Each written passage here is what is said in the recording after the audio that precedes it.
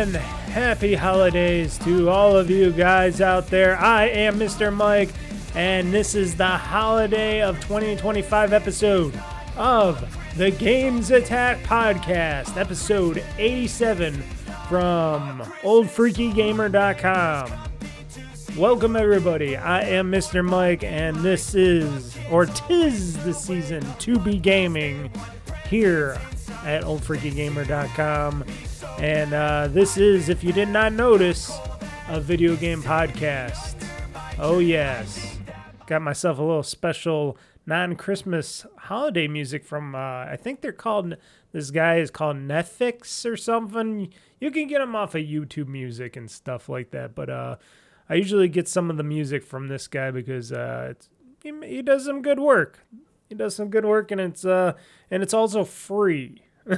I like good work, and I like it when it's free, because I also offer free stuff, free content, free podcasts, free videos, free streams, stuff like that. I don't ask for anything, but I do occasionally say, hey, if you want to come to OldFreakyGamer.com, or if you click the link at the top of the YouTube, my YouTube channel, there is a little link that says, hey, Mr. Mike's tip jar.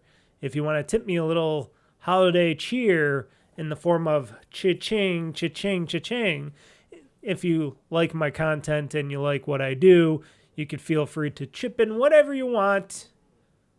Doesn't even matter. Or how many times you want, it doesn't really matter. Also, I've been asking, and I think I asked this in the last stream, but I will continue to ask this. Feel free. If you don't feel comfortable with tipping via my Mr. Mike's tip jar for the Square account, if you wanted me to start a Patreon or something, I can maybe do something like that. But I felt like the Mr. Mike's tip jar via Square was a nice, safe, and secure instant thing that you didn't have to do reoccurring payments for and stuff like that. And you could just drop a little tip whenever you felt like it, if you have the means. You know, if you don't, I do not ask for anything, but if you do, hey, feel free. Feel free to share the love and the joy. So we got a bunch of things to go and talk about. I'm going to be talking about my whole list here of games that I have played throughout the whole year, a whole bunch of stuff that I feel like might happen in the future, what might not happen in the future, my predictions of 2026 and beyond, gaming-wise, and the gaming industry as a whole. We'll get into some Gamez Newz Now stuff, final thoughts, all that other great stuff, and yeah, we're going to have some fun on today's, what should I say, final podcast episode of 2025, because I'm not going to do another GamezAttack podcast until later in January. So I'm taking a little podcast hiatus, a little pod vacation, as you will, because it's usually not a busy time for gaming news in the beginning of January. But sometimes it is. Sometimes there's stuff that drops and I'm like, oh shit, I should start doing a podcast or something. If something big happens in the gaming universe, then I'll come out of hibernation and I'll do a podcast for it.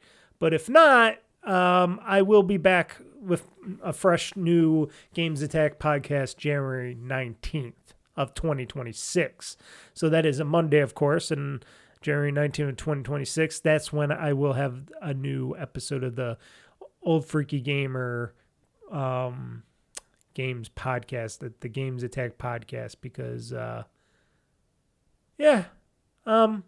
that's what it's going to be. You know, I've been looking at my album art a little bit there. It says Old Freaky Gamer podcast. That's interesting because it's called the GamezAttack podcast, but I got the Old Freaky Gamer logo on there. Interesting. I didn't put the GamezAttack podcast on there, but it doesn't need to be, because you know, when you see my thing, you see my whole picture here. It says GamezAttack podcast. It's interesting. I just noticed that now. And I created the album art too. So it's weird that I call it the GamezAttack podcast, even though I have it the Old Freaky Gamer podcast at album art. Interesting. Oh, well, who would have guessed? Who would have guessed? Ho, ho, ho. So I, Mr. Mike, am very festive today. It's been a day. I'm recording this starting on Saturday. Who knows? I'm starting late on Saturday. It's already almost 9 p.m. at night. So who knows? Maybe, depending on how long this podcast will go for, it could go all night. It could not go all night. Who knows? It depends. I'm gonna get through everything, but time doesn't mean nothing today for me. I can end at 11. I can end at 1 in the morning. I can end sooner. It could be a long podcast. It could be a shorter podcast. I don't know. I don't care. Because like I said, I might as well go out in a big way and informative and have some fun on today's podcast. I always have fun on my podcast, but today, very special, very festive.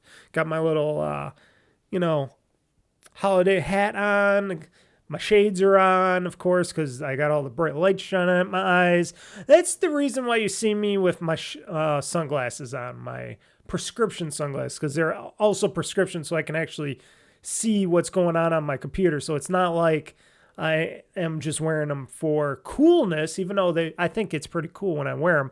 I wear them because the super bright lights usually coming on me, and it's not good to always have super bright lights on you and going into your eyes, because that ruins your eyes more. And I already got shitty eyes. So that's why sometimes you'll see me with my shades on, mostly when I'm doing podcasting and stuff.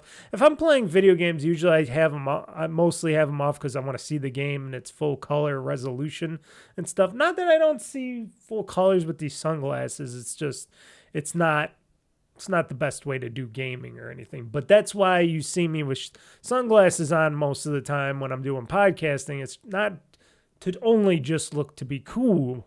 Yeah, cool, baby. But it's because my shitty eyes and stuff, and I want to make sure that getting all the light on me is good. The lighting on me is good, but also not fucking up my eyes. So if people are wondering, that is the answer to that question. But yeah, we got a full holiday. Oh, God, I cannot wait. Like I said, did a lot of stuff today.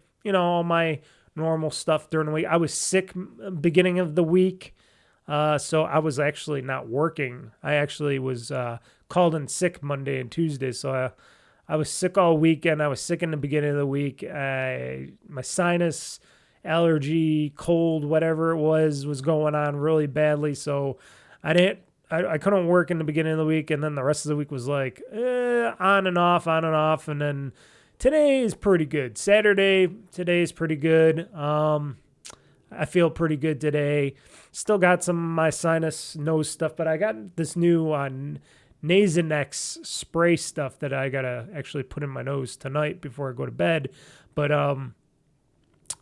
it's supposed to help a lot better than my other nasal stuff, because the other nasal stuff you can only use a couple times before it actually does the opposite effect of opening your nose. It actually closes the nose. I know chemicals are really weird when you're taking medications like that, but otherwise, yeah, I was feeling good today. Did some gaming and a lot of other stuff this morning.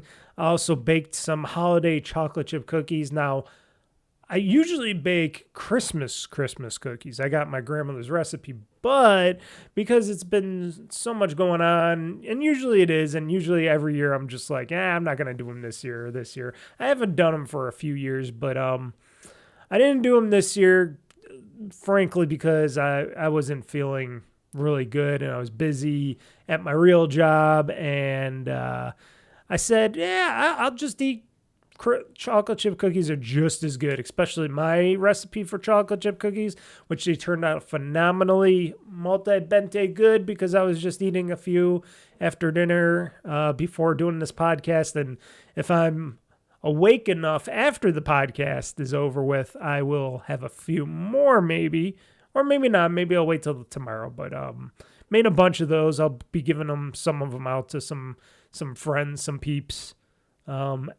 after the fact on Monday and stuff. I'll give a few away. Also, I have my cheese pierogies I made. That was the other weekend, which is a family favorite and a lot of other people's favorite when they taste my homemade pierogies, because I make some good holiday cheese, farmer's cheese pierogies. And if you're a Polak like me, delicious food is good. Also purchased like 9 pounds, $110 worth. 9 pounds, $110 worth of smoked holiday Polish sausage, which I also boil up and eat with those pierogies during the holiday seasons. And frankly, I am going to be very shocked and awed if I'm not super fat like Santa Claus at the end of this year in the beginning of 2026, because boy, oh boy, that food could mess you up. Good thing I only do it like once a year. Because after all this holiday food is gone, I'll just eat actually semi more healthy throughout the season and then New Year than eat the same stuff over and over again. Not that the sausage is super bad for you, but it's not the best. Yeah. So that's going to be my holiday. And also, I'm going to have a nice little holiday Christmas break coming up this week. So I'll have my 4-day weekend, Christmas weekend. I will be off. So I'll be doing a lot of, I plan on doing a lot of Christmas gaming. I'm going to do a lot of gaming. Plus Friday, I'm going to be playing as a game on live at Friday night. I am going to be playing Wreckreation. So if anybody's up to play some Wreckreation, I'm playing on my Xbox. I'm playing the Xbox version of Wreckreation. If anybody's up to joining me in some Wreckreation on Friday night at 8 p.m. Eastern time, let me know. I might even try to send out a little message invite to somebody else, but I doubt they'll do it, or even if they can, because they're it's a family man, and usually I'm sure they're busy doing holiday stuff because it's the day after Christmas, so I don't expect others to join me on that stuff, but you never know. You never know. They might join on in. I don't know if this person would or not, but I'll send a call out. Doesn't matter. I'm going to try to have me some Wreckreation fun, because it is a decent game, and I think people should also give it a try as well, as certain other somebodies have been talking about.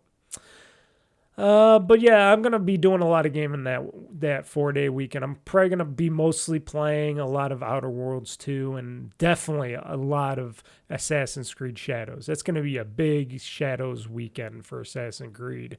I'm going to be doing a lot of Assassin's Creed. Now, I've been doing a lot of Assassin's Creed. I've been getting into Assassin's Creed Shadows more and more lately. I did it on the stream last night before I did the podcast today.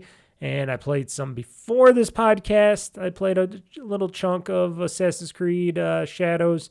And boy, if you thought that Assassin's Creed was not that good, or you didn't like it, or if you liked Odyssey, like I usually say, go and play Assassin's Creed Shadows, because I think it doesn't matter whatever controversies or whatever people are saying about, oh, there's a black samurai, and then there's this emo ninja girl or whatever. They call her emo for some reason. I don't know about that, but I think they're both perfect characters, even though I haven't played as Yosuke yet. I'm playing as only Naomi. Or Naomi? I'll call her Naomi. I'm only playing as her right now because I'm still early on in the game, but I've been having some fun in Assassin's Creed Shadows. It's been reminding me more and more alike of Odyssey, and I like it. It's fun. I think the missions are fun. I already killed a bunch of targets already. Not even attempting, just walking in the streets, and then there's a target. It says, "Oh, there's a target right there, assassinate," and I'm like, okay. And I take out that target, I take out their bodyguards and whoever else that wants to attack me, and I'm going, okay, there we go. Another one down, here we go.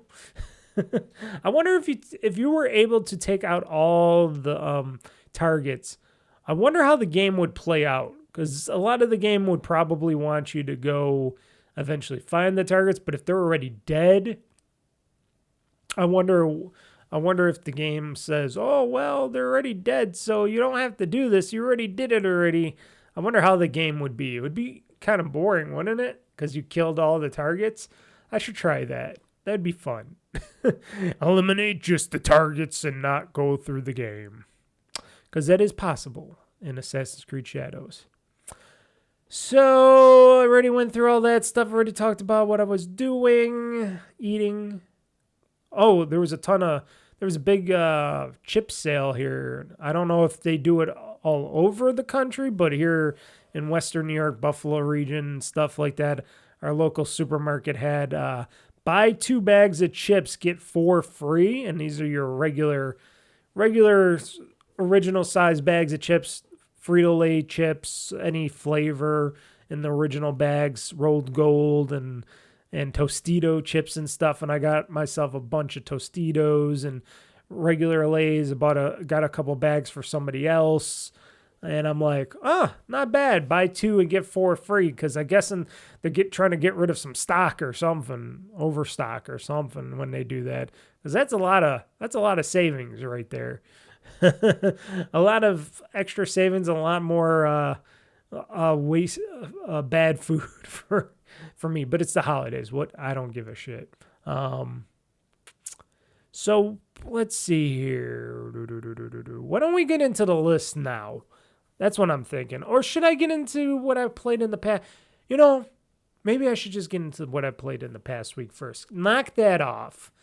And then we get into the big giant list of games that I played throughout the year. And I'll try to talk about each and every one of them and the best of my ability. Because a lot of them I'm sure I don't remember. And the ones I do remember are the ones that I like the most. And then the ones that I didn't like them that much, I probably forgot all about them. Which I got Google search right here. Or I got Bing search. I use Bing more than Google. But yeah, I think we'll do that. So we're going to do the games that I have played in the past week. The games that have been played in the past week. You know what another great thing is about just recording podcasts and not doing these live like others tend to record these podcasts live?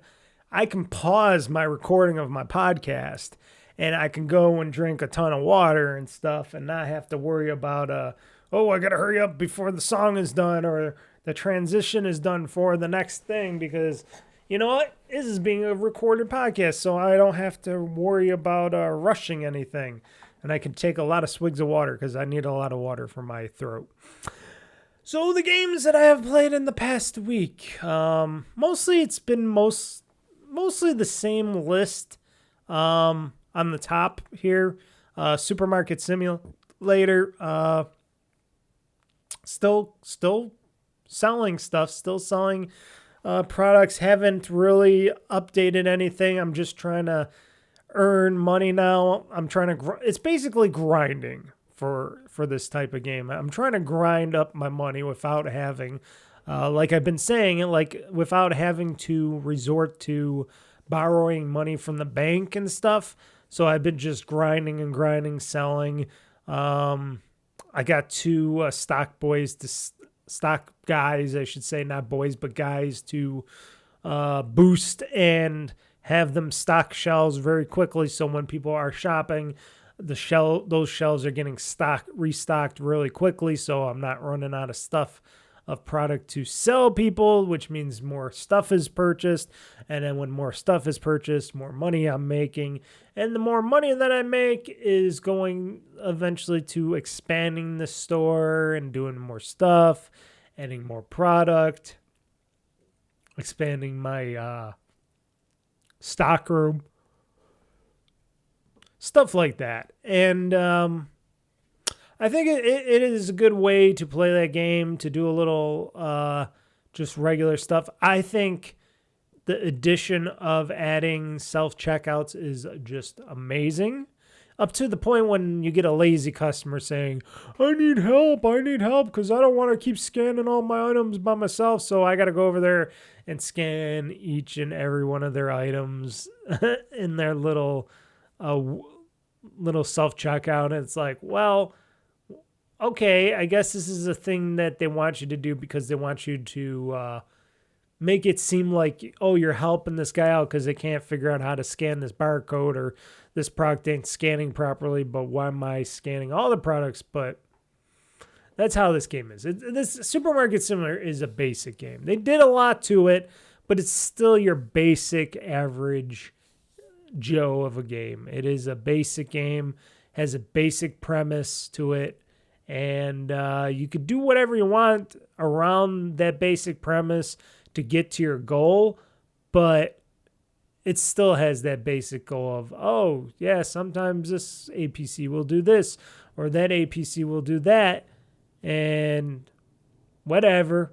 But it's still a fun game. I love running my grocery store. I love making money, love selling products, even though people are assholes and a lot of them like to give me giant bills for small purchases and stuff, and I gotta give them like $90 back or something and change. It's really stupid, but that's what happens in real life too, because people are shitbags out there that do that same exact thing in the real world of selling items and such. But otherwise, yeah, I'm just grinding right now. Nothing really exciting from the game, for at least outside premises for people that would want to play this game if you don't like grinding and stuff. But I have to grind if I want to level up and do stuff, because like I said, I don't want to spend money on or spend extra money taking out loans and stuff from the bank, because really get to it the way that I wanted to myself, because it's just a whole lot better to do so. Makes the game a lot more fun. And eventually, when that supermarket of mine grows bigger and I add more products and shelving and stuff to it, I'll make even more money and more money and more money and more money. And then eventually I'll have a supermarket, and then I could make it to look like one of my supermarkets in my area here. And just, that's when the game is over. That's when I think I get the last achievement, when I purchase all sections of the supermarket, which there's a lot of sections. So it's going to be a while before I ever beat Supermarket Simulator. But still fun. Even though a lot of people might not think so, it is still fun. And then, like I said, I was already just talking about a lot of Assassin's Creed Shadows, remote playing it from my Series X to my Xbox ROG Ally X. Just fun. Works very well. It's very crisp, fun gameplay from the stream, from the remote play. Yesterday, when I was doing my live stream of Assassin's Creed Shadows, I was playing that game via just a capture card. So I was playing off my Xbox through my PC here through the capture card, because I was doing a stream of it. So I was getting the full effect on that. I'm going to take a brief pause. You will not notice a thing. I just got to put on a arm wrist strap thingy here, because it's kind of painful right now, because I've been doing a lot of work and gaming and stuff, and I fucked up my part of this part of the wrist down here, whatever it's called down here. It's not up here, down here a little bit. I'm getting some pain, so I gotta put on my special arm gear. So give me 1 second, folks.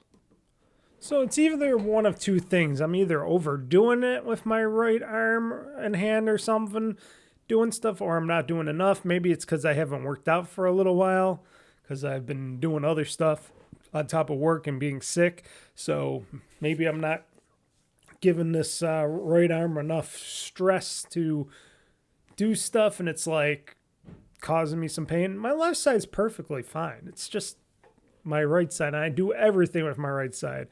Type for typing, texting, looking at stuff, doing all the other fun stuff, you know.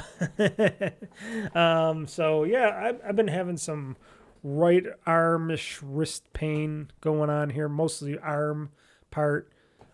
Feels good now. That's why I got this nice compression sleeve strap thing on me to help out with that. And sometimes when I'm gaming or using the mouse, a lot of times I'll wear this just to protect my wrist and arm and stuff like that. Something you should consider if you do a lot of gaming or a lot of computer stuff and all that. Get yourself a nice bubble wrist pad here and get yourself a nice wrist compression wrist strap, I think it's called, because it's not a sleeve. I have those too, but I noticed this wrist strap is a lot better.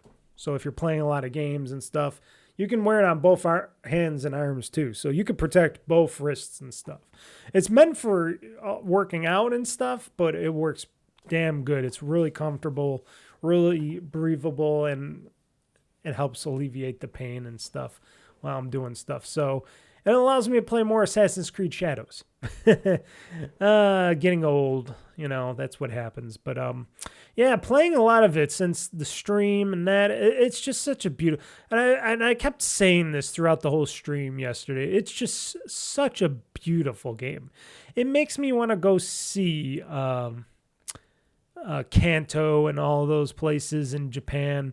So much so, because if it's that beautiful out there in that countryside of Japan, and I'm not talking about, like I said, I'm not talking about the cities of Japan. I'm talking about the more open, farmish, countryside parts of Japan that are just so beautiful and stuff. And this is back, you know, like they say, Assassin's Creed Shadows is basically from the feudal Japan era where this game is at, and back at that time, everything was just so beautiful, from the lotus flowers to the leaves on the trees and stuff flying everywhere and falling in different seasons and stuff. Oh my God, it's just such a great game. And the gameplay is fun as hell, and that's why I'm back to playing it.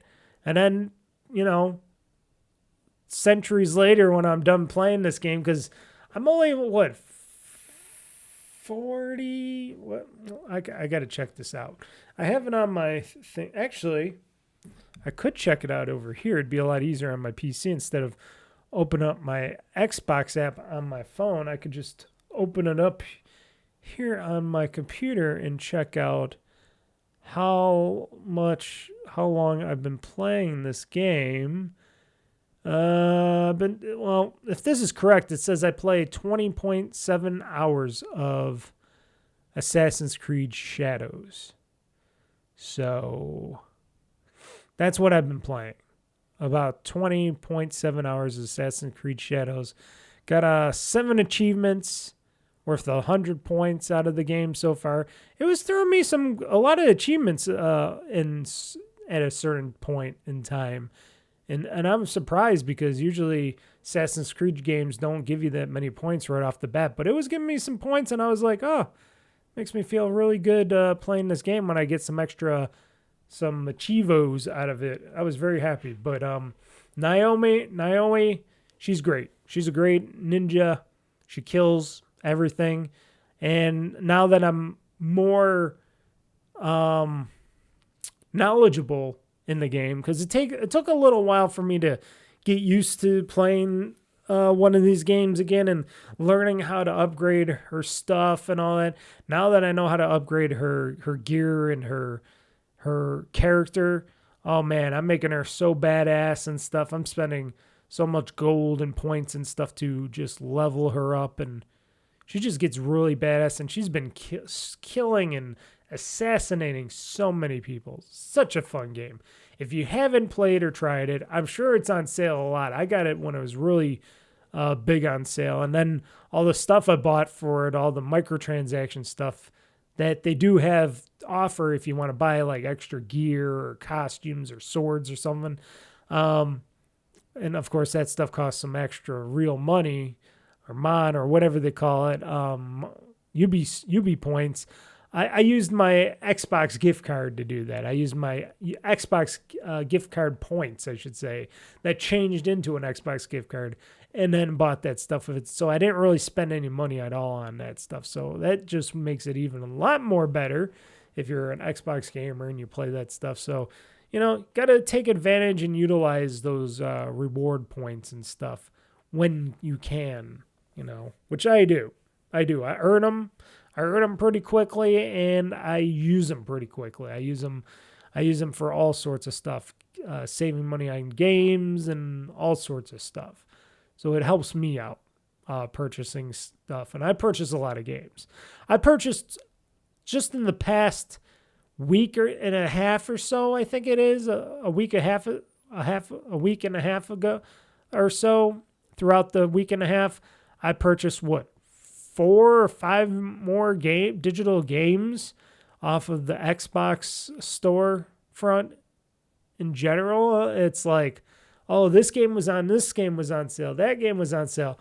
This game I heard really sucks, and I saw it and it was pretty bad, but it was only $5, so I bought that game. That would be the the Suicide Squad Kills the Justice League. That game, the game that everybody got on Rocksteady and said it was such a bad, worth nothing type of game. I watched people play it. It was pretty bad and boring, but I'm like, well, $5. I'll get this game for $5 because I just want to play it to see how bad this can be and if it was even worth $5. Because shit, I think it was worth at least $5 for Suicide Squad Kills the Justice League. I'll give them $5 for that. And then I also bought, and this was a while back though, when they had that Gotham Knights game on sale with the Gotham kids and stuff. That was on sale too. That was another game people didn't really care for, but it looked okay to me, so I bought that game before. What else did I purchase? I purchased a bunch of them. I'm just blanking on the other games and titles that I purchased recently. Well, I did purchase Terminator 2 2D No Fate. That's the next game on my list here that I played after Assassin's Creed Shadows. I've been playing more of Terminator 2 2D No Fate. Basically playing that also remotely off of my Xbox ROG Ally X, because why not? And it runs and plays beautifully via remote play. I haven't had any problems doing that. And I think playing it off of my Xbox ROG Ally X and just having the screen right there, you get the easiest way to just play through the game and such like that. And the controls and the responsiveness has been really good. Really good. I haven't had any problem with it. It's such a great game. I don't know if it's on sale anymore. I don't know if their sale goes on till the new year or not, but if it's still on sale, get it now, because I think it's going to go back up to $30. And then if you want those physical editions, those collector's editions, which I guess are still being sold like on Amazon and such like that, those are like $50+ for those games, which is expensive for that game because there's not much to it. There's a good amount of content, but it is very iffy at $30. But they put a lot of work and time into it. Of course, they have a couple songs that they had to that they paid to license out for this game, and I think, excuse me for the yawn because it is late, and I think because of all that stuff, I think around $25 to $30 is, even though a lot of people think, that's a little expensive, I think it's kind of worth the price because they do put some work into this game, and there is those licensed music in the game. If they didn't have the licensed music, I wonder if it would have been a bit cheaper or not. I don't know. I don't know what the Terminator license is or how much it costs nowadays to get the Terminator license just to make games. But Reef Entertainment did a good job on Terminator 2D No Fate. And I've been playing through it. I played through it a couple of times. I'm going to keep playing through it like another 1 or 2 times just to see what else I can unlock out of it. I saw some things online that you can change up some of the characters and how they look. And I'm very interested. Trying to milk out a little bit more out of that game, because I think when I'm done, I'm just done with Terminator 2D No Fate, because I'm not trying to get highest score on the leaderboards. I'm not going to try to, push myself to do anything else. They got a boss rush mode. They got arcade mode for Terminator 2D No Fate. But I think I got my limits. And like I said, if it was more than $30, I would have been holding off no matter how good the game is. And for $30, it's up to you. If you're a big Terminator fan and you like Terminator 2 and stuff like that, then you'll be interested in this game. If you're not, maybe hold off till it does get cheaper down the road and goes on sale, which it will, and it will get cheaper down the road. But like I said, if they still have the sale going on, where it gives you like a few bucks off of it, and it's like $26 or something, it's up to you. Like I said, that's a 1 month, less than a month's of coffee or something, and, supporting people through their games and such. I think that's a worthy cause in general, depending on who it is and if you like their stuff or not. But, like I said, Terminator 2D No Fate, very good game, very good pixel side-scrolling, beat-em-up shooter type of game. Really good, really good. And like I said, if you remote play it to your handhelds and stuff, it plays quite fine. Doesn't have no problems or hiccups. Now, this next game on my list here of games that I played in the past week, this is a game that kind of, I don't know, it kind of snuck up on me a bit. It kind of snuck up on me. I heard a lot of people playing this game, and when I heard about a bunch of people playing this game, and then I found out that this game came out on Xbox Game Pass and Game Pass for PC and stuff, I was like really intrigued by this game. And I'm like, who wants to play a game about digging a hole? I'm like, really? They made a game about digging a hole. And then I started playing it. And then I figured out why they liked playing a game about digging a hole. And then I played and kept playing the game about digging a hole. And I was playing mostly on my Xbox ROG Ally X. And it plays very well. And it's very addictive. And I got most of the achievements out of it except for one, which I am debating now because I recorded actually off of my Xbox ROG Ally X gameplay footage that I was talking over, but for some reason it did not work for my talk over. I don't know what, maybe I should have had a microphone attached to my device or something, but I didn't. But all in all, I was recording gameplay, my gameplay session off my ROG Ally X of a game about digging a hole. But my Xbox ROG Ally X was not recording my audio. It was recording the game's audio and the gameplay, but it was not recording my audio. And after I was looking it up, I'm like, oh, I got to talk over this and do a narration because I wanted to use this as my special Let's Play that I wanted to do, because I don't really do any Let's Plays of games that I play off my Xbox ROG Ally X, but I wanted to do that once in a while, especially with this game. But now I'm thinking, should I just go on and play the PC version of the game, or not the PC version, but play this game on my PC and re-record the Let's Play episode and just play it to try to get that last achievement.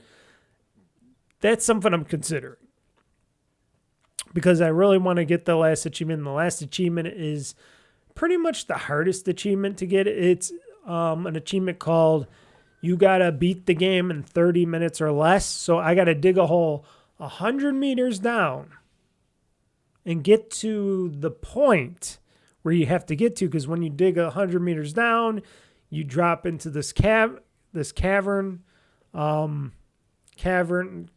caves and stuff, which I won't spoil what happens in those caverns of caves, but you got to go get to a certain point in those caverns, in the cavern caves part, and there's obstacles in the way, and you got to do all that in 30 minutes. And I was watching a guide online.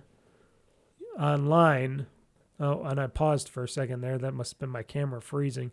I watched a guide online showing how to do that in 30 minutes or less, and I'm like thinking, okay, I could try to attempt this, but I would like to get all the other achievements first, which I did, and I found out this game was very addictive, and if I get this last 30-point achievement, I will be very happy, and I'll have this game as 100%ed, and then I can say I played and beat the game, and I'm done with the game, and I don't ever have to go back to this stupid game again. But it was an adventure. It was a really interesting, fun adventure into digging a hole and just digging deep down into the crevice and trying to get all the way to the bottom.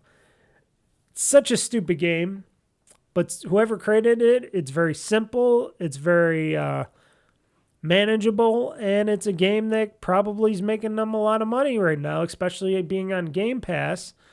It's an interesting game, and I highly recommend just checking it out and doing some digging. You can play on your Xbox, PlayStation, Steam, they sell it on. Like I said, Game Pass, so PC and all that there if you're just a Game Pass subscriber still.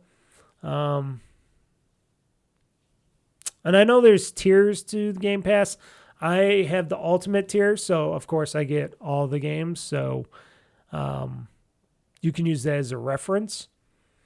But it's a fun game. A game about digging a hole. Stupid, but fun. I call it a digging hole simulator in a way. I would consider that. The next game on my list that I played in the past week, called CloverPit. It is basically you are trapped in this room and you have to play the slot machine. And if you don't earn enough coins to pop into this, what should I say, like a telephone booth-ish kind of meter thing. If you can't get enough coins to put into this machine, then it's basically game over, and then you're standing on this grated drop door, and if you don't earn enough coins at the specific point, the door is open, and you fall down and you die, and that's end of game for you in CloverPit. And then you just got to restart and try to do it again. And along the way, you could go to the back and purchase. They give you tickets too from this thing, not just some coins. They give you tickets, but you can use the tickets to buy little good luck charms in a way and such like that. And you can put them over there, and they'll help you try to earn more money throughout the game.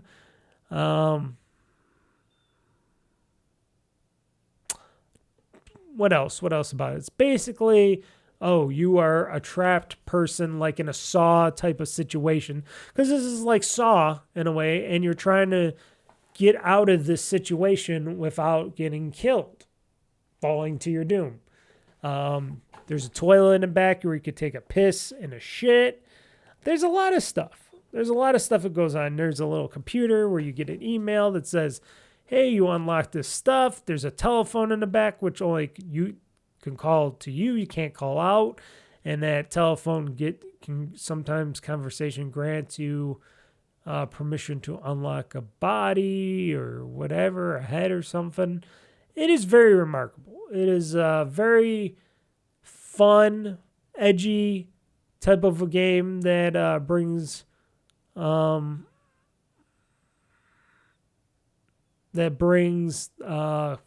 what should I say? The art of gambling and making it something really serious to where you're like in a Saw situation where you got to gamble correctly to earn your freedom. And if you do not earn your freedom, it is bye-bye Charlie. And that's also on Game Pass, and I've been playing it on my Xbox Rogue Ally X, of course, most of the time. I also have it for PC here, but it's been fun.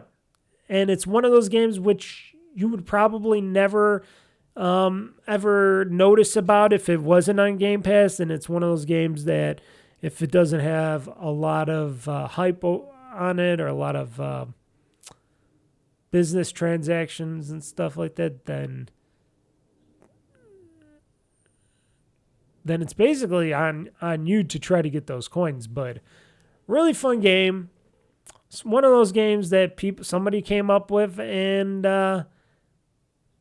it can be bullshit at times. I can go and try to do so many lever pulls of that machine that I get nothing in return. And finally, the last game on my list that I only played, a half an hour of, I think, if that much at all. This is the game I'm going to be playing this Friday night at 8 p.m. Eastern time on my little Christmas vacay. And I only bought it because it was on sale a little bit, and that I felt a little sorry for Three Fields Entertainment, especially when I heard a certain Jeff Gerstmann was like, "Oh, Wreckreation is such a great game. It's like Burnout and Paradise and stuff." And I looked at the trailer for this game, and I looked for. So it was told to me this is like a spiritual successor to Burnout Paradise, which I just said. And it is made by, like I said, Three Fields Entertainment, which a bunch of them are from the old era of the Burnout franchise, which was owned by EA. And of course, in EA fashion, they like to kill like franchises and stuff, especially the Burnout series and stuff. And this is a really decent creation for next generation Burnout. But the only problem is with Wreckreation is that they never, it seems like, because they have a deal with THQ Nordic, which is the publisher for this game for them. It seems like there's not that much, what should I say, that not getting enough advertisement. Like THQ Nordic has not advertised this game at all. They tried advertising themselves, but they're not doing a very good job at Three Fields. And a lot of the game needed to be patched and updated and stuff. And a lot of people that were trying to play it were complaining about how many updates and patches it needed to fix the game in certain ways and shape. But I purchased it. I have goodwill because, like I said, it was on sale a little bit. I don't know how long that sale is going for. It might be over by the time you listen to this podcast, listen or watch this podcast. But it was on sale. It might be on sale for the rest of the year, but don't quote me on that. But it was something that I felt like, okay, I love the Burnout games. I love what Three Fields Entertainment was trying to do with those Danger Zone games and the other games that they were trying to do, but those games were never really completed fully, and they were never, fully realized. This is more fully realized and basically made into a real game. Now, depending on how much content is inside this game, begs the question, which we will find out together on Friday at 8 p.m. Eastern Time, this Friday, after Christmas, the day after Christmas. But I wanted to show them some support. Like I said, they got some stuff going on. We'll talk more about that in the Gamez Newz Now portion. But I wanted to give them some support and purchase the game because I thought the game was good and or at least decent enough for me to purchase. And like I said, the price was decent. So I just jumped on in and purchased it. And I've been playing it on my Xbox Series X. And I will try to, and I did do it like a little bit. I did a little remotely as well for Wreckreation on my Xbox ROG LA X, which did a phenomenal job as well. So I'm interested in this game. I hope Three Fields Entertainment gets financially stable again. I hope people donate and do what they can to get Three Fields Entertainment and just have an overall fun with this game. I hope they can continue to bring more fun to this game and continue on to maybe make bigger games or whatever, make a game that they can get published and not just published, but get that advertisement for, because I think that's what really hurt this game in Wreckreation. The lack of content and the lack of getting this game to what's the word? To get this game to more mainstream audience. I don't know. That's what I think. Definitely try it out if you like those Burnout games. If not, then don't buy it at all. What can I say? Don't spend $30 if you're not going to like it. But I liked it. That was decent. As of also right now, we got another windstorm. And I was just talking about that Friday night because we had a windstorm and then it died down. And now Mr. Wind Gusty is back. So if this podcast goes down, which you will not know because I'm not live streaming this or recording this live. Well, I am recording this live because I am alive, at least the last time I checked. And if the power goes out, then who knows how this podcast will save. Hopefully it will be saved. It's being recorded in an MKV format here, but who knows? So we'll move on.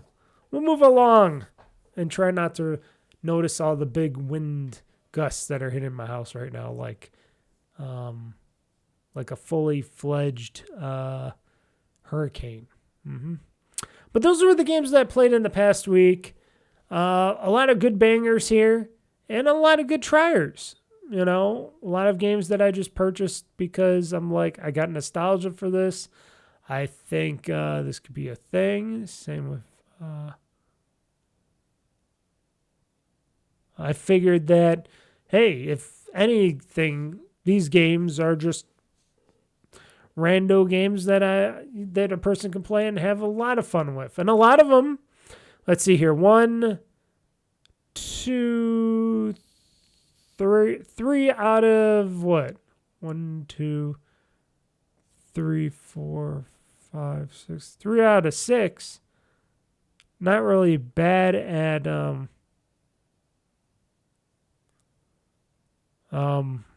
I'm trying to think here. It's hard to think when it's late. I'm just going to end it there. So those were the games that I played in the past week. Like I said, getting tired. It's been a day. Who knows?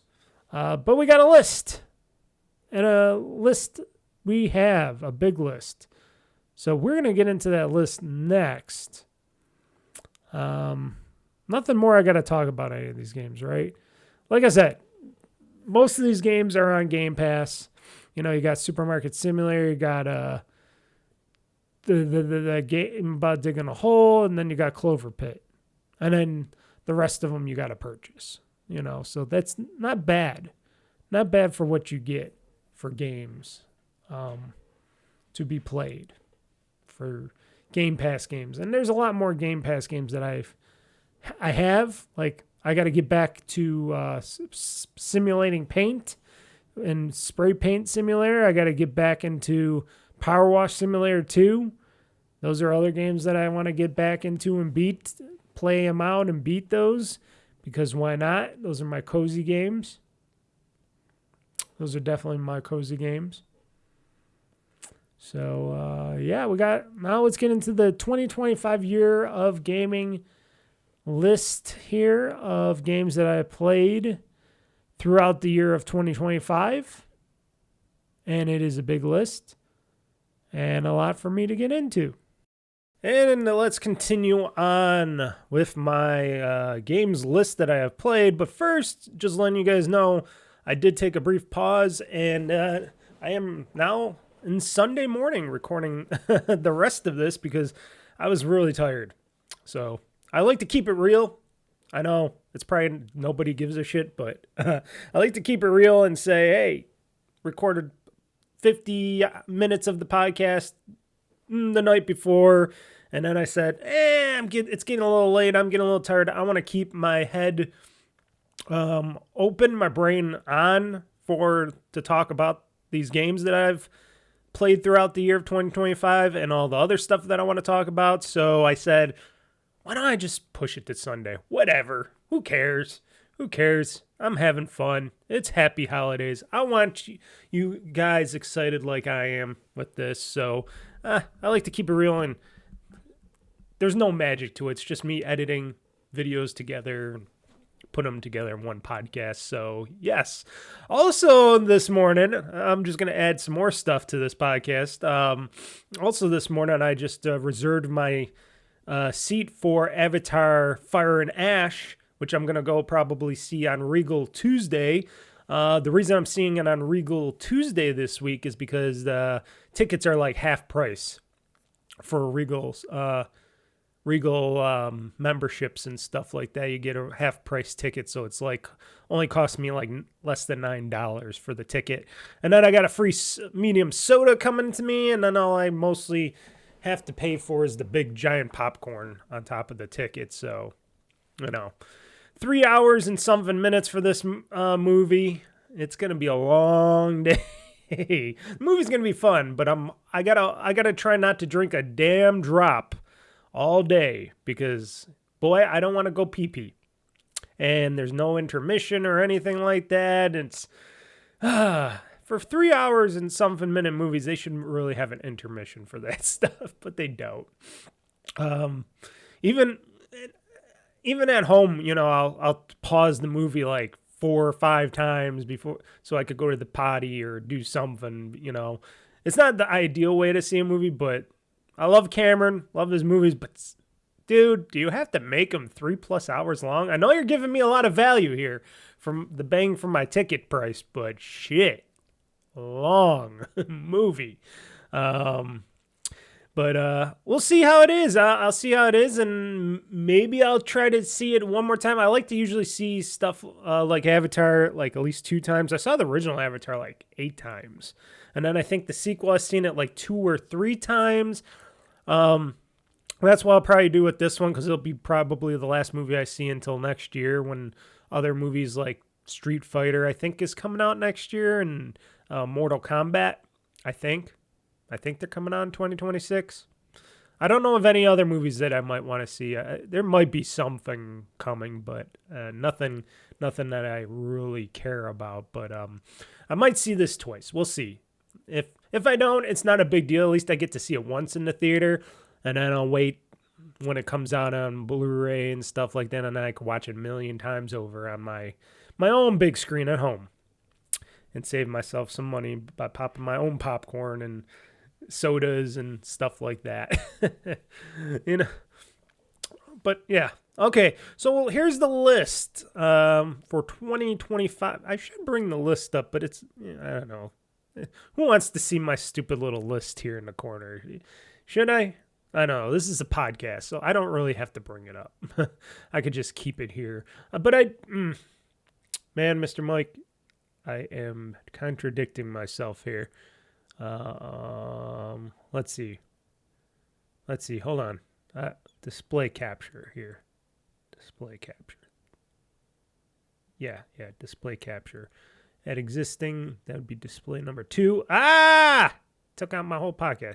See, if I display capture this, you can't really see it anyways, and it takes up... Oh, I can do this too, right? Yeah, I can make this bigger. Make it really big for us people without... Hold on.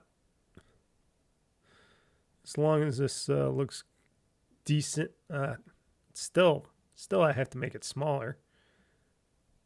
Yeah. This ain't too good at all. Too much info on the screen. Too much info, baby. Too much info.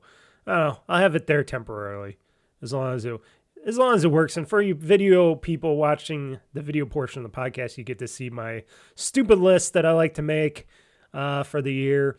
Now, note this isn't ranked or anything. This is just games that I have played, and I put them in the order that I started playing them in. It's not that I finished them in that order or anything else. It's just, I started playing this game, so I'll type this game down and what I played it on and stuff like that if it's ongoing, whatnot.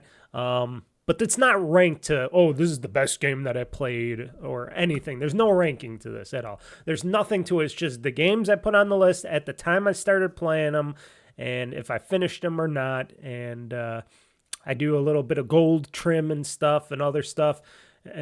You'll see. It is a very basic list, but I think it suits me just fine for the games that I've played this past month. So, let's get on started. So number 1, or the first game, I should say, that I started playing in 2025, I guess, was Vampire Survivors. Of course, the ongoing Vampire Survivors, as you can see in the list, if you're looking at my list. Of course, who wouldn't continue to play Vampire Survivors? They kept bringing us content. I kept buying their little cheap content, and I've been having lots of fun with it. I haven't been playing it recently. It has not been touched for a while now, but maybe I will when the next month comes up, because then I need some Game Pass games to play, and this is still a Game Pass game. All this time over, Vampire Survivors has been a solidified Game Pass game for Microsoft, so I might consider playing it again, so I can get that, check that on my rewards thing, because on the Microsoft rewards thing, if you do play so many Game Pass games, you get points and stuff for that. So that would be a reason for me to go back to Vampire Survivors. Easy extra points, reward points and stuff. And it's fun. The hack and slash, roundabout shooter, whatever you want to call it. Vampire Survivors is a staple. It's really basic. They are coming out with that spiritual successor, that 3D-ish card-based, I don't know. What I seen with this like Vampire Survivors 2 or whatever they're calling it, I don't know. They're taking the sprites from Vampire Survivors, they're blowing them up really stupid like, and they're making it like a fake 3D-ish type of a game, and I don't have much, I don't know. I'm not liking it like I liked Vampire Survivors. If they would have made like a spiritual successor of Vampire Survivors, or they would have made something that wasn't Vampire Survivors, but it was the Vampire Survivors-esque, but they changed it to Robot Survivors or something, Terminator Survivors. I don't know, got a franchise on or something, or did something like Space Survivors or something new that was like that, if they were going to do that. Because they're continuing to do that, but they're doing it in 3D. And they're doing that stupid thing. It looked really stupid. It didn't look like something I would like to play their next game. It didn't grab me as much as Vampire Survivors did. So, I don't know. But Vampire Survivors, it is an ongoing. I have it as an ongoing game because it is a game that I will continue to play as long as... And I think they still, didn't they? I don't know if they stopped doing content for it recently. I think they might have. I don't know. But there's so much to play, and I still didn't unlock like every character and stuff. There's just so much to it. But so fun. Got so many achievements from that game. It is Vampire Survivors. If you have not played it yet, go and play it. It is a great hack and slash survival, crazy type of game. It's crazy. It gets really crazy. At first, you're like, oh, what the fuck are you doing? You're going to die a lot. And then once you figure out how the game works and how to manipulate and beat it, oh, it just gets really good. It gets really good. And it's a staple. And of course, it's my ongoing game because eventually I'll come back to it and play more of it eventually. The second game on my list here, Tekken 8.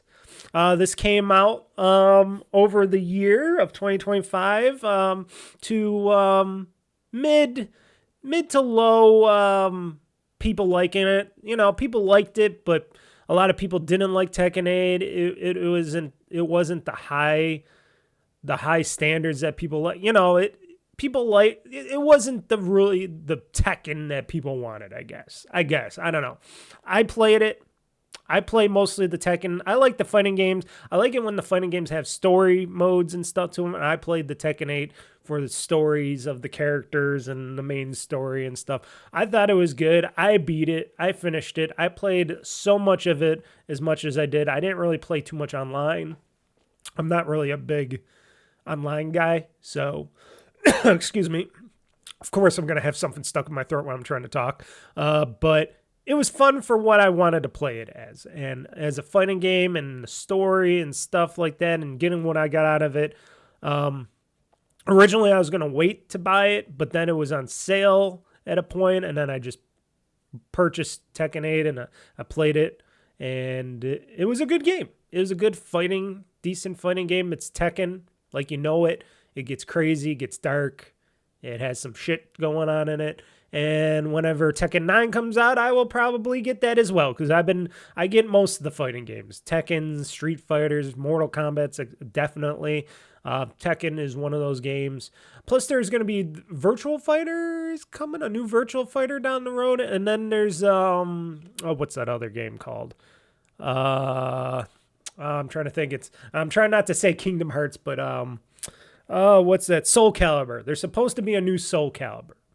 I don't know when, where, what, but Soul Calibur and their Virtual Fighters, there's supposed to be new ones of those coming out, I guess, as well. So, yeah, anything that's fighting game, those franchises all are pretty good to me. So, Tekken 8, finished it, done. Not going to probably play it again. Maybe I'll pick it up one day, but played it, beat it.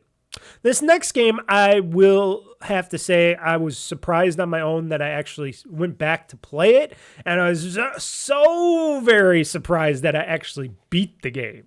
After grinding this game, I had to grind a lot in Final Fantasy 13.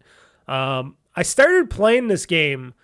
Well, I restarted playing it recently because when it came out for PC and I could play it on a ROG Ally. And plus I was doing my streams with it, my final streams where I was playing it on the show and doing stuff for that. I started playing Final Fantasy 13 right when it came out on the 360.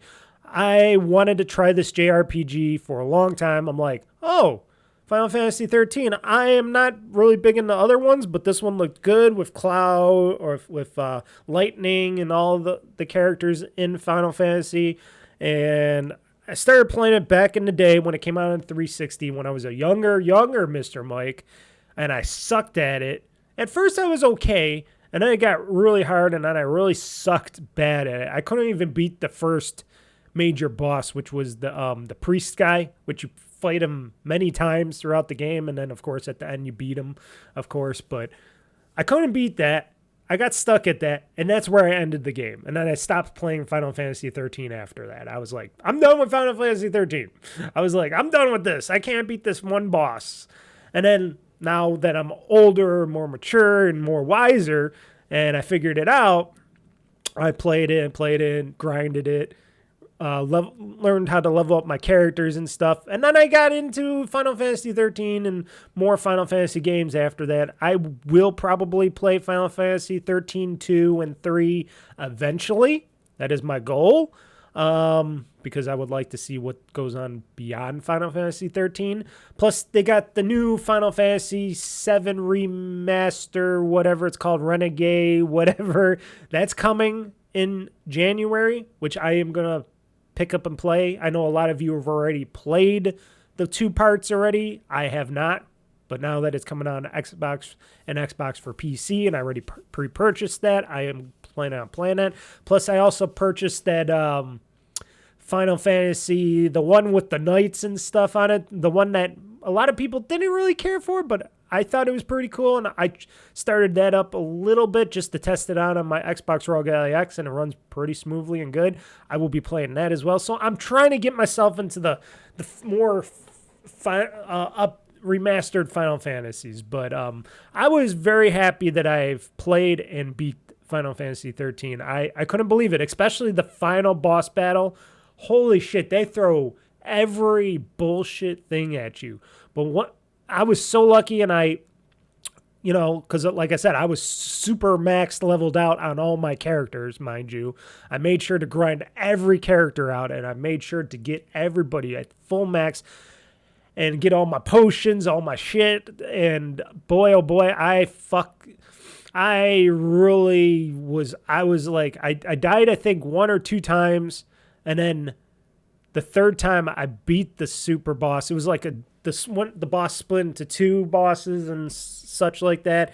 And I couldn't believe it. I was like, holy shit, I beat the boss. Oh my God. And it was a great ending. It was a great ending to Final Fantasy 13. I felt very accomplished by it, and I'm like, oh, now I can add a Final Fantasy game to my repertoire of JRPGs and stuff that I actually played and beat. Just like how I beat that Persona, what was it, 5 Royale? Is that what it is? Persona 5 Royale or something like that? That was the first ever Persona game I ever beat, because I played Persona 4 Golden a lot. I never beat it. I'm still, I get into it. I get like mostly halfway into it, and I'm just like, But I beat a Persona game. I can say I beat a Final Fantasy game. I'm pretty happy.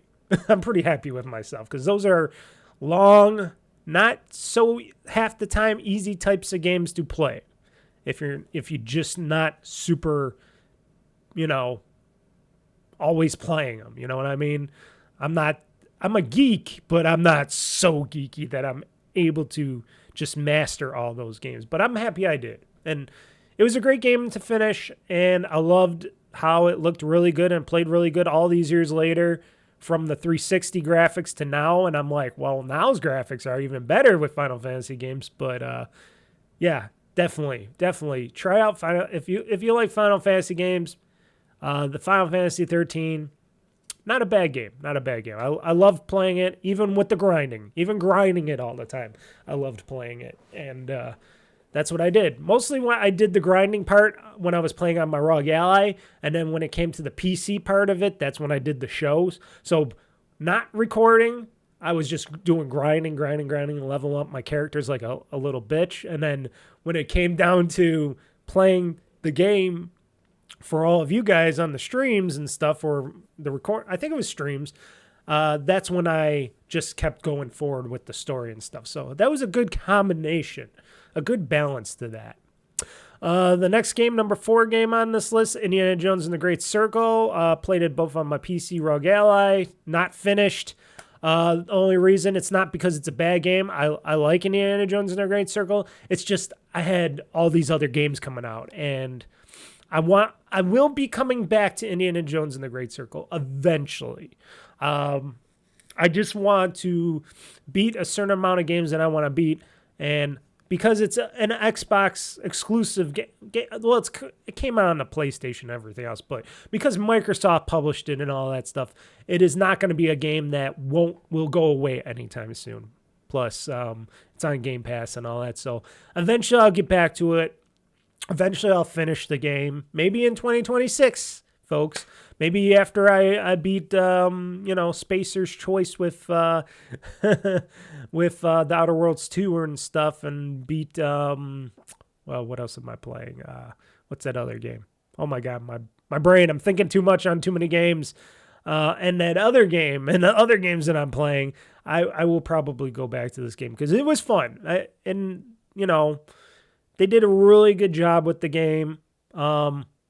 It's more of you got your stealth action, a little bit of action stuff, but mostly it's a stealth type of game, searching around, stuff like that. But it was really good. Looks really amazing. And like I said, I will give it another shot. I will continue the game because I think I finished in the desert area. That's the last place I went to. I'm in the big desert part of the game. So I don't know how far that is in the game, but I'm in the desert zone. And then I just got to continue on after that, I think. But I will return to Indiana Jones and the Great Circle because I'm a big indie fan, and I think they did a phenomenal job. I think Machine Games did that for under there. Yeah, they did an excellent job at Indiana Jones and the Great Circle. Great Nazi game. The next game, Game Dev Story, a game that I've started playing. You know, I played it on my phone back in the day when smartphones were still in their infancy and stuff, and they were decent, and I played games back at that time because there were decent things to try out to play games. It was a new thing. Before I said, no more phone games because phone games aren't going to be for me. I would rather play games on my PC. And then eventually, Microsoft allowed all these games to jump on to Xbox Game Pass and Xbox for PC and stuff to purchase, and this is one of those phone games that turned into a phone PC game, and I started playing that game again. And Game Dev Story, a little fun RPG-ish type of game where you run your own game studio, you try to make successful games, and you try to get big into the game industry.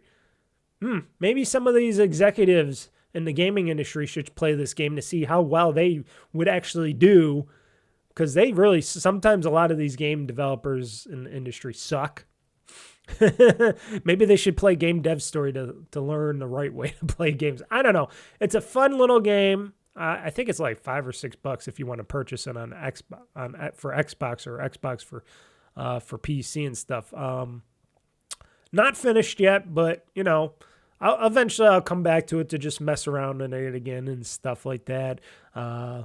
Just one of those fun little games you could pick up, play a little bit, and just drop. It's not something you have to dedicate your life to, but fun game. Started off on a phone, then eventually came for PC. Why not? This next one, this had some people talking about it, and then nobody talked about it. It kind of fell off the radar for most people. I don't think they updated it too much. I didn't see any updates. It's called Karate Survivors. It's like a Vampire Survivors, but with a karate. Like you're like it looks like your character is not like a Jet Li, but more of a Jackie Chan type. And you're filming like this karate movie, and you're in like different areas, like a grocery store and stuff like that. And you're fighting your way through these things, learning different moves. There's a card system to this, but it's a card system that is not horrible. You get these cards when you beat beat a thing or whatever. You get points. You could get these cards, and you can choose what card you want to get, which is move sets on these cards. And you can make these chains underneath your character's move sets. So when he's fighting, he's doing these certain move sets. So if you're doing a crane kick or an uppercut or a jab or something or a throw down or something, you could put those cards everywhere, and it makes a chain. And he continues to do it, these move sets throughout, and it goes through the whole cards of move sets that you get, and you use those move sets to, beat up your foes, whatever, in the game and stuff. It's a really neat idea. It just never really took off for some reason. I should get back onto that again. I call it ongoing because why not? It's a game you can always come back to and have some fun with. I always had fun with it. Other people that were interested in it just fell off of it, and I never heard anybody talk about it again. It was a great little concept of an idea. I wish this game would have came out on Xbox, but like I said, I don't think it did well on Steam. But it is available on Steam if you want to purchase Karate Survivors. It is just one of those games that that never just got its due. It never got its just desserts. I think what the developer is trying to do was noble, but I don't know what they're doing with it beyond that right now. I would hope that they do a better job. I know a lot of it was a little bit bullshitty and stuff with the how your move sets go or what it was doing, but I don't know. I'll have to go jump on Steam again and see if there's some creator notes for Karate Survivors. I think it was in the indie development portion where it says this is still under development or something. But I bought it because I thought it was interesting and it was cheap. So if you want a cheap little fun thing that's a little Vampire Survivors-esque, like I said, Karate Survivors might be your thing, might be your shtick. And you can play it on PC and your ROG Ally or whatever. You know, it's very fun. Very fun. This next game, another game that I heard about that sounded really stupid, but then when I started playing it, I was very horrible at it, but then it got really better. This is another in the category of a Vampire Survivors, Karate Survivors type of game. Brotato. You're this Brotato character, which you can become many Brotato characters that you can unlock, and you're fighting through these waves of enemies and stuff, and try to fight all the way to the boss and stuff. At first, I was just really bad. I couldn't figure out how to update or, how to win and all that stuff. And I was really bad. I wasn't unlocking anything. And then I learned how to do the stuff. And then I finally unlocked characters, beat the bosses and stuff. And then I became really good at Brotato. A really fun game. It is on, I think it's still on Xbox Game Pass as well. You can play it on your PC, Xbox, whatever, PlayStation, I think as well. It's on Steam. Really fun game. Another ongoing game for me because I do like to come back to these games once in a while, especially Brotato because it is a Game Pass game. If it is still, I'm pretty sure it is still a Game Pass game because I think they make some money off of this a lot on Game Pass. I will go back to it to continue. I leveled up and got a lot of my Brotatos unlocked for this game, and you can unlock lots of different kinds of weapons. You can combine weapons, the same type of weapons, make them more powerful. Oh, man, I love the stabby knives and stuff. Those really get a lot of the characters. But leveling up your character, you could get superpowers. You could get better hits, better reset times. There's so many things you can upgrade your Brotato within your battles and stuff. And it goes up to like 12 rounds, I think, for each thing. And then you got your boss battle and stuff at the end. It's a really unique game. And you're basically little potatoes with different little facial features and things going on. And each one has their own buffs and their negatives and stuff like that. And it's a really fun game. It's a really fun idea. It expands on the concept of Vampire Survivors or any Karate Survivors and stuff like that. It is a really good game. I know for a fact Brotato became really popular with its characteristics and how it plays. It's really good. It makes me, it's like a lot of these games are like The Binding of Isaac. If you play The Binding of Isaac, a lot of these games take off of that game. They take a lot out of that game for what they do in these games, and just a fun game all around. I really highly recommend Brotato. If you never played or heard of it, check it out. You can probably get it on any console or PC or whatever. This next game, Road 96. I heard about this. This is this like adventure game. You're on the road. You're trying to get out of your really horrible country. It's like trying to leave Mexico and go into the United States. Basically, that's what it seems like.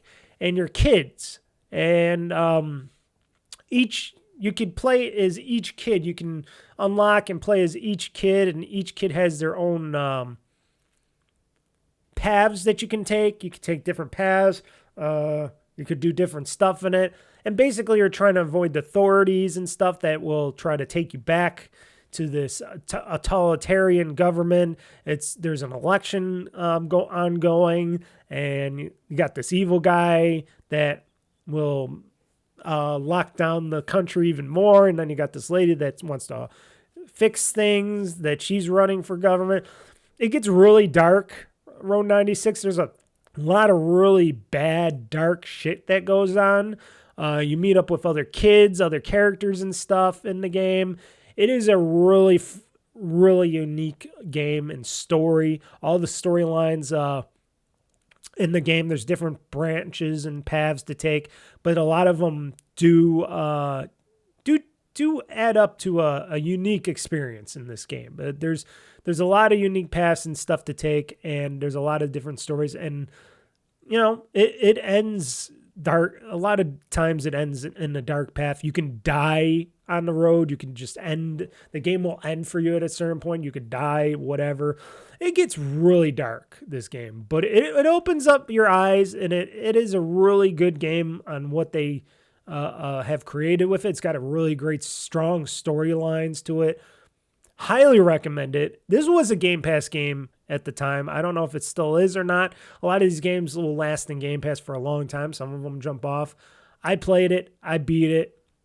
I highly recommend it if you like those dark line storylines, and it's just was a really amazing game for what it was. And I played it till the end.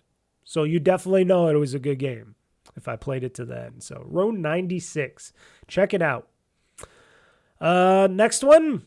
Most of you probably already know this game, Diablo 4. This has been out for a long time now. I've been playing it on from my Series X, streamed to my ROG Ally. Remote played, I should say, on my ROG Ally. So that's what I've been 99.9% playing it on, is my ROG Ally, because I don't want to really play it on my big screen TV. Diablo's like any Diablo game. It's your hack and slash, looter shooter, beat 'em up type game in the world of Diablo, and you get to pick your character class and go off into this ever-expanding world, and eventually you go fight the big baddie at the end, and then you win, and that's what I did. They got some expansions coming out. They got the something of hatred coming now. I never get the expansions to it. The latest expansion is like $40 if you want the latest expansion. I think that's freaking high priced, but okay. I can see $20, but $40? Really? Wow. But otherwise, I like playing Diablo games. I played Diablo 3 to its final, and I played that multiple times. With Diablo 4, I decided I'm just going to play this once, and then I probably won't play it again. I'll probably wait till Diablo 5 comes out, because it all ends the same, and like I said, I don't really care about what the expansions bring me in story and stuff. Is that just me? Do you think I should wait? Well, I should wait till the expansions get cheaper on sale down the road, but you think I should get back into Diablo 4 and just play through the expansions afterward? You think that would be worth it? For anybody that's played Diablo 4, let me know, because I want to know if Diablo 4 is worth it beyond the whole main story and main quests and stuff. But have a lot of fun hacking and slashing, get a lot of loot, get to upgrade my character, and she was super badass. Her name was Lillian, just like the main bad character. I named my character after the main, Lilith, I should say. Sorry, Lilith. She was partially the main bad character in the game, but then you fight another bigger, badder character at the end. It was really weird. But I considered calling Diablo 4 like Diablo 4, where in the world is Lilith, because I was always chasing after Lilith. I would always miss her. I'd always not be able to get her, and then until the end of the end part of the game, and I was like, okay, finally we're catching up to Lilith, the fighter and stuff, and I beat her so badly that it was just so much fun. But had fun with it. And then, like I said, after I beat it, I'm like, I'm done. What more can I say? If you played Diablo games before, you know what Diablo 4 is already. And a lot of people like it, a lot of people hate it. People have their opinions on that. Then this next game was a remake of the original Ninja Gaiden 2 game. This is a black version of Ninja Gaiden 2. Not that I wasn't a big Ninja Gaiden fan. I was just very horrible at it, because these games are very, very demanding in their fighting. And I played Ninja Gaiden 2 back when it came out on the 360, because this came out as a 360 game, I remember, and I was really bad at it, and came back. Then they came out recently came out with Ninja Gaiden 2 Black Edition, which I guess is their premium remaster, whatever they call it, of the game, and they do a lot of different stuff. And I played through it, and I played it on my PC, my ROG Ally mostly, and I got really good at it, and I beat the game, and I really like playing Ninja Gaiden games with my main ninja man and and his cohorts. And gotta say, Ninja Gaiden 2 was really good. I'm trying to play I started playing the recent Ninja Gaiden 4. Eventually I got to get back into it. I stopped playing it because, like I said, I only started playing a bit of the recent Ninja Gaiden game because I wanted to see what it was like. Not many people like the recent Ninja Gaiden game. We'll talk more about it, but I kind of liked it so far, and I liked how it gives me all these nice little handicaps that I can play through the game a lot easier than I would for people like me that have slow finger responses. It helps a lot when they give me that extra handicap abilities to be able to do in the game. And I want to play through the recent one, but like I said, a whole bunch of games came out around that time at the same time, so I decided I'll put that Ninja Gaiden aside because I will get back to it. I will play it. I will beat it eventually. But at the time, I'm like, we'll put you to the side. I already beat a Ninja Gaiden this year. I'll put just the other Ninja Gaiden on the side, and then I'll eventually get back to it and play it and beat it. Just like I did Ninja Gaiden 2 Black. But if you like your Ninja Gaiden games, Ninja Gaiden 2 Black, excellent. Played through the whole story. I was a badass. At the end, I'm like, well, bad guy dead. I won. Avowed. Avowed. I was interested in Avowed before Avowed was Avowed. Before Avowed came out. When it came out, I started it up. I was like, okay, this is Avowed. I don't know how good I'm going to be in this game. I don't know how much I'm going to like this game. Then I played more into it, Avowed. Learned how to play this RPG more. This is from Obsidian Entertainment. And they came out with 2 games this year. They came out with The Outer Worlds 2, which more recently came out, and they came out with Avowed before that. And I'm like, oh, they're bringing out 2 games this year. And boy, oh boy, Avowed, it blew me away. It blew me away more than probably Skyrim and the Elder Scrolls games. Because Obsidian Entertainment, they know how to make some fucking good games sometimes. They know how to make some good fucking games. And this really blew me away because Avowed is basically now Obsidian's Elder Scrolls game. And they come out with these games a lot quicker than a fucking Elder Scrolls or something. Because Todd Howard is so picky and so slow at bringing out these fucking games. That's why a lot of people complain. They're like, well, when's these Elder Scrolls coming out? Oh, this ain't coming out until you're all in your 40s. And then the next Fallout game, you'll be in your 80s, Mr. Mike, by the time that comes out. Because he's so fucking picky and slow, and he makes these games so big, he forgets to just make them fun and just add stuff and make it fun. That's what they did here with Avowed. With Obsidian Entertainment. They made a game. They made it fun and kooky and quirky. They made it really fun to play, and I liked my main character. I liked the other characters as well, some of them. And I played through it, and it was a fun story. I took care of the Blight. I think that's what was it called? Was it the Blight or something else? I took care of something. I took care of some of the disease. And I beat the game, and boy, oh boy, Avowed really was a surprise hit for me on my list of RPGs. And it was nice. It wasn't so overly huge. It was nice and compact enough so I could play through it. There was enough content that I got into it, and I loved battling all the creatures and things and doing all the things. And then I got to be over with, and then I was like, thank you. It was over. And they didn't add expansions and all these other bullshit to it. They just made a nice, good, open world RPG game. Well, semi-open world. People will contest to me because they'll be like, no, there's different sections. It's not really open world. It's open world enough to me.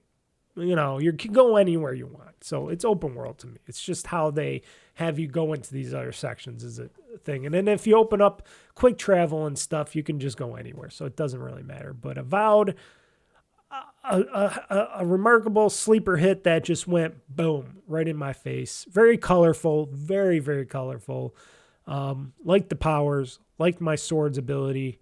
I was a badass bitch in that game, and definitely highly recommend it for those of you on the whatchamacallit, on the edge of, ooh, should we play this Avowed game? Yes, you should. Really good story, really fun characters, and it's a good, very easy pick up, play, and beat. And it's on, of course, it's going to be on Game Pass, so you play it on your PC, on your Xbox. You could buy it for, I think, PlayStation and stuff. I think it's on Steam as well, but I definitely highly recommend just playing it. Playing it from Game Pass and getting what you get out of Game Pass. That's why I still subscribe to Game Pass, because I still get games like Avowed, Ninja Gaiden 2s, and stuff like that. I got my Diablos and stuff. I got a lot of games that I get that come on Game Pass, and even though it's $30 a month, which to me, I don't really subscribe to many services. I don't subscribe to any streaming services unless if you count Amazon Prime, which I don't even watch that. I got to, because they do got the new Fallout season out and stuff like that. But basically, I don't subscribe to anything. So $30 a month for a subscription to Game Pass, and I play a lot of games, as you can tell. Definitely worth the price for that. And getting these games like Avowed, Ninja Gaiden, Diablo, Road 96, all these games, definitely something that I like and what's up my alley. This next game I had to purchase. This was not on Game Pass. I think it was on recently came to Game Pass. I don't know if they recently or not. I don't know if they still have a deal with them or not. But Like a Dragon Pirate Yakuza in Hawaii. I love my Like a Dragon games, which I like to still call just plain old Yakuza games. That's what the original series was. And then they changed it, and they changed the name to Like a Dragon series now, because they just wanted, I think they did that because they wanted to expand beyond Yakuza, even though you're basically ex-Yakuza or former Yakuza, whatever. I wish they would just go back to plain Yakuza. That'd be pretty cool. But Like a Dragon Pirate Yakuza in Hawaii stars my man, Mr. Majima.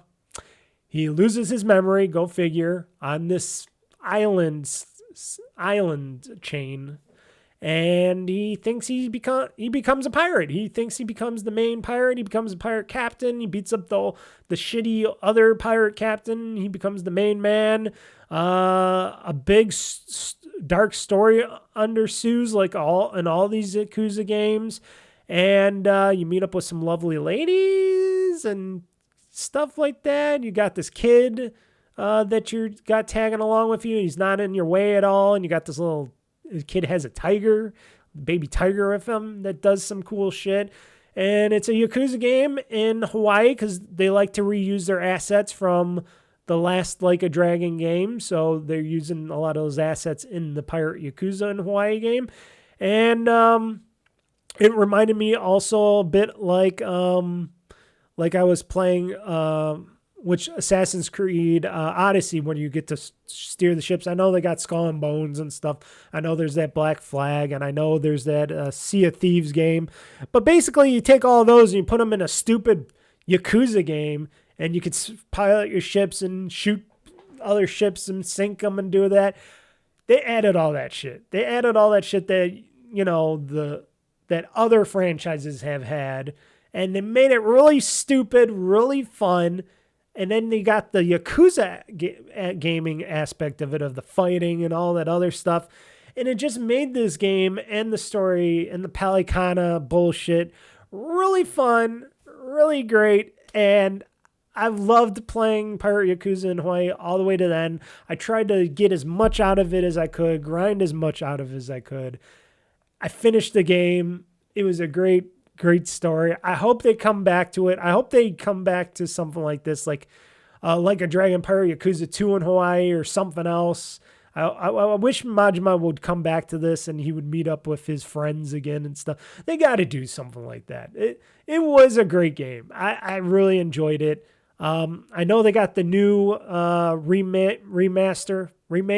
Is it a remake or remake? I think it was more of a remake. Remake of Yakuza 3 coming out, and it's supposed to come out. It has another game attached to it called Dark Tides. I'm more interested in the Dark Tides part of that game more than the Yakuza 3, because I played Yakuza 3 many times over, and Yakuza 3 to me is probably like one of the more weaker games in the Yakuza series, but of course they wanted to remaster it and bring that out as Yakuza 3 along Dark Tides. I'm just wondering when the next proper Like a Dragon game comes out again with Ichiban and all them.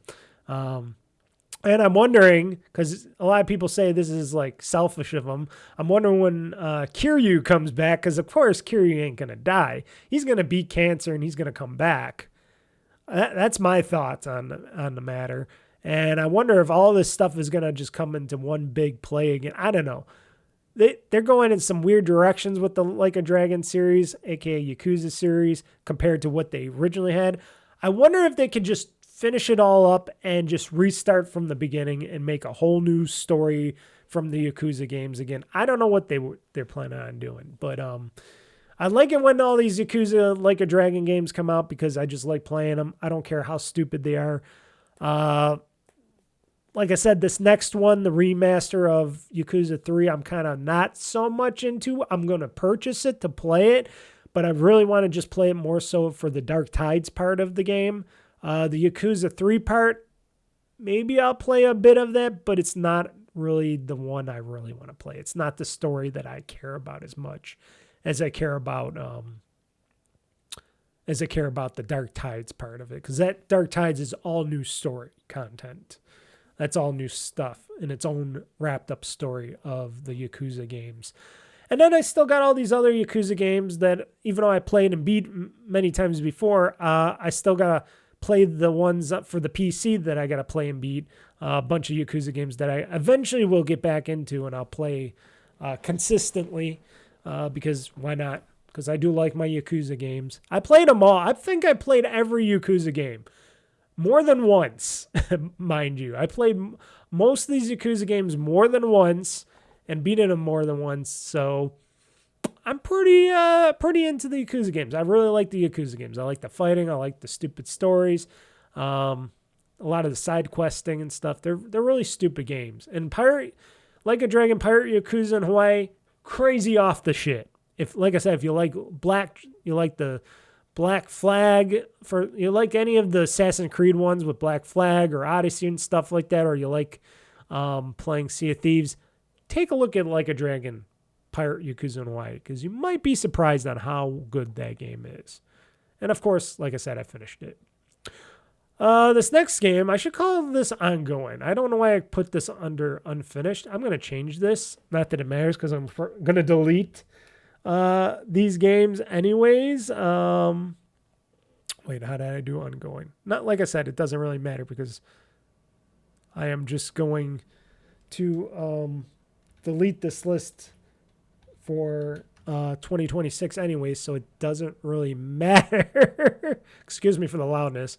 It doesn't really matter, but this next game, it does matter. I love it because they brought it back. They didn't remaster it, but they made it available so we can play on modern day PCs. That's the Sims Legacy Collection for PC that I bought on Steam. I still got to buy the Sims 2 eventually. But I like the original old Sims games. These are classics.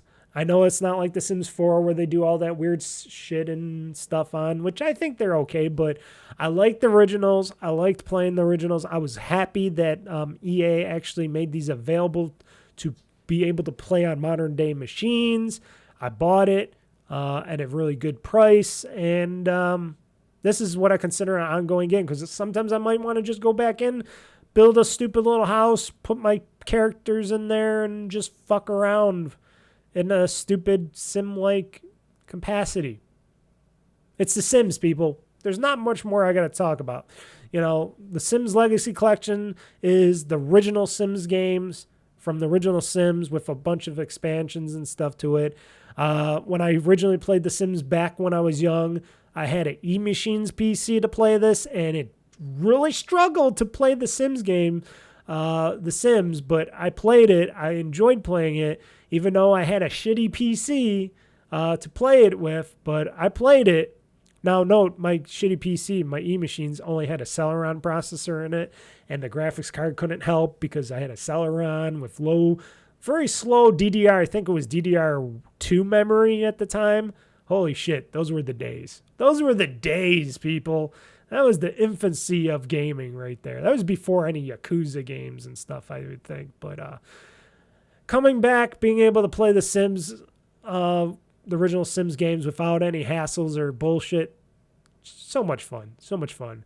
I know they got the recent Sims games, but maybe going back to the beginning, you might find some really good fun with those. So check it out.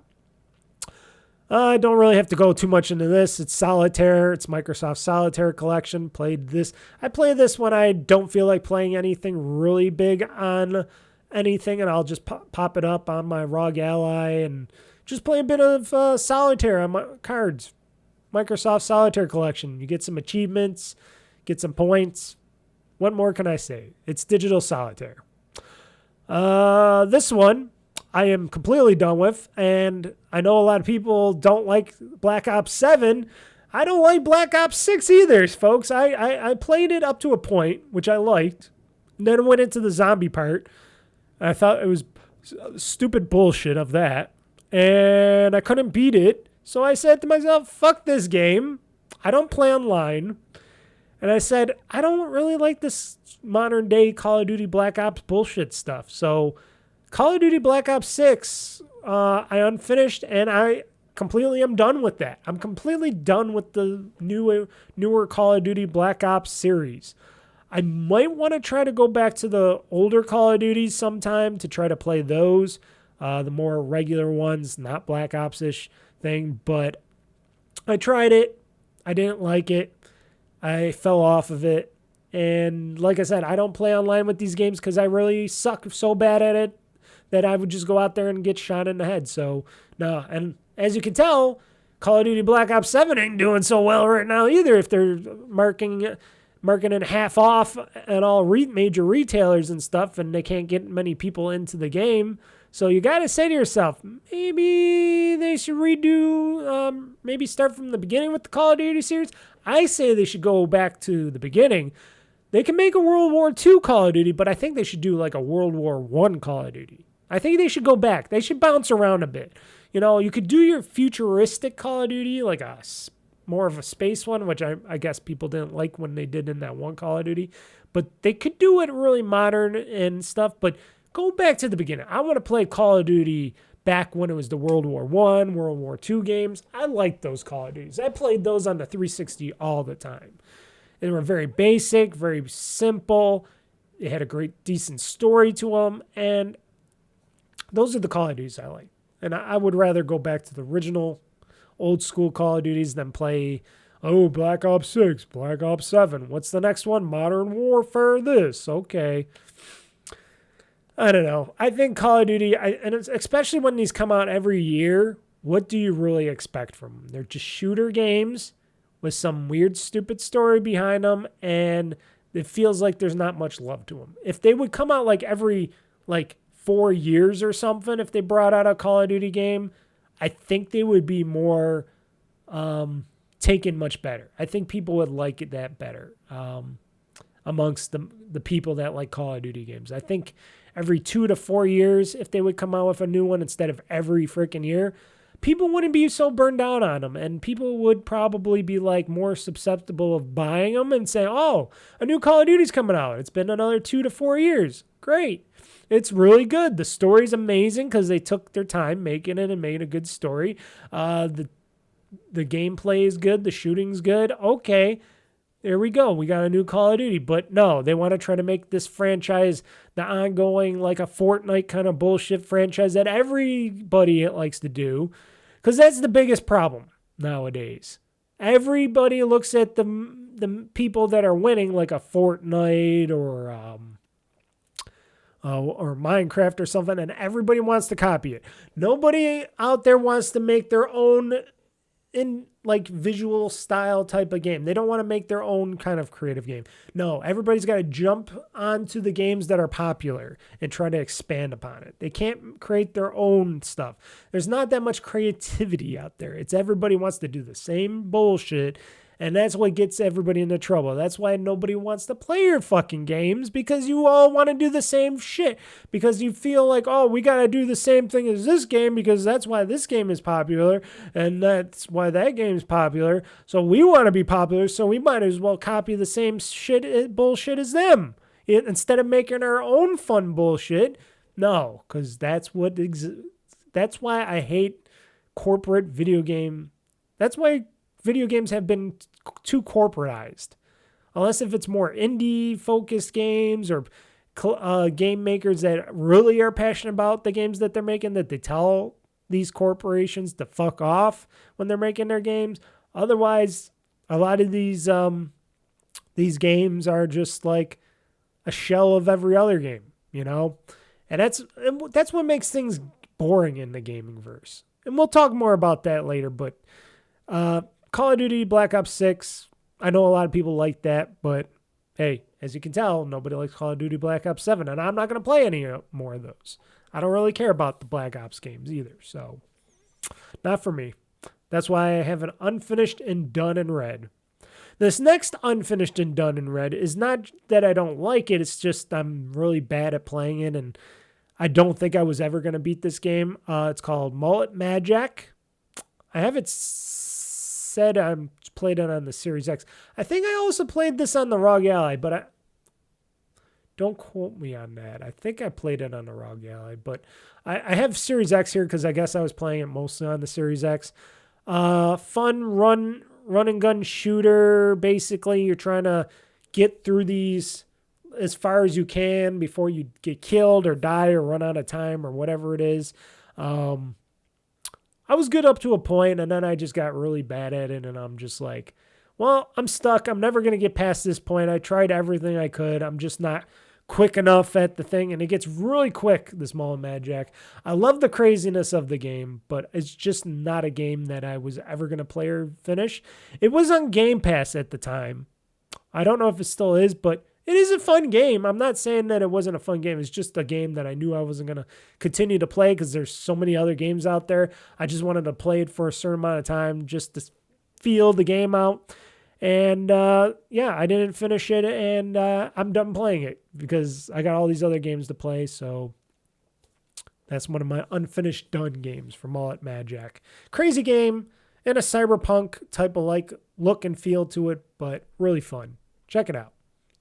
Even though I died many times. Elemental War 2 is your tower defense game. Played on PC in the ROG Ally, unfinished. Really gets really challenging. I got up to a point and I just kept losing because all the enemies kept getting through my bases and stuff like that. Eventually I'll get back to it. I just never really pushed myself to play it because, like I said, again, I have only so much time in the year, and I had other games that I was playing. I just wanted to... I bought it. I own it. Eventually, I'll get back into that and play it, because I do like those tower defense games where you can just build up your defenses and try to kill all the bad guys and stuff, all the robots and weird characters and stuff. It's just I'll have to figure out what I got to do to beat the game. So, fun game. Unfinished. Elemental War 2. Didn't play the first one, but went to the second one because it was on sale on Xbox. This game I finished, and I finished its really bad DLC, but bad DLC story. I like the extra DLC stuff. Like, I like getting the T-1000. I liked getting Conan the Barbarian. And who was the other one? Scream. Ghostface, yes. I did like that. Mortal Kombat 1 had a lot of mixed reviews and mixed... likes and dislikes to it. A lot of people were not liking the secondary helper characters that you can use to pop out to help you in your fighting in Mortal Kombat 1. I felt personally, I felt like that was pretty cool. I did like my helper characters. I thought they were decent. I was never the best at using them, but I liked how they added them. I liked how Mortal Kombat 1 story was. I loved the characters. I loved the look, the story, the fighting. It's another Mortal Kombat, and it brought it all like to the beginning again and a new beginning in the series and stuff. It was like a rewind a bit, and I liked Mortal Kombat 1 a lot. And like I said, the DLC story really sucked. It was really boring. Who the fuck wants, what's his name? I forgot his name already. That's how bad it is. Ermac? Was it Ermac or something? Didn't care about him. It was boring. He was a boring, bad character, bad guy character for the DLC. They could have had somebody way better, but they chose Ermac or whatever his name is. I think it was Ermac. And this DLC story was like really, really stupid and boring. Played through it though because I wanted to finish it off, and I did a video of it. And yeah, Mortal Kombat 1, really fun game. Otherwise, really fun fighting. Played some online with it. Was decent in it, but not the best. But I don't stick with online games. Like I said, the online playing of games. So that's just me in a nutshell there. But very fun game. People liked it. People hated it. We'll see what the next Mortal Kombat game is going to be like. If they do a next Mortal Kombat game, we'll see. We'll see the whole turmoil that is NetherRealm and WB Games and stuff.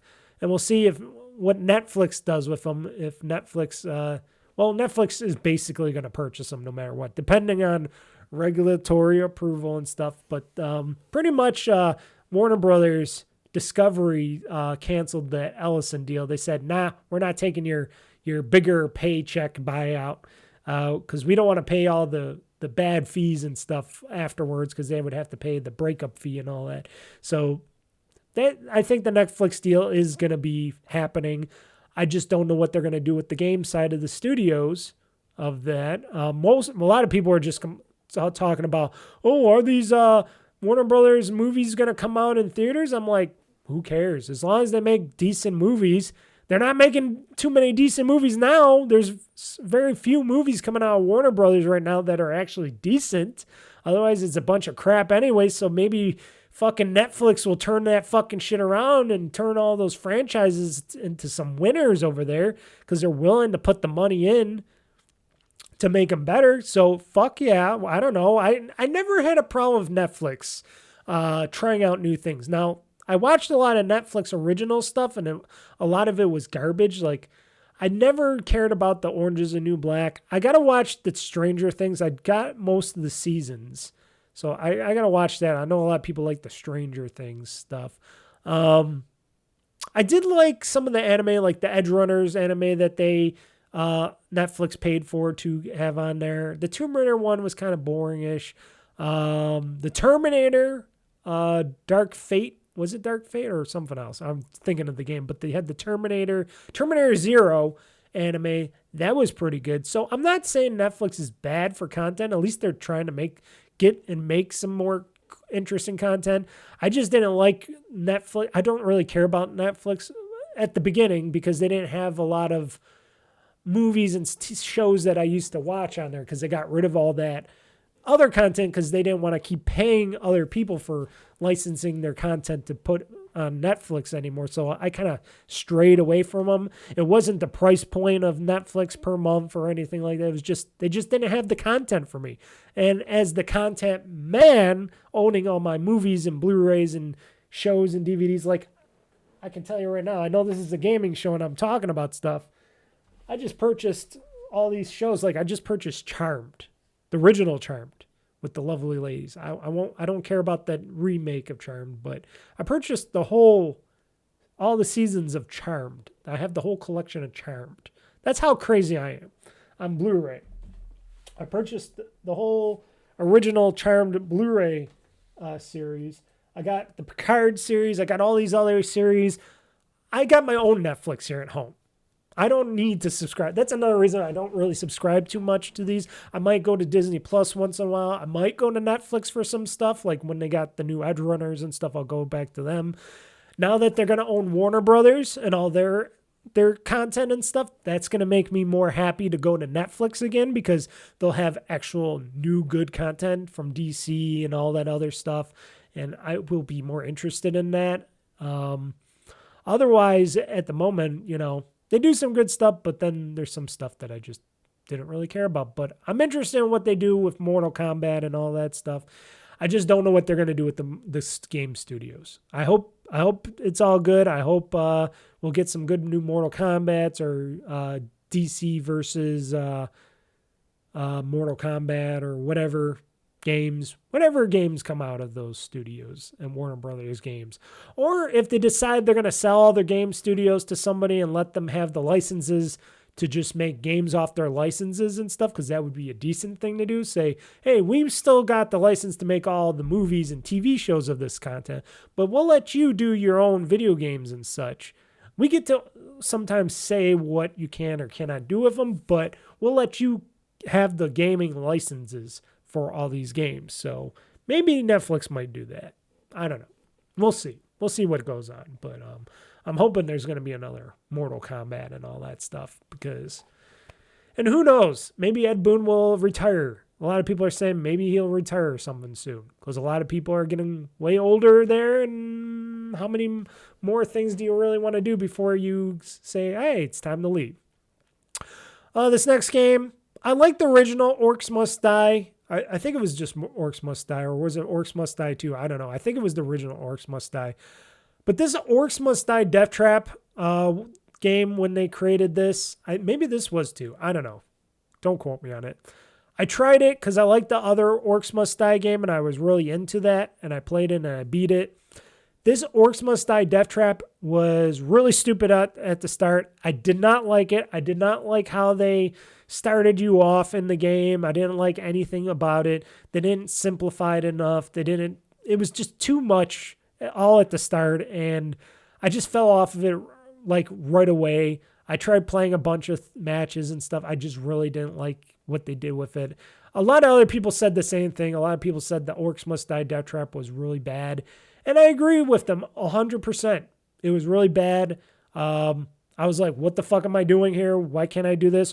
Why are they allowing all these orcs coming all over the place all at this very beginning of the game? They just made it like really too difficult right away, and they made it really too stupid right away, instead of slowly bringing us into the game and learning stuff, doing stuff, earning stuff. It just really got really bad. They really did a bad job on it. So I stopped playing it, and I'm not going to play it ever again. Maybe if they decide to make another Orcs Must Die and they make it good and they make it like the second or the original one, then sure, I might go back to it. But Death Trap, really stupid. Highly disrecommend that game. This next game, I definitely highly disrecommend, because it is just one of those money grabbing type of games, or they want you to pay money, which I never paid a dime to them, but they kind of grind you to a halt at a certain point if you do not try to pay them money to update your cars and stuff like that. Asphalt Legends Unite. I played a bunch of it on my Xbox, my Series X. I wanted to like it. I thought it was a great racing game. I got to tell you, it looks really good. It plays really good. I just did not like the grinding aspect of it, because it was one of those grind pays you play type of games. Hence why it was free on Xbox, on Game Pass and stuff. But I tried it out to the best of my ability. Got into it.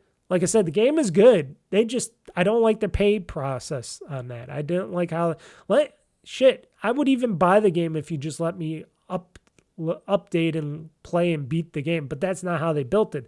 They built it so you can keep paying them to upgrade your stuff and your shit, and you can continuously pay them so they can make a lot more money off of that. Hence why that Asphalt games. Some people like the Asphalt series. I just tried it out to see what it was about. Like I said, the driving was fun, the car racing, all that was fun. It's just the pay to play was really, really bad. This next game, which was a big super shocker and a great creative game, and I would hope and pray that they make a sequel to this game. South of Midnight. Oh my God. And there's many sides to this game.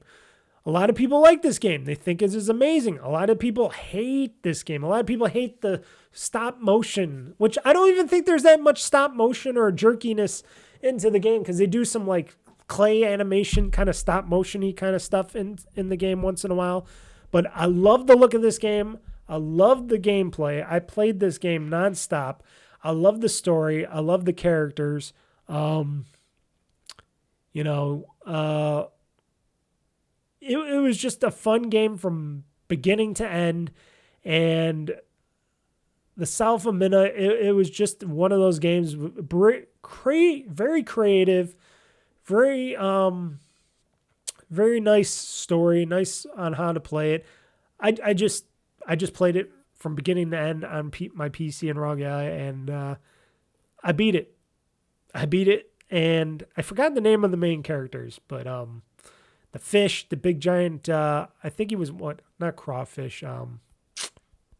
What kind of fish? What was he called? He's called after himself. And then the girl, I like the girl a lot. She was pretty badass, trying to find her mom and stuff like that. And it just was a really good game. I felt like this was a really decent game, and how you got to collect the memories of people and stuff and help them like soothe their souls in a way, and you go to the soul tree and stuff. I liked everything about it. Everything, the animation, the story. I would hope they make a sequel to this. I bet they could. I don't know what it would be like, but if they didn't decide to make a sequel, this is one of those sleeper hits that you must try. And I definitely know it's on Game Pass because it is an Xbox game, but you can buy it elsewhere as well. You can play it probably on PlayStation as well, I would guess. But definitely try it out. I would highly recommend this game. If you like the Deep South kind of games, this takes into a different area, and it is just a fun adventure game. All in all, it's very, very fun to play, and you could beat it. If I could beat it, you could beat it. Enough said about that. Then we got this unfinished. I just started to play a little bit of it. That's all I did. I didn't get into it because I played a bunch of it a long time ago back on the 360, but I just wanted to try it out. A lot of people seem to like it. They love this remaster of the Elder Scrolls for Oblivion. I will get back into it, but after playing Avowed and beating Skyrim and stuff, and being Skyrim back in the time and being Avowed, I was just like, I'm really RPG'd out on this kind of a RPG, especially Elder Scrolls type of RPGing. Eventually I will get back into Oblivion, because I did like Oblivion a lot before, and I would definitely get back into this Oblivion again and just play it now that I can play it on my PC or my ROG Ally or something like that. Elder Scrolls 4 Oblivion was a really good game when it was a launch game for the 360. And maybe this time I won't lose all my game saves like it did before. That was one of those things that got me to fall off of. Same with Skyrim. When I originally played Skyrim, I lost a lot of my game saves, but then I played it and beat it before. But I will get into this game eventually. I will play Elder Scrolls 4 Oblivion, and I got to pause this for a second. Yeah, just a phenomenal game to play, and a lot of content to it, and they remastered it. It looks really good. It's got the same core gameplay to this game, but it has that unique polish over the top. Like they have the same game framework underneath, but then they have the Unreal 5 tech over the original gameplay. So you still got the original gameplay with all the bullshit underneath, which I think they were fixing and patching anyways, but you got that new clean look to it with the Unreal 5 engine looks to it that makes it look really much better than the original. And some people liked it, some people didn't, but eventually I'll get back into it. I have it, I think, downloaded. I don't know. Do I have it downloaded on my PC or something? I have it somewhere. But yeah, it's one of those Game Pass games, folks, that you can get, or you can buy it as well. A lot of people seem to be liking it. A lot of people have been playing it. And yeah, why not? It's Elder Scrolls, people. I like the Elder Scrolls games. And and they're very fun to play. This next game, I wanted to like it. I wanted to try to like it. I wanted to play it. And somebody else said the same thing that I did. I tried playing Claire Obscure Expedition 33, you know, the Game of the Year game, folks. The game that swept the Game Awards. The Keeley Awards, I should say. The Game Keeley Awards. It swept the awards, people. A lot of you seem to like it. I hated Claire Obscure Expedition 33. The only thing I liked about it was that semi-sexy witch lady with the bare feet. Now, that's something you got to say about me, but she was the only character I liked. Otherwise, the story was garbage. The gameplay is very garbage. Like, I hate the stupid blocking system. I hate it. I hate it. I hate it. Hate it. Hate it. It's the dumbest thing of the game. I can't ever get it right. You got to be just precise. I don't got the finger tapping to do. They should have made it so you can make it a lot easier for somebody like me. I checked all the handicap stuff. I tried to handicap as best I could. It still was bad. I just didn't care for the story too much. I fell asleep in the beginning of the story. I fell asleep at the parts of the game. Other people said the same thing. I wasn't the only one. Some other people said the same exact thing, and I don't agree with these people a lot of the times. But when they said, yeah, they tried to play this game and then they were falling asleep, I'm like, exactly. I don't know what people see in it. Maybe they like it because it's a French game. It does look very beautiful. I got to give them that. They made it look really good. I just did not get into the story. I did not get into the gameplay. I have it under unfinished, but I think I'm just done with it too. I should just add done to it, but yeah, why not? I'll add done to it. Let's add done to it. Let's not kid ourselves here. I'm not going to play this game anymore. Why did I put a question mark there? That was my bad. Let's not kid myself here. I am not going to ever play this game. I am not ever going to play this game ever again. Never, ever. I just did not like it one bit. It had some good music to it. Like I said, the art style seemed good. Like I said, I like the witch lady with the bare feet that would hover. I just hated everything else about the characters, the story, the talk. I tried to like it. I tried to play as much as I could through it. I just did not like the battling. I didn't like the battling system. I didn't like the stupid, oh, we got to do the blocks. You got to block at a certain point. No, I hate that. Stop doing that. That's a stupid thing. And you do it throughout the whole fucking game. That just annoyed the shit out of me that I had to do that throughout the whole game. And I didn't understand how to upgrade my characters correctly. I didn't understand how to get their powers and stuff. I didn't, like, you got to use the block just right to get your ability back and stuff. It was really stupid. I didn't like it. No. It was completely the opposite of a Final Fantasy or any other type of game. And I fell off of it right away. And I hate to say that I did because apparently it's the best game out there right now. But fuck that. I think it's the worst game. And you can disagree all you want with me on that. I think Claire Obscure Expedition 33 was a bust this year. I think it was really stupid. I'm glad it was a Game Pass game, so I didn't spend a dime on it. Fuck that game. Moving on. I don't care what you got to say. I'm moving on. Tetris Forever. Xbox Series X. I have it unfinished. I should just say ongoing unfinished because I did basically beat this game.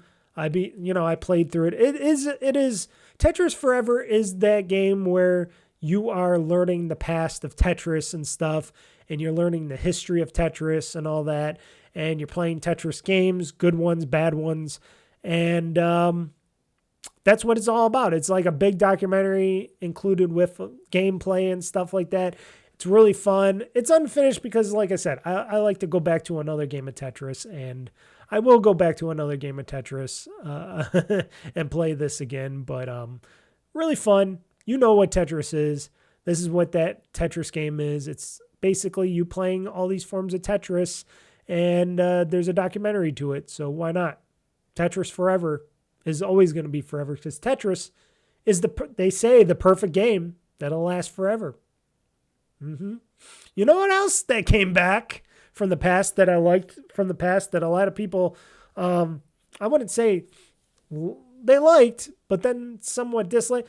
I liked this game a lot before, and I liked it even more now. Lollipop Chainsaw Repop. Remastered, repopped, redone for this generation. I purchased it, played it on my Series X, beat it again, even though there's some minor music missing from it because they didn't want to relicense the music for probably because of cost and stuff like that. But Lollipop Chainsaw, I love this game. It's stupid as shit. It's by, I think, from Suda51, I guess. Don't quote me on that. I think it's Suda51 game. I think they're making a sequel to it. I thought they said they were going to make that they're making a Lollipop Chainsaw 2. And I think it's because Lollipop Chainsaw Repop did so well. Let me check here. Let me check my thing here. I am going to go into the thing here and see if there's going to be a Lollipop Chainsaw 2. I think there's a Lollipop Chainsaw 2.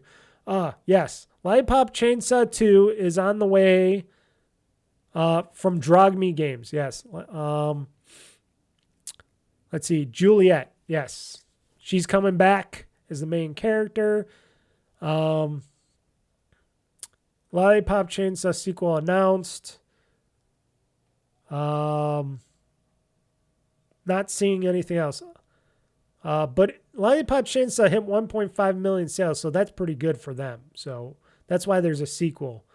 Promises dark humor. Lollipop Chainsaw sequel. Okay, so eventually there is going to be a Lollipop Chainsaw 2. Okay, I thought there was. I thought there was something about Lollipop Chainsaw coming back and a Lollipop Chainsaw 2.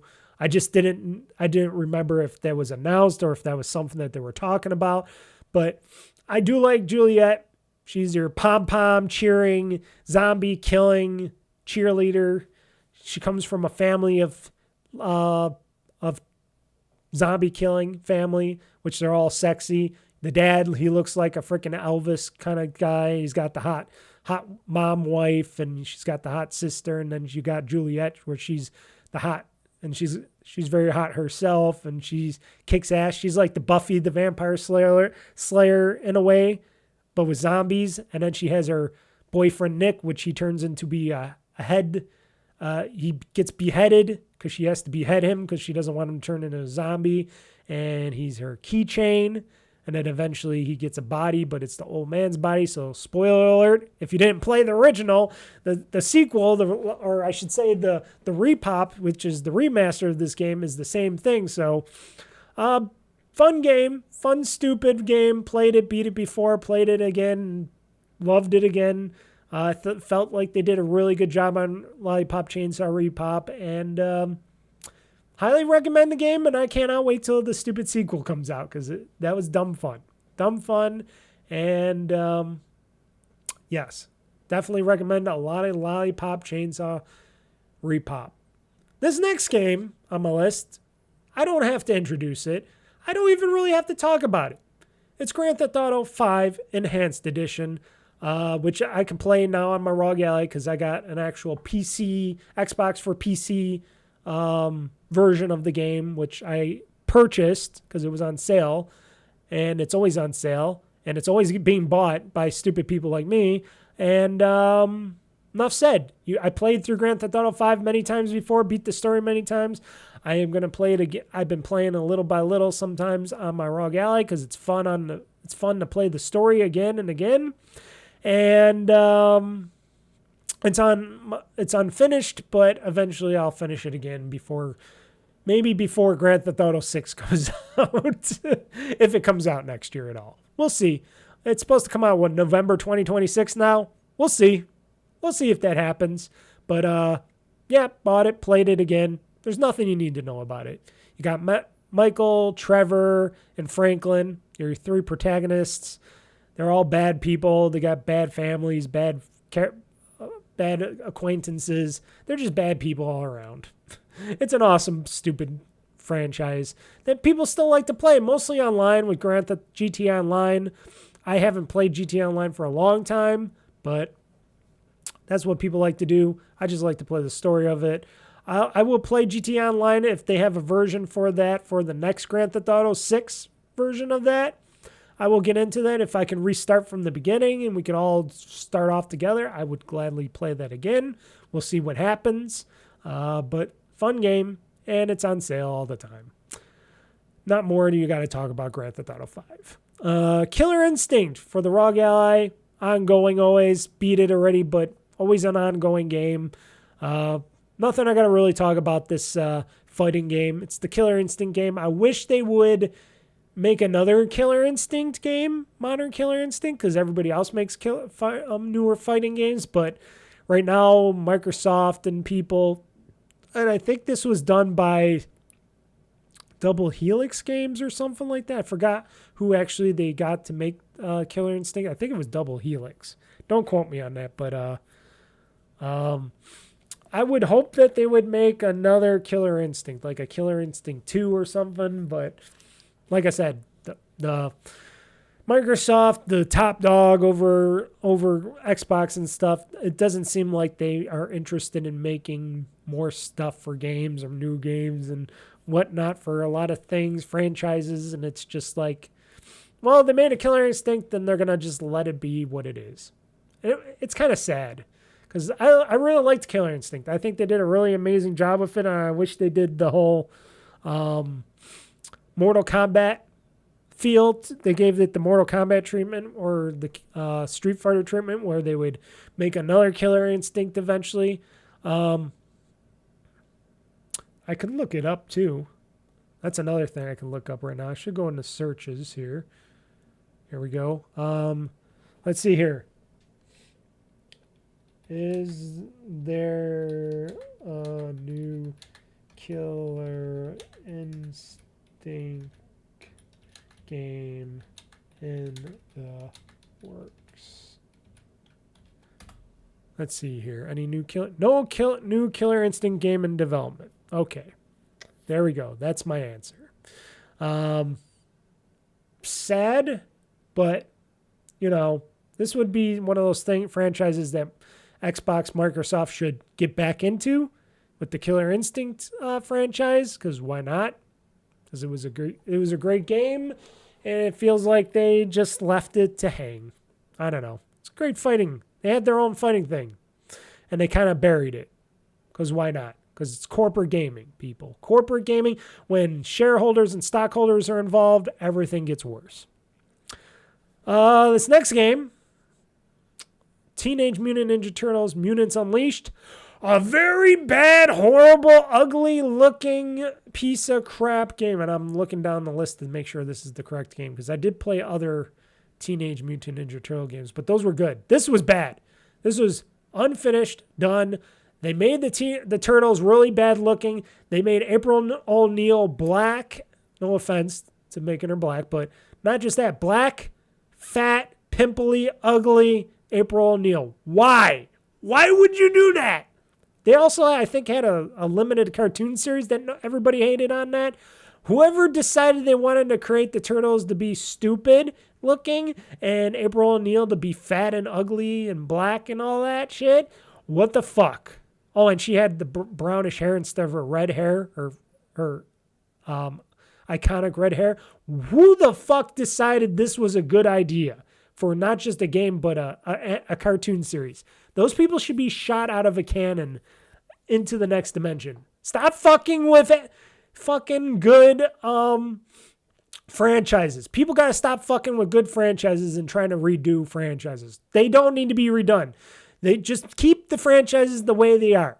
Keep these things, these great iconic franchises the way they are. Just produce good content for them. Stop trying to have to want to change them, to make them woke or whatever. Fuck that shit. It never works. It's horrible. Fuck you guys. This is my middle finger. This is Mr. Mike's middle finger to this Teenage Mutant Ninja Turtles Mutants Unleashed. Fucking sucks.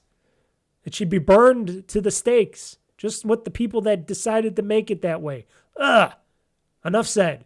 Horrible game, horrible characters that made the characters look bad, horrible April O'Neil. Definitely not fuckable. There we go. Plain and stated. They definitely didn't want her fuckable, so they had to make her as ugly as sin. Fuck that. Doom the Dark Ages. Amazing Doom game. Congratulations. You made another amazing Doom game. I didn't play the second Doom game because I heard it was really bad, and I was upset because I really wanted to play the second Doom game, but I heard they really fucked it up. But then they made Doom the Dark Ages, and they made it really good, and I played it, and I beat it. It was really good. Congratulations. You made Doom the Dark Ages. You made Doom for the Dark Ages really fun, really dark story, really great game. Make more of these types of Doom games. Make more Dooms like Doom the Dark Ages. Hell yeah. It's Doom. Doom I like. Doom that I like. Yes, yes. Nothing more to say. Played on my PC and ROG Ally. This next game, which I hear they are going to be developing a sequel for, Crime Scene Cleaner. Oh boy, it's one of those simulation games that I really like to play. Who wants to play a guy that has a dark past, that is in his own business of cleaning up crime scenes, where you use sprayers, sweepers, cleaners, garbage can bags, stuff like that. You got to pick up dead bodies, throw them in the back of your truck, make sure that you make this crime scene in a certain way so that it pleases your bad boss, which you find out at the end is some kid the boss didn't seem like who I thought it was going to be. And a really fun, dark game with a dark storyline. Really fun game that I played. It says I played it on the Series X. No, I played this on my ROG Ally as well. I doubt it. I didn't really play it. I played it on my ROG Ally. I don't know why I put... I don't know why I put that on Series X. Maybe I played a little bit on the Series X, but I mostly played Crime Scene Cleaner on my ROG Ally. So I don't know why I put Series X. Maybe I was just rushing through it or something. But oh boy, I played a lot of Crime Scene Cleaner. I beat the story. It was fun. It was dark. It was just one of those simulator games that I had to play, and it didn't disappoint. And when they come out with the sequel to that, and if it's on Game Pass again like this was, which is another reason why I picked up and played Crime Scene Cleaner, because it was free on Game Pass. Oh boy, fun game. And you clean up crime scenes. Enough said right there. Next game, BioShock Infinite. I had to finish it. I know it's an old game. It was remastered it was from the remastered collection. I beat all the other BioShocks multiple times. I beat this game on the 360 back in the day, but I'm like, I gotta beat BioShock Infinite because I didn't finish it for the video series that I did, Big Daddy BioShock, and I owed it to myself to go back, continue. Played it from the beginning, I think. Yeah, I played it from the beginning. I beat it again this time. Played some of the DLC that was worthwhile to play. And there you go. Played myself some BioShock Infinite. It was still broken at parts at the end of the game, but I liked it. I know a lot of people didn't care for BioShock Infinite too much, but I liked it. And I'm still waiting for that new BioShock game that Take-Two is still saying that is being made in one of their studios. At least we're going to get Judas eventually. I hear Judas might come out in 2026 from, what's his name? So I am kind of interested in that Judas because it is a BioShock-esque type of game from that guy that created the BioShock series. So maybe Judas will be my new BioShock. We'll see. And eventually, if they ever do create another BioShock game, I'll be interested in playing that because I do like the BioShock series. I do like the games, and you should try it. Nothing more to talk about.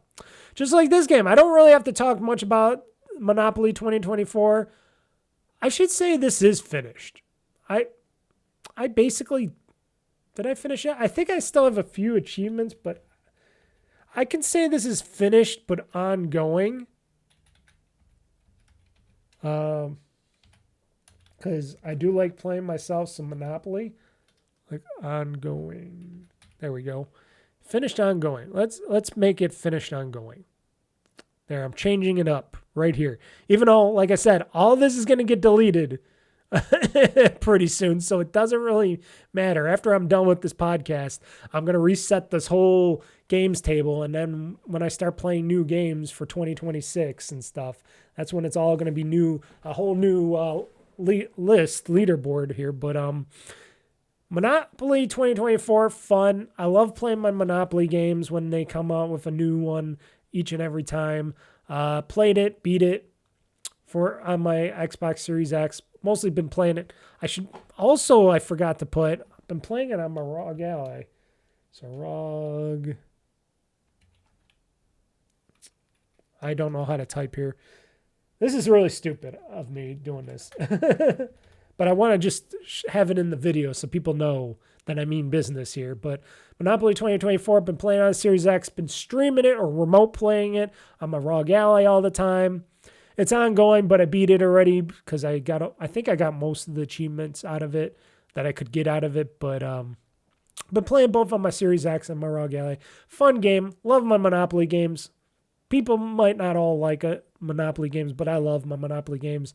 And Ubisoft did good by Monopoly, so why not? I'll pick it up. I'll play it. If they come out with another one, I'll play that as well, because why not? This next game in the series, this is another oldie but decent game. This is from the people that made, what's their name? What's their names? Oh, shoot. I forgot their names, folks. Poe and Monroe. If you never heard of it, they're FMV games, and the one was called Poe and Monroe. I forgot if there was more to it. There was a Poe and Monroe game. They were basically DJs, British DJs talking about dark stuff and all that. This was a prequel, apparently, to Poe and Monroe, called The Shape-Shifting Detective. It had Poe and Monroe in the game, which established their characters. And it was a really early FMV game. So I bought it. I played it. The story was interesting. The characters were interesting in as much. I could tell it was like one of the early FMV games. Played through it, beat it. Nothing more to really talk about it, because then I don't want to give anything away. But if you like FMV games, try The Shape-Shifting Detective and try Poe and Monroe. Look those games up. They're really decent games. Recommend them if you like FMV. I like some FMV games, so that's why I tried them out.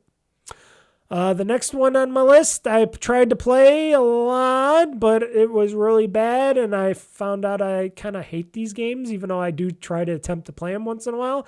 Crash Bandicoot 4, it's about time. Tried it, played it on the Series X. Unfinished and done because I really suck at it, and I just really not really big into the Crash Bandicoot games. I try them, I play a little bit of them, just like the Spyro games. I get my kicks out of them a little bit, and then I just drop them. Thankfully, they're on Game Pass, and I didn't have to pay a dime for it. But I think Crash Bandicoot 4 was a much worse game. I think a lot of people didn't like Crash Bandicoot 4. But it's one of those Activision games that... Was it Activision, these Crash games? I think it was. Can't remember. This was an Activision Blizzard game, right? I think it was. But it's just one of those games in the series that people really liked and tried it out when they made the new one, and I was just like, I fell off of it. Whatever. So, Crash Bandicoot 4, it's about time. Unfinished, and I'm not playing it ever again. You never know. Never say never, because you never know. Maybe somebody else will come here and they'll want to play it, and I'll play it with them. I don't know. Marvel vs. Capcom Infinite. On the ROG Ally, finished it, played it, beat it. Fun game. I know a lot of people didn't like this. I liked it. I thought the story was okay. You know, you got your Ultron bullshit and stuff like that in there, but gave it a chance. Had fun with it. Loved the story myself. It was glitchy at times. It had its issues, but otherwise, I thought it was quite fun of a game. Played it, beat it, finished it on my ROG Ally. This one I never really went back to. I should say finished with this. I don't know if I'll ever go back to it, but Retro Classics, which is Activision for Xbox. And these are like classic, retro classic Activision Beyond games.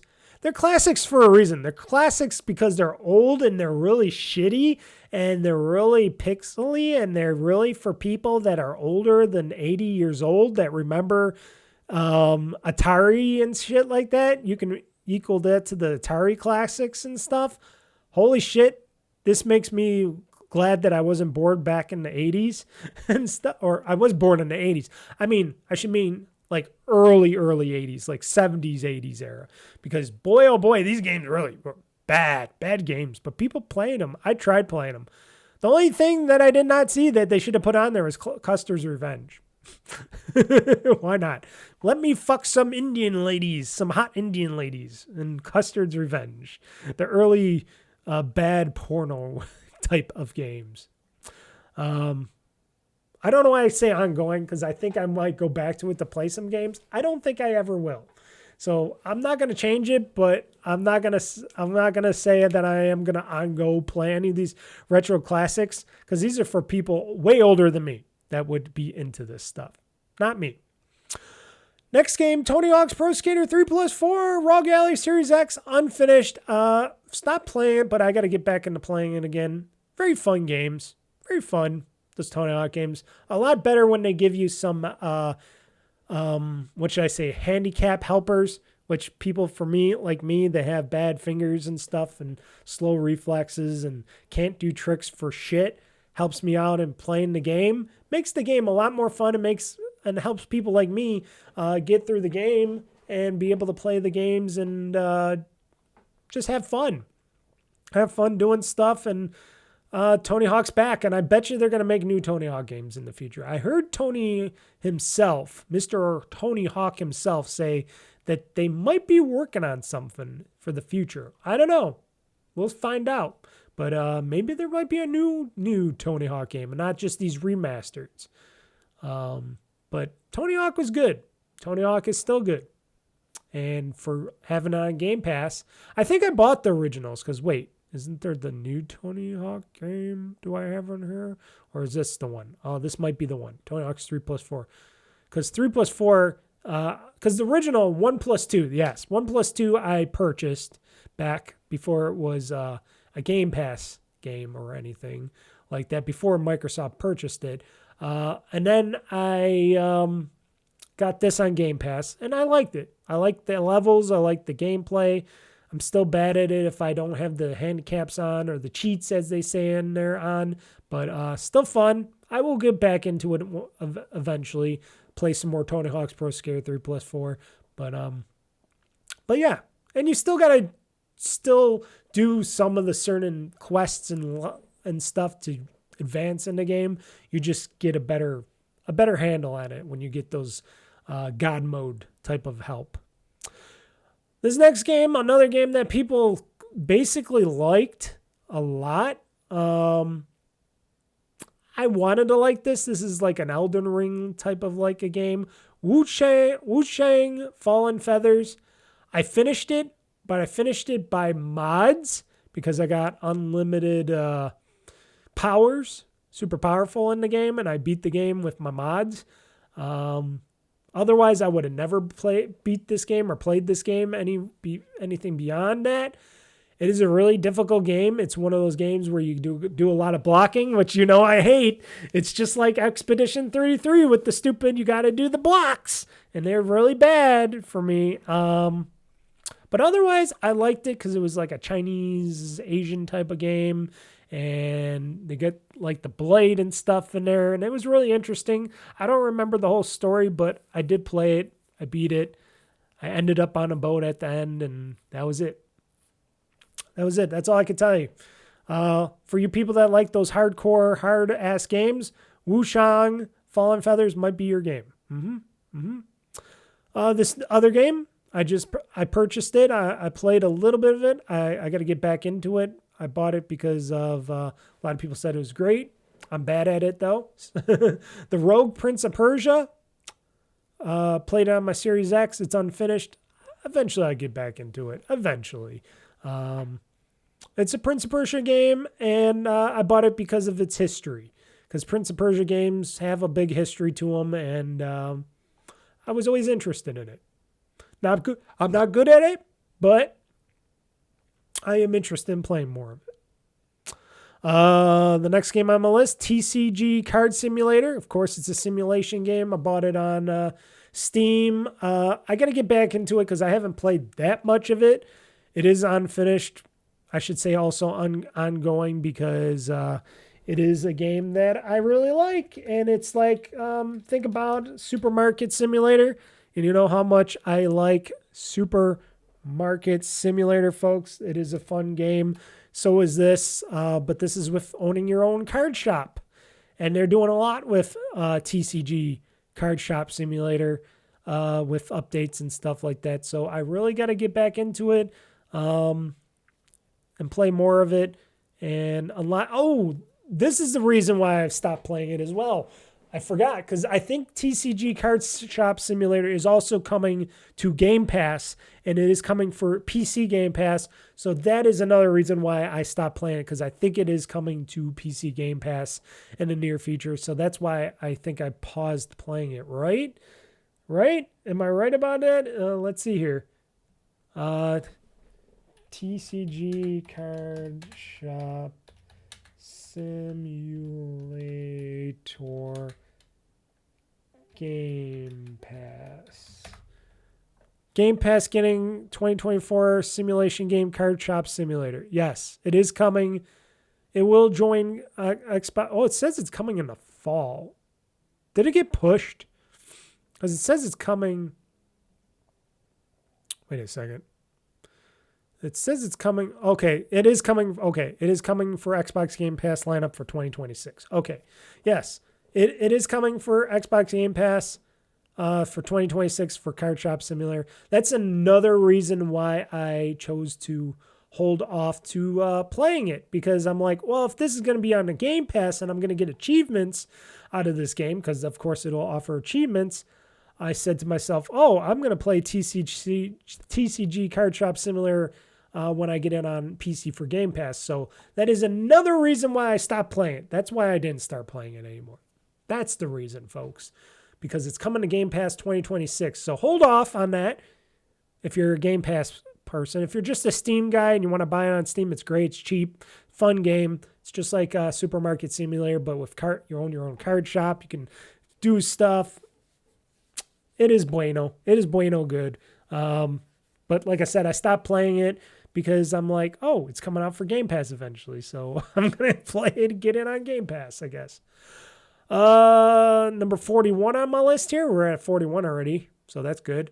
Gears of War Reloaded. If you like the original Gears of War game, this is just a shinier version of the original Gears of War game. Nothing really much added to it. I think there was like a bonus. It was that bonus Brewmech level, I think. I think it was the Brewmech level that was in this, that wasn't in the other ones because they took it out and it was only for the original PC version. But when they remastered this game and stuff, because they wanted to bring new people into the Gears of War franchise, because don't forget, Gears of War E-Day is coming out in 2026 next year, which I will definitely play because I am a Gears of War fanatic. Played this again for the third or fourth time, whatever it is, probably fifth time if I'm going to be more realistic. And I beat it again, and it was fun, just like all the other times of Gears of War. It is an old way of a shooter, but it is a good way. If you want to get into a good old shooter, just have some fun. You can play this on everything: PlayStation, Xbox, PC. Fun game. These next two games, I'm just gonna make them both into one category here, which I do have them both together here. Why didn't I highlight these correctly? Both the Silksong games I tried out. Hollow Knight for the ROG Ally, and Hollow Knight Silksong, which just came out for the ROG Ally, on PC Game Pass and stuff. Didn't like either of them. Didn't finish either of them. And I just said, I'm done with these games. These games are not for me. These are definitely games that are in the realm of, what am I trying to say? What are those games called? Oh, shit. My brain again. These are, what are they called? The Will of the Wisps. You know what I'm talking about. What are they called? Oh, shit. Something, Will of the Wisps.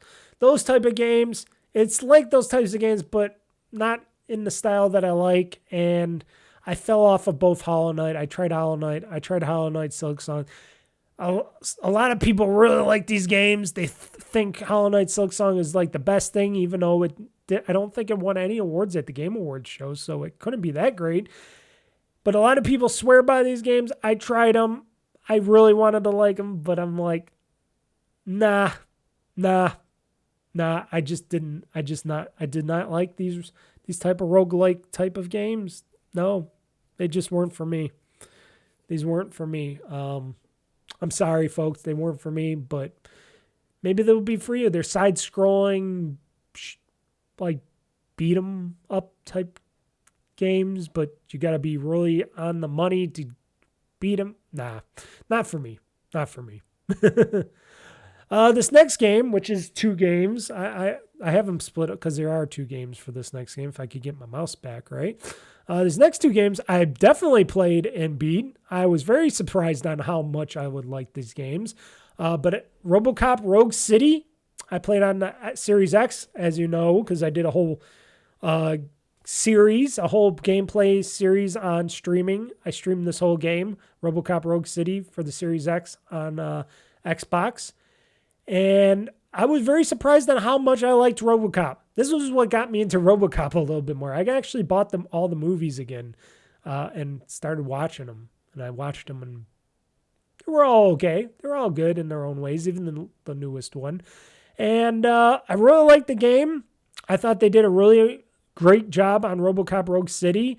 And then with RoboCop Rogue City Unfinished Business, which is its own game, and I had to purchase it as its own game in its own collection. Really good as well. And that was more of you going up a tower and battling and killing people and things and being RoboCop and solving murder mysteries and stuff along the way. These were really good games. I was really surprised by them and their stories. And I really highly recommend RoboCop Rogue City to people because these were great games. These are really, really great games. I think with RoboCop Rogue City, wasn't that with Game Pass? I forget. Maybe the first RoboCop Rogue City was on Game Pass. That's when I started playing. I don't know. Maybe I did buy it. And then the second one I definitely did buy. I know that. But yeah, well worth it. Well worth the money. Highly recommend to check out if you are a RoboCop fan. Play RoboCop Rogue City. I think they did it with Peter Weller and stuff. He's the original voice of it, and he reprised his voice for the games. I think they did an actually good job. This is the people that made that Terminator RPG type of game that I did not care for too much, but they did a really excellent job of RoboCop. I highly recommend it. Definitely a game that I would definitely say to check out for the RoboCop games. RoboCop Rogue City, RoboCop Rogue City Unfinished Business. This next one, I want to get back into. It is weird. It's like a Snood type of game. If you ever heard of Snood, look it up. It is like a little game. It's like a backwards, like Tetris, where you're shooting things to break things. That's what Kill the Brickman is like. You gotta go and do it. It's really janky. I haven't played it for a while now. I want to get back into it eventually, but it's like a Snood-like game where you're just moving your lever, whatever shooty device, and you shoot your character, and you got to shoot the same type of character. You got to get like matches to blow them up or to disintegrate them or whatever it is. And they're called Brickmen, and they're little challenges. And originally when I played this game, it's also available for PC. I think it's on Game Pass. I don't know if I bought it, but I think it's on PC and Xbox. I mean, it's on Xbox, but it's on PC, which I was playing on. And you got to get it just right to shoot it, but sometimes moving the lever thing is a little janky and stuff. I wonder if they fixed that and made it more tight. I don't know. I'd have to go back and play it. But if you ever played a game called Snood back in the day, This is what Kill the Brickman is like. It's like a Snood-like type of game. The next game, which is unfinished, which I will eventually get back into as well because I like playing Borderlands. Borderlands 3, a game that some people like, some people didn't. I know a lot of people aren't not liking Borderlands 4 out there. I can tell you that. I guess Borderlands 4 is not doing it for a lot of people. But for Borderlands 3, I started playing it mostly on the Xbox Series X and streamed it to and remote played it on my ROG Ally, which is what I got back into it. I do like the Borderlands games. I like the stupid shooting and killing of enemies and stuff like that. I repurchased Borderlands 3 because they had finally a sale, a deal on it for the PC version, for Xbox for PC version of Borderlands 3. So I bought that when it was cheap. And of course, I'm going to get back into Borderlands 3 and beat it and play through that game because why not? Because it's Borderlands. And Borderlands 3 is really stupid and fun, at least to me. And I know a lot of people that really hate the Borderlands games. I know Jeff Gersman hates the Borderlands games. So I really like them because they're really stupid fun. So Borderlands 3, folks, definitely a great game. Next game. I've been watching a guy on stream play this game a lot. His name is Alex Vernaro. You know him from Nextlander, former Giant Bomb guy. He likes trucking. An American Truck Simulator. That's why I bought it for PC because that guy got me into American Truck Simulator. And it's a fun game. I did a couple streams with American Truck Simulator. I did some trucking. I don't have a big trucking wheel or anything like that. But I played on controller, and it's a fun game, and it's a fun just game to drive around, relax, drive, play, and do some hauling. What more can I say? It's American Truck Simulator. They also got a European Truck Simulator, which he talks about a lot. This is unfinished. I don't have all the DLC for it. I just have the basics. Eventually, I'll buy some DLC for it because I think it deserves me to buy it. I just want to wait till it's on sale, because their DLC is kind of expensive. But American Truck Simulator, really fun. It's supposed to come out on the Xbox, but I don't know if that's going to still happen because that's been stuck there for a long time now. But who knows? Who knows if that'll still happen? But I would hope so because I play on the Xbox. This next game, unfinished, but almost going to be finished. This is the Xbox edition, should you say, or Xbox for PC edition of Supermarket Simulator. Been playing a lot of it. I just was playing some of it today before this podcast was ongoing. And boy, oh boy, I do like myself some Supermarket Simulator, folks. Really fun game. Really fun game to play on my PC and stuff like that. I love running a supermarket. I love checking people out and upgrading my supermarket, making fake money. It is a simulation game, so of course I like it. And it's really dumb but fun, and it's ongoing because why not? I'll play more of it. I only got 2 more achievements to get out of it. The last achievement will take a very long time to get, but I will try to get it. The next achievement shouldn't be too hard to get, but I will get it eventually. But yeah, fun game. Fun game if you like to play games like Supermarket Simulator where you build your own supermarkets and hire your own people. And you stock shelves. Why not? And clean up the store. This next game, I like to jump into it time and time again. I'm not really good at it. But Super Hot, Mind Control, Delete. I jumped back into on my ROG Ally. It's unfinished for a reason because it's just a game that I can never finish. But sometimes I'll like to get back into it and do my shoot and pause, hit and pause kind of game. I'm surprised they haven't come out with a Super Hot sequel yet. That type of game, I'm surprised nobody else took that to heart and made a new game that was like Super Hot, but something different in a way. Because those type of games seem really interesting where you move, the enemy moves, you move, the enemy moves, you stop, the enemy stops. That's kind of interesting.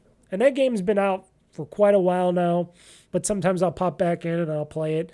That's why it's on my list here. It's not a new game, but it is a fun game. Super Hot Mind Control Delete. I think it's also might be still on Game Pass, if I'm not mistaken. I think I bought it, though. This next game I did buy, though, unfinished. Only played a little bit of it. It's pretty fun, but pretty challenging. Ninja Gaiden Ragebound. It's basically your side-scrolling Ninja Gaiden type of game with story and all that. I will play more of it. I just haven't played much of it. I've been playing on my ROG Ally. Eventually, I'll get back into it, but as of right now, I just wanted to own it, try it out a little bit. It was on sale, so that's why I own it. So why not? It's Ninja Gaiden in a side-scrolling type of game. The Oregon Trail remastered. You know, they got these new remastered version of Oregon Trail. It's been out. It's been on PC. You could get achievements, I guess, for it as well. Because I bought it for Xbox for PC. I think so. I think that's where I bought it. This is the game that brought my stream down, apparently, when I was doing my Xbox ROG Ally X stream, when I was unboxing and doing my whole thing. And YouTube says I was doing some bad things, and they didn't like it that I had the Oregon Trail on there for some reason. And then they took my stream down, and then I had to re-put my stream up because YouTube thought me playing the Oregon Trail was the last straw. I guess that's what broke the camel's back, folks. I guess the Oregon Trail is a no-go for YouTube for streaming. I don't know why, but it was like, no, you're in the bad, Mr. Mike. It was telling me all the time in my little streaming box here on my OBS. It was like, oh, YouTube says this is a no-no game. I'm like, why? What's with the Oregon Trail? Was it the music? What made? And I think I turned the music off on the Oregon Trail, and I still got like my stream got banned. And I'm like, why?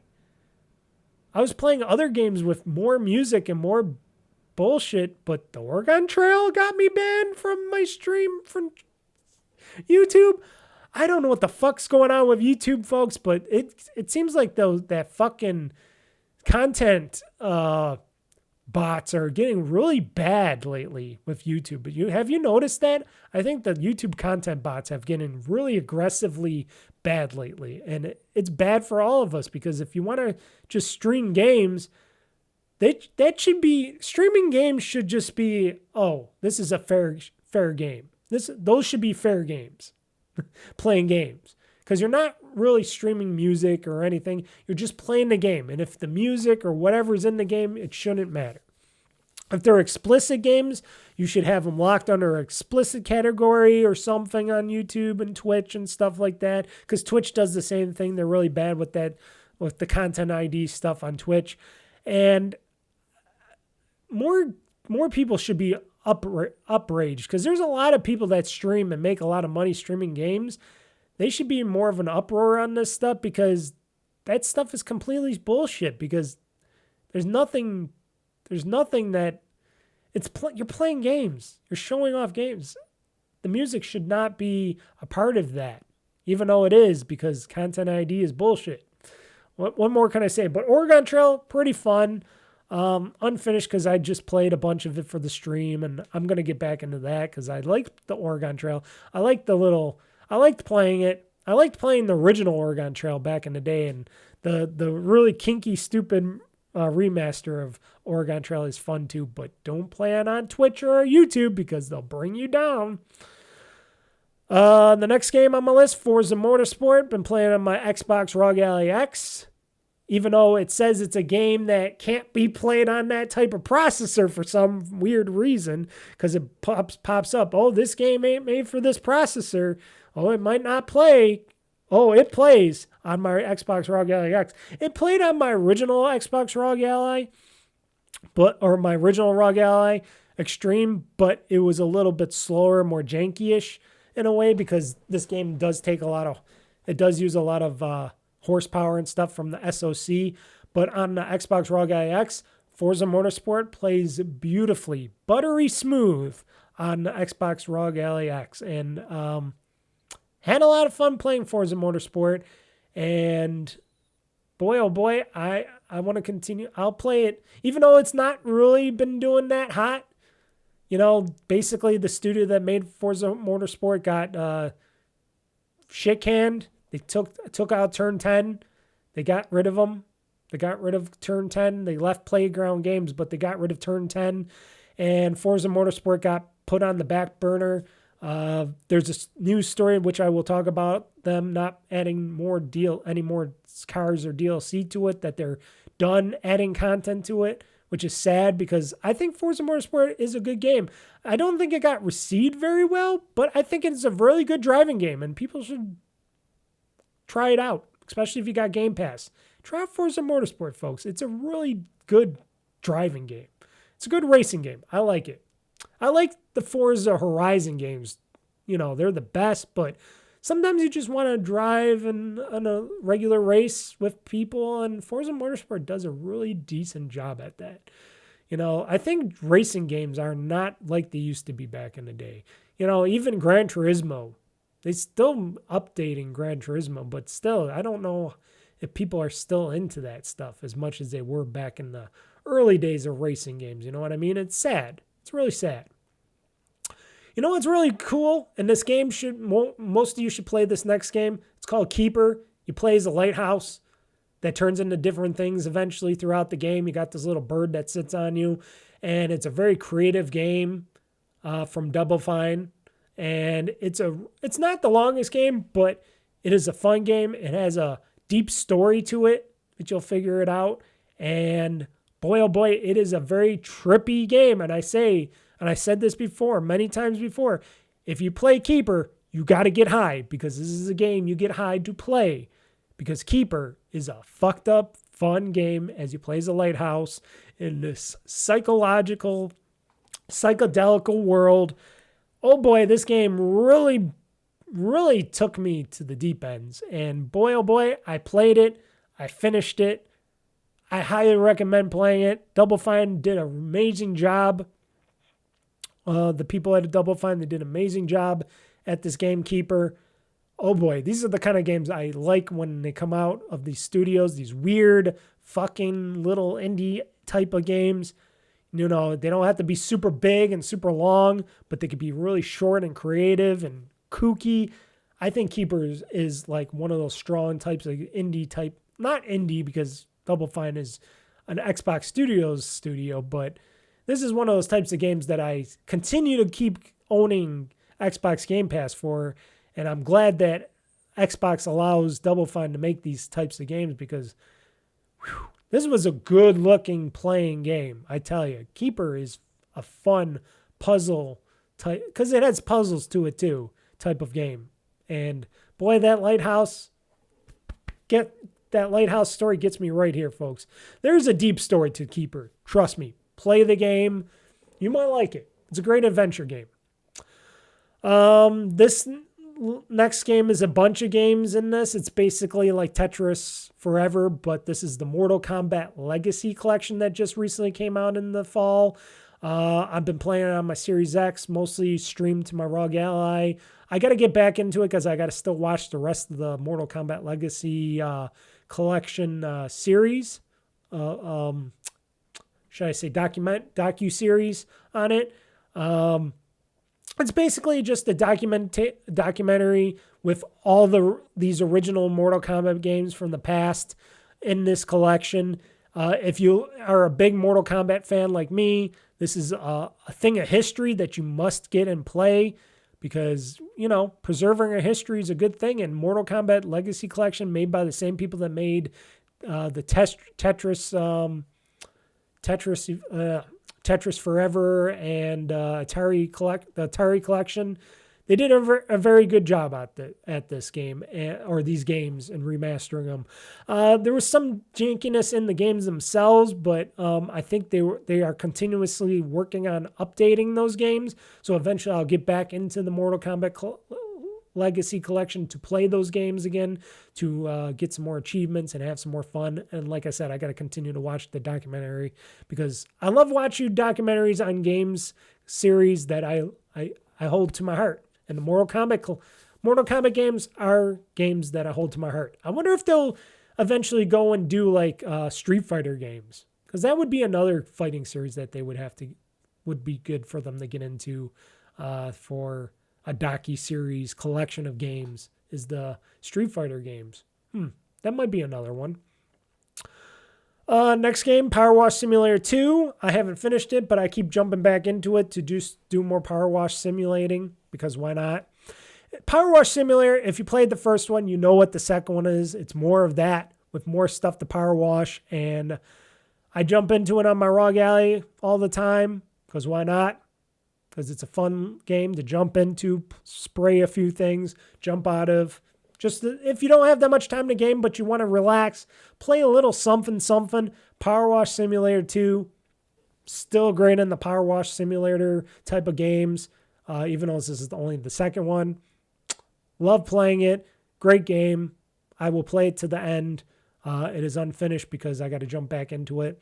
Same thing with this next game, Spray Paint Simulator. Just think of Power Wash Simulator, but you're spray painting stuff. You're painting walls, painting cars, painting cats, dogs, all sorts of stuff. Spray Paint Simulator is a simulator game about spray painting, and you got this power spray painter, and you're spraying things, you're masking things down, stuff like that. It's what it says it is. It is a game about spray painting things, and it's fun, and I will continue to play that game as well. It is unfinished, but I continue to slowly get through Spray Paint Simulator when I just want to play a little something. You know, it's a good jump in, jump out type of game. And it's a simulator game, so of course I'm playing it. This next game that I finished on my list, I played it and beat it many times before, but I wanted to play the PC version, the version that never gave me my achievements because it's broken, which it's okay because I still played it and loved it anyways, and I streamed it as well. This is The Wolf Among Us for PC. It's the Xbox PC version, which is broken. I hope that Wolf Among Us game 2 comes out. I heard nothing about it. Let's see here.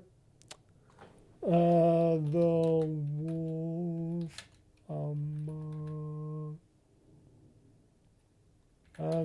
Us 2 release. Heard nothing about they're still saying 2025. It's almost the end of 2025, so I highly doubt the Wolf Among Us 2 gives us anything that is coming out anytime. The last time they updated with somebody and they talked to somebody was July 6th about the Wolf Among Us 2. This has been in development since 2017. So that's a long time. I don't know what's going on with the new Telltale, but I don't know what's going on with the Wolf Among Us 2. I heard that they might have not had any money to finish it or something, or they're looking for some funding to put it out. It's supposed to come out on everything.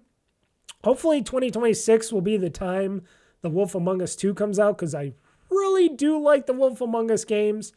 I felt like these were a really good game. This was a really good game in the Telltale series for the Fables type of games. And I finished it again, of course, and it's really dark, really fun story. And they promised us the Wolf Among Us 2. I am waiting for it. I will buy it.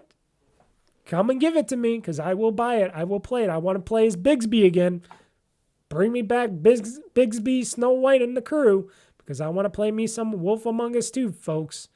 But gotta wait and see. It's been pretty dark on what we've not been hearing about that game. The next game on the list, which is unfinished, but I am continuing to currently play this game. It is called The Outer Worlds 2. And I've been playing it on the PC, mostly the ROG Ally. I fell off the Outer Worlds 1 because it just got really stupid and it was really just hard to play and I just didn't really get it. Outer Worlds 2 made better on their promise to make it better. It's more like a Vowed-ish type of a feel to the game. And I kind of fell off of it at the beginning, but then I got back into it. I really like the Outer Worlds 2 now. I'm really getting into it. I'm jumping back in and out of it. But because I've been playing mostly Assassin's Creed Shadows and I've been shadowing it up, I've been mostly playing that. But I will go back and forth and I will get back into Outer Worlds 2 because I guess it's not super long of a game, so I should get into it more this Christmas holiday. I plan on playing a lot more Outer Worlds 2 during the Christmas my Christmas vacation that I have, and I will beat it. I'll play it. I will beat it. I will enjoy it. And yeah, it is a good game. And it's on Game Pass. What more can you say? It's by Obsidian Entertainment. It is the second game they put out this year, because they put out 2 games this year, which was amazing. And it is a really good, fun shooting, fun type of space game. So if you didn't like Starfield, you might like the Outer Worlds too, because Obsidian Entertainment knows how to make some good games. And let's see here. Did I have this twice? I think I had this twice. How did I get this twice? Because I'm looking at it. Oh, yeah. I have this twice by accident. Oh. Okay, I can delete this. Sorry, folks. I did not know. I have this twice. I have Grand Theft Auto 5 twice here. So let's delete this. I didn't know I had that. So we're scratching one game off my list here. So that's good, because then it's a good number. Because I put Grand Theft Auto 5 twice on here, and because I didn't see it before, but I did have it on before. So let's try Grand Theft Auto 4, shall we? So Grand Theft Auto 4 is the next game on my list that I started playing, because I bought it on Steam because it was available for Steam. It was playable on our modern day PC. I wanted to go back because after they pushed back and delayed Grand Theft Auto 6 again to November 2026 now, I wanted to go back to other Grand Theft Auto, so I went to GTA 5 and played a bit of that. And then I went back to GTA 4 with Nico Bellic to see how that holds up, and GTA 4 holds up pretty well, and it plays pretty good on the PC, folks. So I went back to that, which you can buy on Steam, like I said, and it plays very well on Steam, and it looks very good. I have all the settings up to max, and boy, oh boy, I might go back into playing some more GTA 4 eventually. But wow, going back to the beginning, when that game came out on the 360, I was blown away. That was a game, GTA 4 was a game where I was like, whoa, we went from these GTA games to all the way to GTA 4. When they were teasing GTA 4, I was like showing my family, I was showing my grandmother. I was young still at the time, mind you. And I was like, oh my God, you guys got to look at this new GTA trailers that they're putting out. Holy cow, look how good this is. I thought it was never going to get any better than this, folks. The graphics, all that stuff. And boy, oh boy, GTA 4 was mind-blowingly amazing back in that time. And I was just blown away. I would tell everybody, I'd be like, wow, GTA 4, I cannot wait. And I played it, beat it.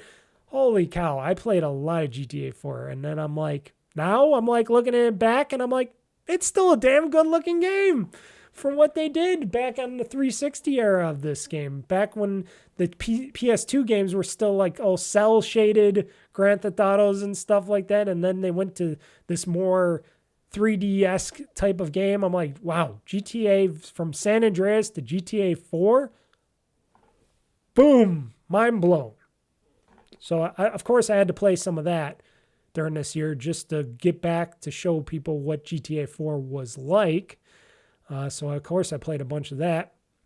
The next game on my list, Super Bomberman R2. I did like Super Bomberman R, so I purchased Bomberman R2. It is a little weird, but it's still fun. I'll jump into it time to time again and stream it I'll remote play it from my Series X to my ROG Ally.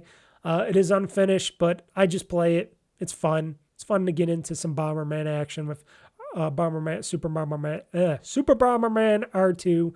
It's not everybody's cup of tea, but if you like the Bomberman games, I think this is a good Bomberman game. I really think it is. Not everybody likes them, but I like them.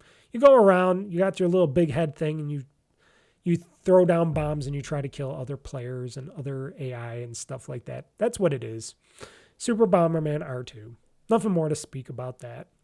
This next game, though, I got a lot to speak about this game because I really, really am falling in love again with Assassin's Creed Shadows. I played a billion hours of Assassin's Creed Odyssey back in the day. You guys know that because I used to stream it and play it all the time. And now I'm like, oh, fuck. And I streamed this again last Friday. I'm going to not stream it this Friday, but I got another game I'm going to stream this Friday called Wreckreation. But I will come back to streaming this again eventually. But holy shit, I love Assassin's Creed Shadows. I think it's an amazing game. I heard that this game also got a lot of its negativity because, there's a black samurai and whatnot, and who gives a fuck? And an emo ninja lady. I don't give a fuck. I think Naoi is great. Eventually when I play Yosuke, I'll love him too, I guess, because I heard from some people he's pretty cool, badass, lovable, but I'm playing as Naosuke, my character, which I made her more badass and upgraded her, and I upgraded her look and gear and stuff because I actually paid some money to upgrade her stuff. And this game is so much fun. I've been playing it nonstop, and holy shit, Assassin's Creed Shadows, my Japanese feudal Japan ninja game that I wanted for so long now. Finally, my blessings have been made. It's a shame that they're not making any more DLC content for it or anything else, because I guess, like I said, it hasn't done that well for Ubisoft. I don't know why. I don't know why people don't like this kind of shit. They like all the other shit, but holy shit, I think this is a great game. It feels so much like Odyssey. I've been this badass ninja girl. She's badass. She's good looking, badass. Holy shit. Got my Attack on Titan gear on her. I'm very happy. I got to take a drink of water because my throat is getting really cleansed up right now. Excuse me for that. Holy cow. Definitely highly recommend it for people that like Assassin's Creed games. There are some people that have played through all of Assassin's Creed Shadows that love it. I'm going to probably play hours, hundreds of hours of this game, just like I did with the other game. This is going to be up on the list of one of the most played games on my list, I bet, because they said this is going to be a super long game too. Okay, we'll see about that, because the world doesn't seem super big, but it could be just me. But I think I'm going to have a lot of future fun with Assassin's Creed Shadows, and I've been playing it a bit each and every day because it's just been so much fun. The missions, what I'm doing, assassinating everybody. I've been taking over my territory like I like to do. Oh, I just love it. This is the kind of Assassin's Creed games that I like Assassin's Creed Shadows. And boy, oh boy, what more can I talk about that? But holy shit, play Assassin's Creed Shadows. This next game you can play, especially if you got Game Pass, a game about digging a hole. And pretty much I finished this game. There's one achievement that still eludes me, and I might try to go for that because I pre-recorded a Let's Play for a game about digging a hole. I've been playing on my Rogue Ally, and I pre-recorded off of my Rogue Ally. I might still use that video footage for a Let's Play, but what I'm thinking about doing, I'm thinking about scrapping that. Not for temporary scrapping that video footage, because I don't got any, because my voiceover didn't come into the game. It didn't get recorded for the game, so I'd have to record over the gameplay as a commentator. But what I'm thinking I'm going to try to play this game again on the PC to see if I could get that last achievement where you got to dig a hole and get to the final part in 30 minutes or less. And that is the one thing that I'm going to try to do in the next game, play of a game about digging a hole. And if I'm going to do that, I might as well just make it my Let's Play, because it'll be much more fun. I have it installed on my PC here, and I think that's what I'm going to be doing for my next Let's Play, is trying to get that 30-minute timer. I'll also have to get a timer. Hopefully I can get a nice little timer on my recording here. I'll have to find out. I got to find out how to get a timer together on OBS. I'm sure OBS has a plugin for a timer plugin where you can you can make a countdown clock. I'm sure there's a countdown clock timer on OBS, and I'll have to find that to put that on there so I can have a countdown clock for this game about digging a hole, because it's a stupid ass game. People talked about it. I didn't have any mind for it until I found out it was on Game Pass, and I'm like, well, I guess I got to try out this game about digging a hole. And then I got hooked on it really badly. And then I played it. And like I said, I got most of the achievements except the very final achievement about getting 30 minutes or less that hole dug. And that's my next goal, trying to get and beat a game about digging a hole. That is my next game, and that is my next thing that I'm going to try to get is the final achievement of that game. It's a 200-point achievement too, so I really would love that achievement. But that is going to be the game that I play, and that'll be probably the thing that I do for my Let's Play for Wednesday. Hopefully after this, I get this podcast done, I could play it. I don't know. It's already almost 1 o'clock on Sunday, and I got a lot of podcasts to do yet, and oh boy, it's going to be a long podcast, folks. And then I got to edit all this and put this all up for Monday tomorrow. Oh boy. And then I want to play some more games. Holy God. It's going to be a weird Sunday today. But definitely recommend it. It's a fun, stupid game. It is one of those more indie-like games, and whoever created it, they're mad geniuses because they got me digging a hole and playing a game about digging a hole. It is on Game Pass for PC and Xbox.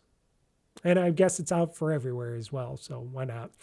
And this next other game that people keep talking about, it's a gambling game, and it's gambling for your life, playing a slot machine. It's called CloverPit. You're basically trapped in this cell with a trap door underneath you, and you got to play this slot machine, and you got to try to earn enough money to eventually escape, which I never did yet. And you can get all these tickets and money and charms. You could buy these charms that help you along your way on trying to get enough coins to win and beat the thing. I got pretty far in it, but eventually it became just too much, and I never beat CloverPit. I got pretty close, but at times when I'm playing the slots, I was not able to be getting the higher scoring and higher money levels that I needed to get to win my freedom, let's just say. But I continue to go back. I continue to punish myself, and I continue to play this slot machine-esque type of horror game that is CloverPit. It is a fun game. It is out on Game Pass for PC and Xbox and such. You could also get it on Steam and PlayStation as well, of course. It is just one of those other indie-like type of games that somebody created. It is a really fun game. If you like playing slot machines and you like doing these roguelike kind of games, this is one of those games. This is definitely one of those games. It has got a dark thing to it. And I got to tell you, if you go to the toilet in the back, because they give you a toilet, definitely take a shit and a piss, because that'll help you in the long run. Taking a shit and a piss will help you in the long run. Just a little tip from playing this game of CloverPit. And it's unfinished, and it'll probably be unfinished for a little while because there's a lot of stuff I got to play in it still yet. Whoops. And I fucked that up. But fun game. Highly recommend it. Check out CloverPit. Like I said, it's a Game Pass game. I should mark that as another category. Another thing on my categories list next time is if this was a Game Pass game that I was playing. I usually know what games were Game Pass games, but I should put it on my sheet. Game Pass game. This next game I purchased, it's probably going to be $30 now or something. It's a little expensive, but they put a lot of work into it. They put a lot of heart and passion into it. It's called Terminator 2D No Fate. It just came out for the consoles and stuff like that, and PC if you buy it for like on Steam and stuff. I got it for the Xbox Series X, and I remote play it on my ROG Ally, and it plays just fine. It's a side-scrolling Terminator game where you can play through the game. You play through the story of Terminator 2, basically, and then it wants you to replay the game multiple times where you could take different paths and you could do different things on your different paths, which changes the story up each and every time in the game. It also has like boss rush modes and an arcade mode to it and Not much of other stuff, but it's a really fun game. It's a short game, but like I said, they add to it by adding different paths you can take and different things you can do, and you can try to get yourself on higher leaderboards and stuff and beat it better and faster and stuff like that.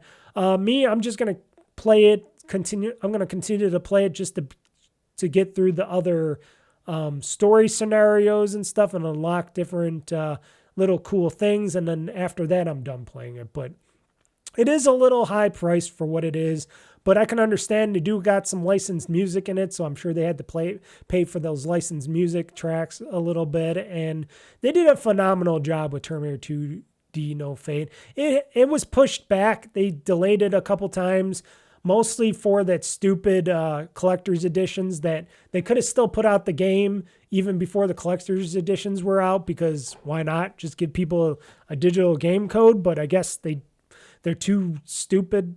I don't know. Reef Entertainment did this. I don't know.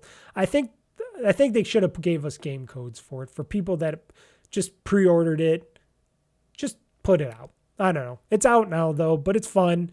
If you like Terminator 2, if you're a big Terminator fan like me and you're into Terminator 2 and Terminator 2 2D No Fate is a very good blast from the past. It makes you feel like you're playing something from the Nintendo days, but in modern times. Really good game. But if $30, that's iffy for most people. You can probably wait till it gets really cheap, much cheaper.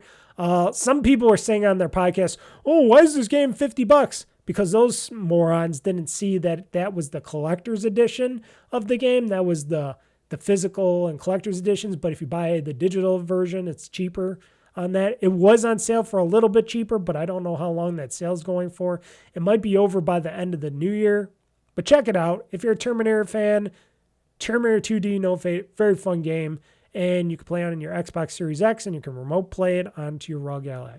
I'm sure you could do that on your PlayStation as well for remote play. And now we're on our 66th and final game on my list of games that I've played through 2025. And then I'm going to play this Friday on a stream, because I think we got to give some representation to Three Fields Entertainment, because they might be down and out. We do not know yet. They got a Patreon going on, and I'm talking about that now. Definitely check out their Patreon. And I am going to be streaming this game on Friday. It's called Wreckreation. These are the guys that made those Danger Zone games, and they were former Fallout, Burnout people from the Burnout games and the Burnout Paradise people at EA. They created their own studio, Three Fields Entertainment, and they were working their way up to Wreckreation, with a Burnout style-esque type of game. I think it's pretty good. I played just a little bit of it.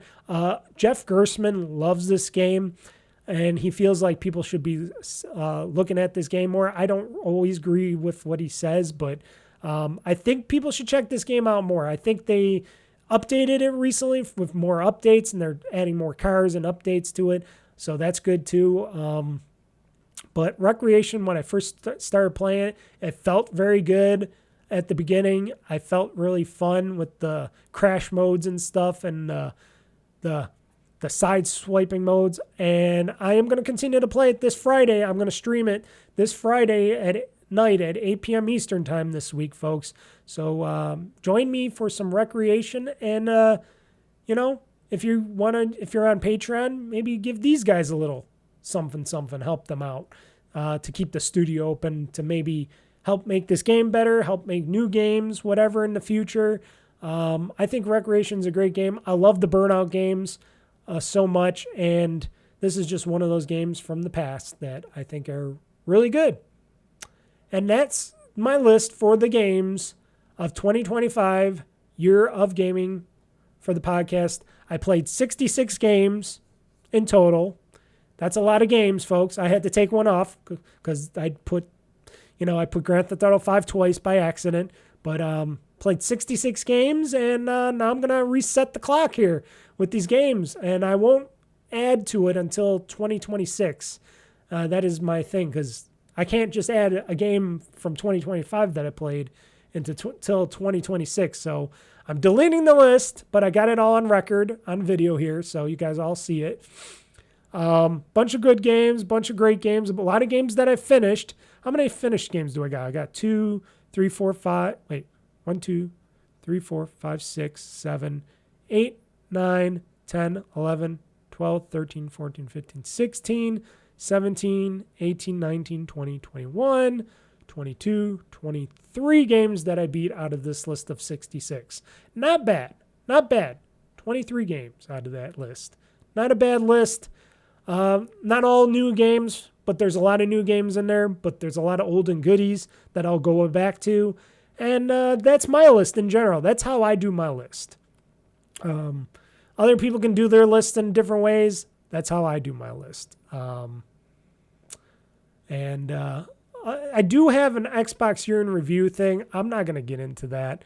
I'm just going to make this 2026 now because I'm crazy like that. But usually I would get back into, and I would go in my year in review on Xbox.com. You know what? Let's quickly do this. Let's just quickly check out my official year in review list. If it goes to it, is it going to go to it or is it done? Oh, did it go? Oh, maybe it's gone already? Oh. Hold on. Is my year in review gone? Is that list gone? Here's my gamer stuff. Oh, they might have gotten rid of it already? They dropped the game of the year list? Huh.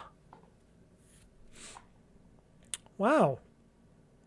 I didn't think they would drop the game in your review list already. Huh. I thought that'd always be up. Let's see, I'll go to my profile here.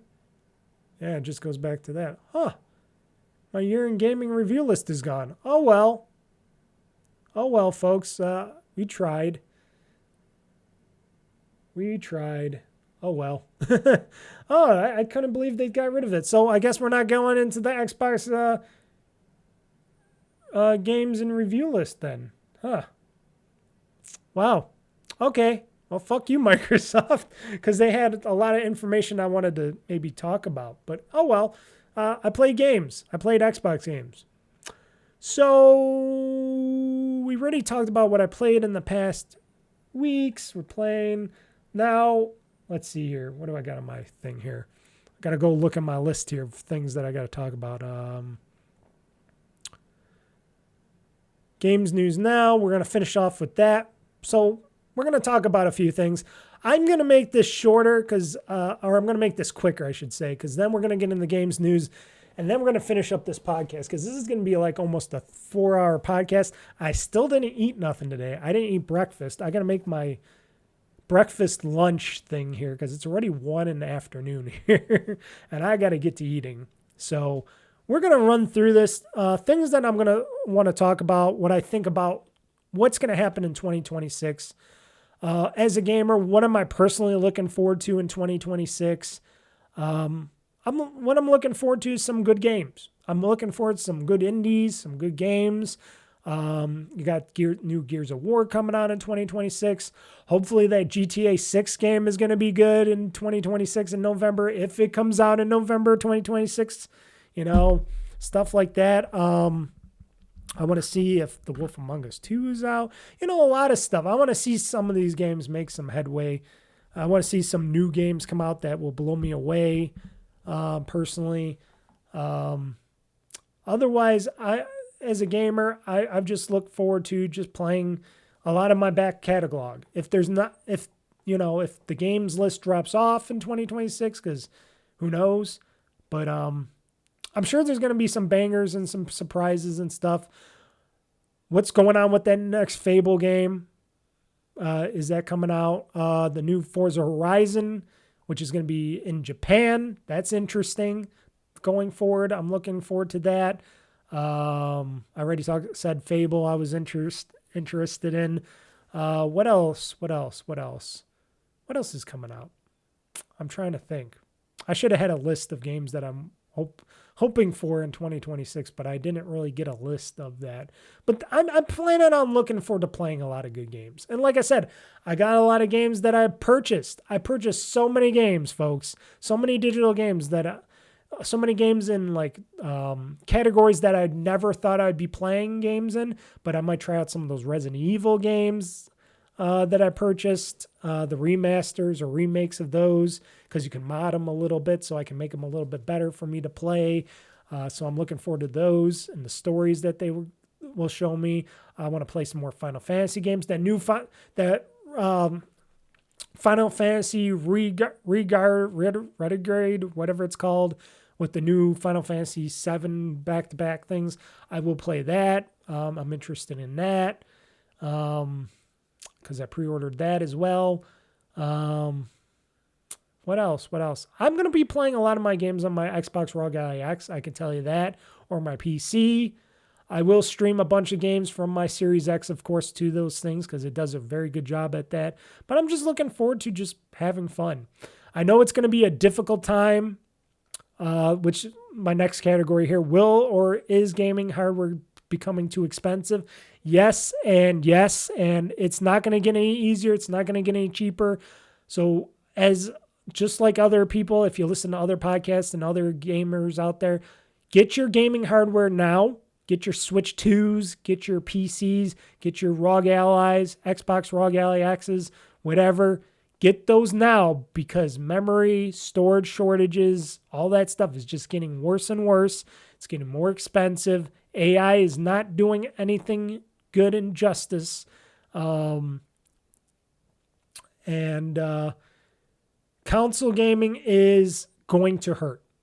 If you don't already own an Xbox Series console or a PlayStation 5 or even, like I said, a Switch 2 and stuff going forward, it's going to hurt you. It's going to hurt you bad. Which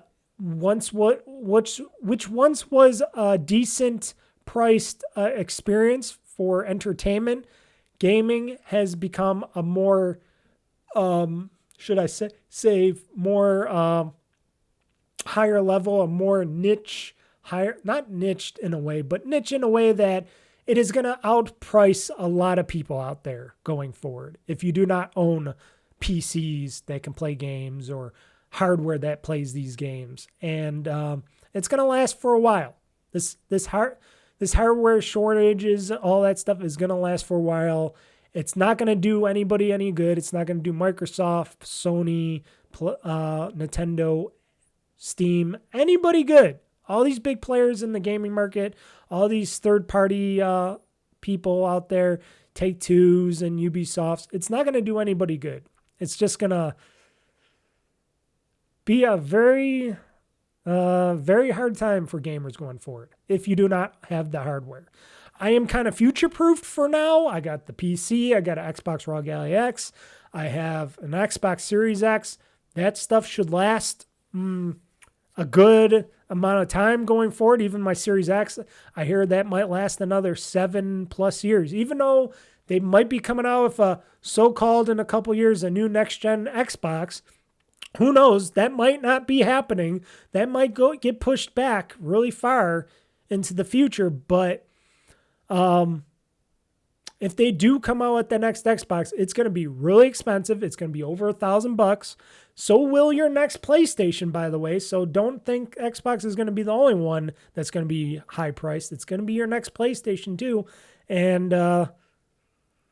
but they're still going to keep supporting older Xboxes and PlayStations and stuff in the future. I bet Sony and Microsoft are both going to say, hey, we're going to keep on supporting our PS4s and 5s and our Xbox Ones and Series X's, because Microsoft still supports, by the way, in a tangent, your Xbox Ones. If you have an Xbox One console and stuff, they still support that in a way, and they're still going to support your Xbox Series consoles and stuff probably another 7 years into the future. So I'm happy about that because I think it's like 5+ years in right now with my Series X, and I don't play it as much as I usually do. Like I said, I remote play off of it most of the time. So I do play it, but I play it in a weird way. But going forward, me just being able to play my games off of it onto my Xbox Rogue Ally X and stuff and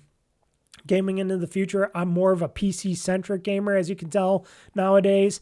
That going forward, I have the hardware to play these next-gen titles and enjoy for years to come until maybe PC parts and prices and stuff start falling again and things become good, and maybe the AI bubble will burst eventually, and maybe things will drop in price better and make things better, and people will come to their senses and make gaming hardware better and PC hardware.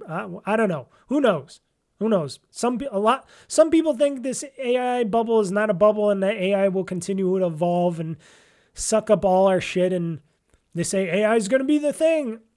I don't really hate AI like everybody else does. I hate AI on how these giant companies are implementing it, and it's becoming a travesty in a sorts of how they're just sucking up all the parts and all the resources around them just to make nothing.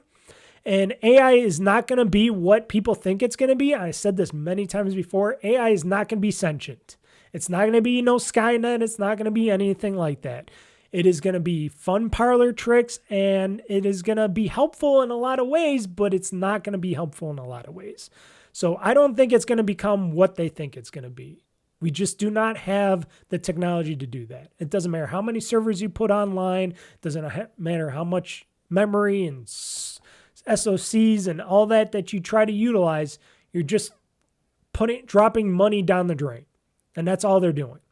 And until these stupid shareholders start realizing that and start pushing back on this AI bullshit, the AI bubble, the AI fakeness of a fake dream is all that it is a dream. It is a bubble. It will pop.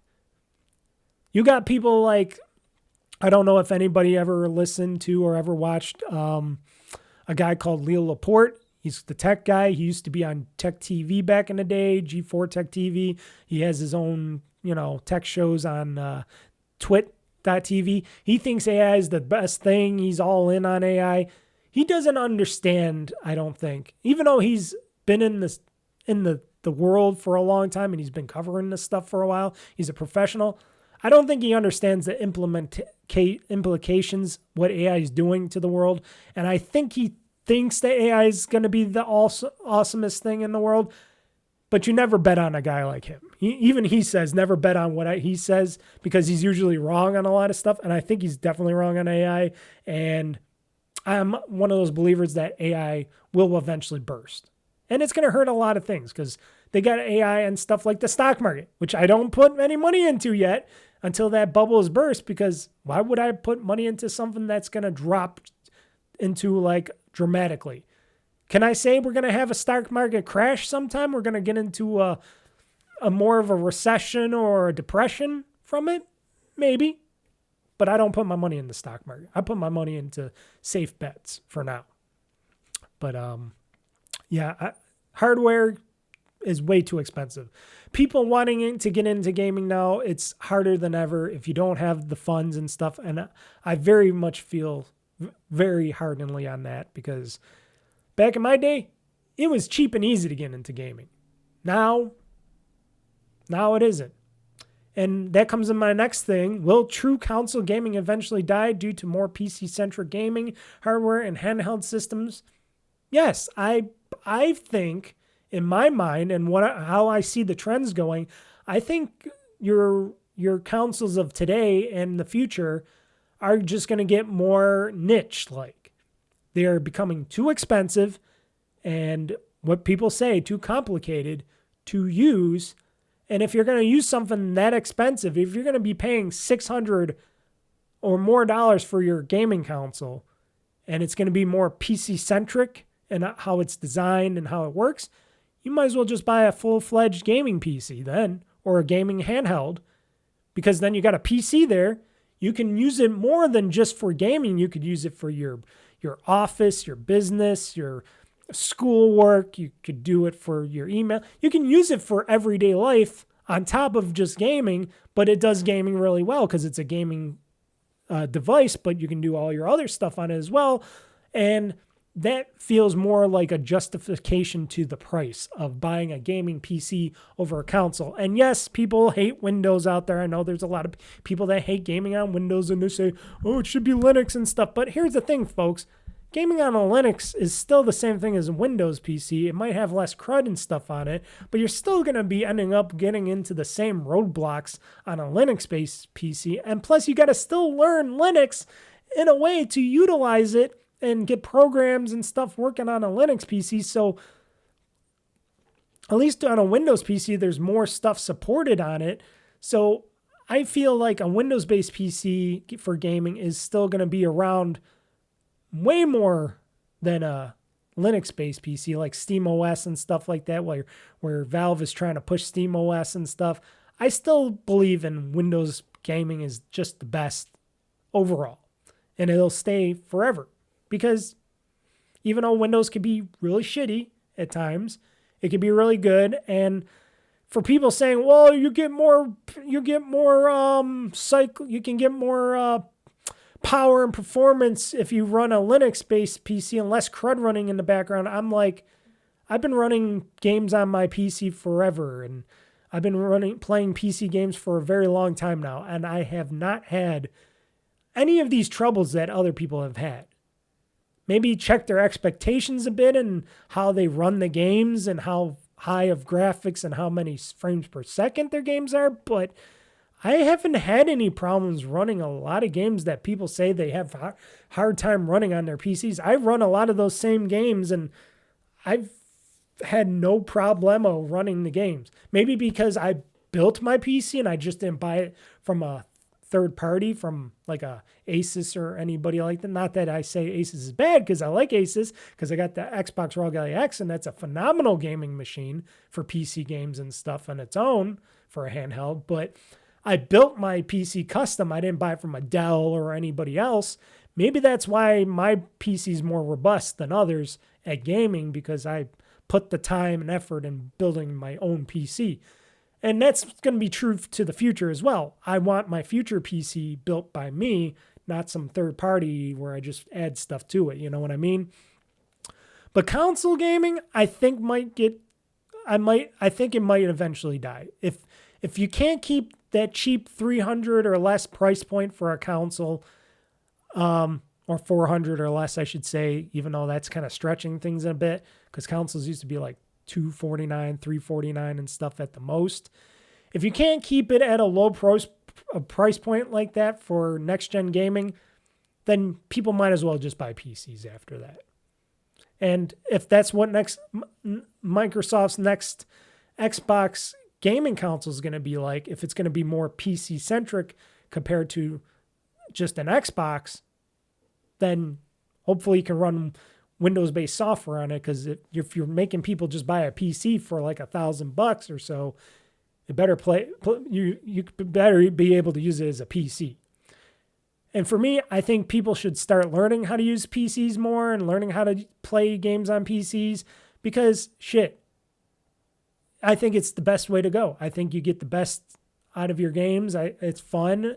And as a guy that's been using a PC forever, I have no trouble. People got to start learning. You got to use a PC at work, right? Most people use PCs at work, so why not learn to use them at home for just gaming? And they're not as bad as people say they are. I think people overreact on that stuff. Should Xbox start making their PC side storefront more robust and better to compete with the likes of Steam and others on the console side if the console side dies off?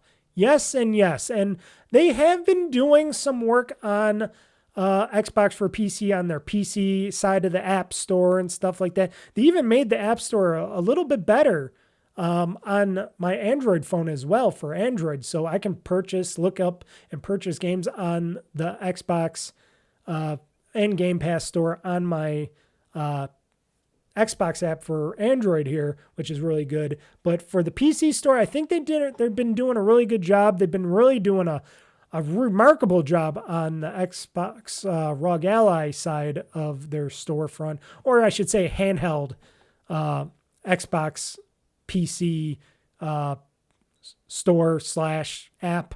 They've been doing a really good job on that stuff. I've been seeing a lot of new additions that they've been putting in and additions. And for me, I haven't had any problems with any of that stuff. I think it's worked fairly well. I've been finding my games fairly well. I've been able to download, play. I don't know what, I think it's been very easy to find games in the PC store app. I like using it. I know a lot of people like using Steam. I like using Steam, but I think Steam has more advertisements. I think with all the extra pop-ups and stuff that Steam throws at you in the beginning, I just don't like, and it's always constantly updating. With the Xbox PC store, it updates a lot, but with the app itself, it seems to be runs pretty good for me. Like I said, I'm an outlier because I have my PCs and my Xbox ROG X running differently than probably other people do, but I think it could be, I think they should compete. I think they should really compete, especially if they're going more PC centric. I think they should do a better time at pushing for a better storefront for the Xbox PC side and, promoting it more, doing better stuff so people go, hey, maybe I'll get the Xbox for PC game on that because I already got Game Pass, so I'm already playing games on Game Pass for PC, so I might as well maybe buy some games on Xbox for PC. I know a lot of people say sometimes the games aren't the same as they are on Steam and stuff. I don't know what goes on there. I don't know why they get different builds of games compared to the Steam store and why they work better or not. I don't know. I never run into that either, so I don't know what people are talking about. But apparently that's a thing. I don't know. I don't run into the same situations as that. I think the Xbox PC storefront side is fine to me. If you got some gripes about it, let me know. Mention it in the comments because I would like to know what people have a gripe about. And just don't say, oh, because it's Xbox or something. I think it runs smoothly, it does its thing, just like the Steam store one does. I don't know. I have no problem with it. I think it gets a lot of games in there, especially with Game Pass, adding some free games to that. And then I get conned into buying more games from my PC, Xbox PC side of the store. I don't know. I think it runs well to me. But let me know. And that comes to, is Game Pass really bad for the gaming industry? And why aren't more people taking advantage of this service, even though the continued rise of game pricing? I think people are just biased. There's a lot of biasness out there. I think Game Pass has its goods and its bads. I think Game Pass isn't for every publisher out there. And some publishers came out to say that. And I think it's really good for a lot of people, like indies and other publishers out there. Look at all the people. Look at the people from Expedition 33. They praised Xbox and Game Pass for their game because they put their game on Xbox for Game Pass. And that's where they got a lot of their hype from. And they praised the Game Pass for being there to help them and their game out. And that's a big game. A lot of people like Expedition 33, right? Claire Obscure Expedition 33 people. You like it. Did you play it on Game Pass? Did you get it for Xbox Game Pass and PC Game Pass or something? Well, there you go. I think Game Pass is a good middleman or a good middle thing for people, for gamers and the gaming industry, because you can play a lot of games for free, which you pay for your subscription basically, but you get them basically for free. But I think it's good, and I still say this, I think it's still good for the industry because people can still buy these games from Game Pass. They can get a little bit of discounts on them, and they can still get some good deals via Game Pass for them. And you can still sell them DLC and stuff for those games, and that's sales. So why don't you like sales? So it's not like Game Pass is taking away the creativity or the art or how people see the games. I think it brings the games right in front of people, like a game about digging a hole or that CloverPit and stuff. I would have never played those games or noticed those games unless if I didn't see them on Game Pass. Like that Crime Scene Cleaner game. When that came to Game Pass, I'm like, oh, what's this crime scene cleaner game? Oh, what's this power wash simulating game? Oh my God.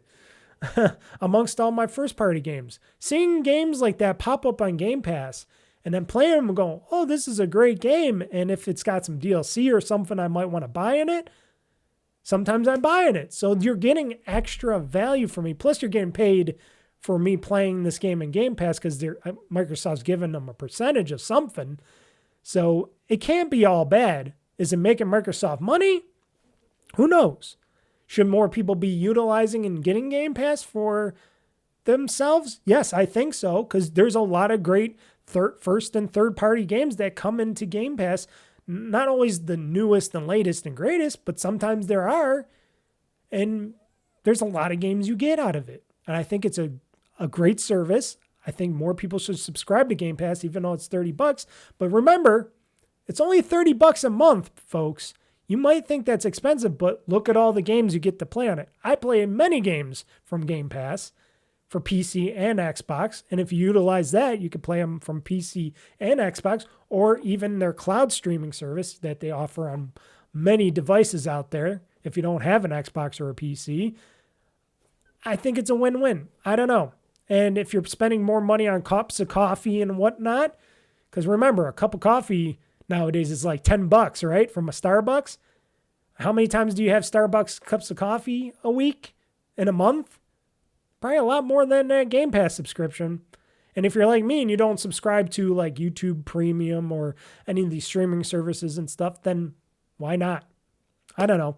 If you're wanting to game in a market that is ever costing people more money to play games in, I think Xbox Game Pass, or Game Pass in general, Game Pass Ultimate in general, because that's what I got, is probably your best bet, is your safest, cheapest bet going forward to playing games. I don't know. I don't know what, people are stingent nowadays. I have full belief in this. Like I said, it pays it for itself for me. And, I'm not rich or anything, but I don't know. I think more people should subscribe to Game Pass because you get a lot of interesting games. You get all those first-party games that Microsoft throws at it. And I think people still make money off of it. And you get to tell, hey, is this a good game or a bad game? Just like that Black Ops 7. People didn't like it. Oh, well, they got it on Game Pass, so they didn't have to spend $70 like other people did. So they didn't like it. They didn't spend $70. You saved yourself $70 on a bad game. Why not? Should future of the gaming machines, of any gaming machines, handhelds, computers, whatever, I'm saying anything, consoles, should the future of gaming machines use Snapdragon / or ARM-based SoC chipsets? I think they should go that direction. I think it'll make gaming machines cheaper and more powerful because the Snapdragon-based chips like I got in my Motorola Razr phone here, flip phone, is super powerful. It's super fast. They've been putting these Snapdragons in these Windows-based laptop systems. I don't know if people are buying them and utilizing them, but I've been hearing they get pretty fast. They're pretty powerful. They use way less electricity or energy to run them, and they're starting to get better graphics processing out of them. So eventually they're slowly now trying to get games to be played on these Snapdragon-based computers and stuff. So when they perfect that on ARM, maybe Microsoft and others could start making ARM-based computers. Imagine my future Xbox ROG Ally, whatever, uses an ARM-based processor instead of an AMD SoC or something. That might be the future. I don't know. At first, I was like a little, you're putting a phone chip in a computer, and then I'm like, well, I like to upgrade my stuff. But then I'm like, well, if these chips are really powerful, because you got these ARM chips in, and I hate talking about them, but I got to talk about them, in your stuff, in your iPhones, iPads, everything from Apple. You got the Apple having their own ARM chips, and they're so super powerful and super robust and stuff for graphics processing and all this stuff. Now you're doing it on the Android side and the PC side, and these are more powerful than x86 chips. I don't know. I think there's something to that. I think these could be the next generation of computing chips instead of the x86 chips, which will still be around, they said, but maybe more people will start making ARM chips, and Snapdragon will make better chips that utilize graphics more and stuff that we can use in graphics and SoCs, and we'll have better gaming hardware that can run anything, 4K games, all that stuff. And it might be cheaper and faster, use less power and less heat based. I think that's a good way to go. I think that's a good direction for these future of games to go. And I got to check something out here. Oh, okay. Never mind. I was checking something out. I didn't know what I had going on here, but yeah, I think the future could be bright for ARM-based Snapdragon, ARM-based chips, SoCs. I think because they're reaching like 5+ gigahertz realms, I'm hearing, and they're just really fast. Like I said, my phone is really powerful, really fast, lasts all day battery life, stuff like that. And it uses a Snapdragon Elite chip or something in there. Really fast chip, I gotta say. And wow, I can see that in new computer hardware. Imagine my next desktop PC being an ARM-based processor in there instead of a x86, and it just cuts through all my, just me doing whatever, streaming, editing, stuff like that. I think that could be something really cool there going forward. I don't know. Here's another one that I got here. When will a new not remastered / remake of a Yakuza aka Like a Dragon series game be coming? I don't know. Maybe next year?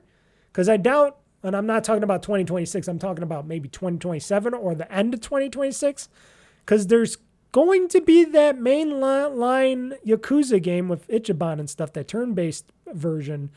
That's got to be in the works. There's got to be a new one in the works. I don't know if they're busy working on story, or if they're... I heard rumors that they wanted to make a new game engine, a new Yakuza engine for their Like a Dragon games. So maybe I would like to see a new one. Like I said, I don't mind them remastering these games and doing, these little based games, but I do like the main series of games, and,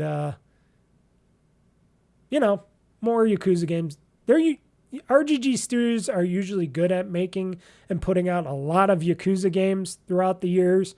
We'll see how that continues to go, because if they are trying out new stuff, maybe they're going to slow down their output of Yakuza Like a Dragon games.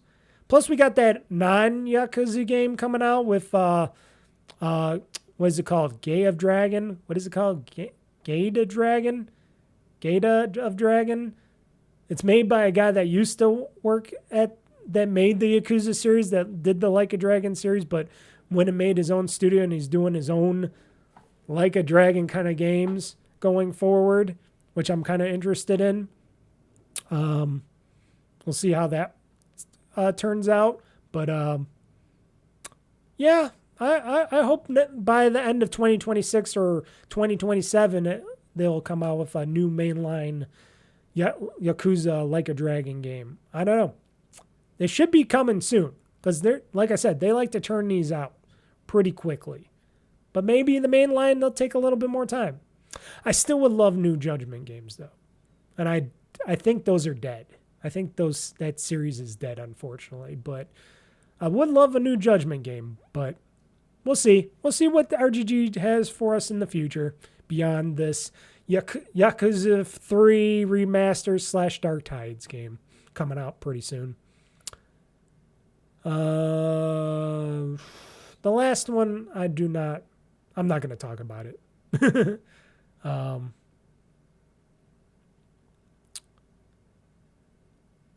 What am I doing here? Games played each year. Oh, did I not have... So what did I say? I said I had 66 games this year that I played this year. Is that what I said? I think I said 66. Okay, because I have to put this down on the games I played each year. So roughly I had the same amount of games that I played quite a bit each year. So in 2024, I played 67 games. In 2025, I played around 65 games. So you see the numbers in the 60s usually. And 2026, this year, I played 66 games, right? I got 66 of the games this year. So I have to mark this down on this thing. I forgot about this thing on the bottom. But that's all the stuff that I got to talk about for what I want to talk about and questions that I might have. They're basic. They're good, I think. I'll have new questions for 2026, but I think 2026 is either going to be a make or bust year for all sorts of gamers out there. And I hope it's a make. Because, I want to see some good games. But I think it's going to be more condensed. I think we're going to be seeing more condensed gaming, meaning more indies. A lot of these larger titles are going to get more smaller and stuff, or they're going to just come out less frequently. I don't know. I know a lot of these big corporate gaming franchises, they're going to want to push and push and push and try to keep coming out with too many games like the Call of Duty games.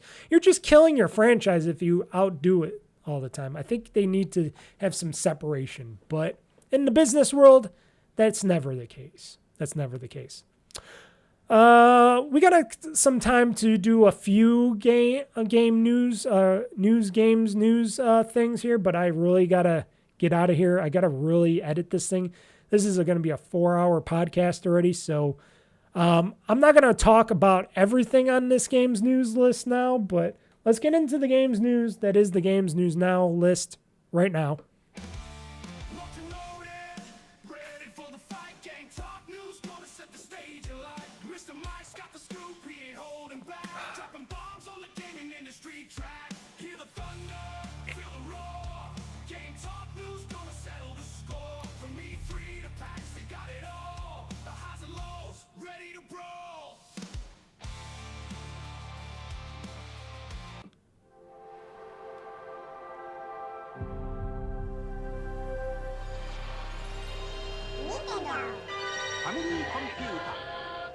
There we go.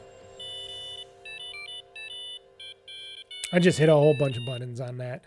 So we're gonna talk get some games news here, and I'll say a little something, and then we're gonna end this podcast because I'm giving you a lot of podcasts for the end of 2025 here. I think this is good to go out on. So I already talked a little bit about this earlier about Forza Motorsport. Developer states that the servers will remain online, but don't expect any more cars, tracks, features, or regular bug fixes following the layoffs. Because don't forget, Microsoft's on a layoff spree because of AI, folks. We can blame AI for that. This is a big blame the AI 2025 year because of Microsoft and their closed-sightedness of the whole company. They're just basically burning the company down, trying to do this stupid AI. They're hurting Windows, the Office, Microsoft Office across the board, all their other stuff. They're hurting Xbox division left and right. Microsoft proper in general, they're just really killing everything really badly. And they're horrible. Satya Nadella, he's horrible now. Sure, he's making a lot of profit as of right now, but let's see when that bubble bursts and see how the company does after the whole AI boom goes away. Then we'll see how they react. And then, just like most companies, they're going to go, oh no, everybody's dropping off of us. Our $4 trillion is now down to $1 trillion or something or less. Oh no. Oh, we got to try to get our customers back. Let's try to bring back those deals. Let's try to work on all our other stuff again. Let's try to bring you back. Hey, Xbox gamers, come back. We're back. We're back, baby. And then it might be I bet it's too late. I bet they just burned those bridges. They burned already a lot of the bridges over on the Xbox division side.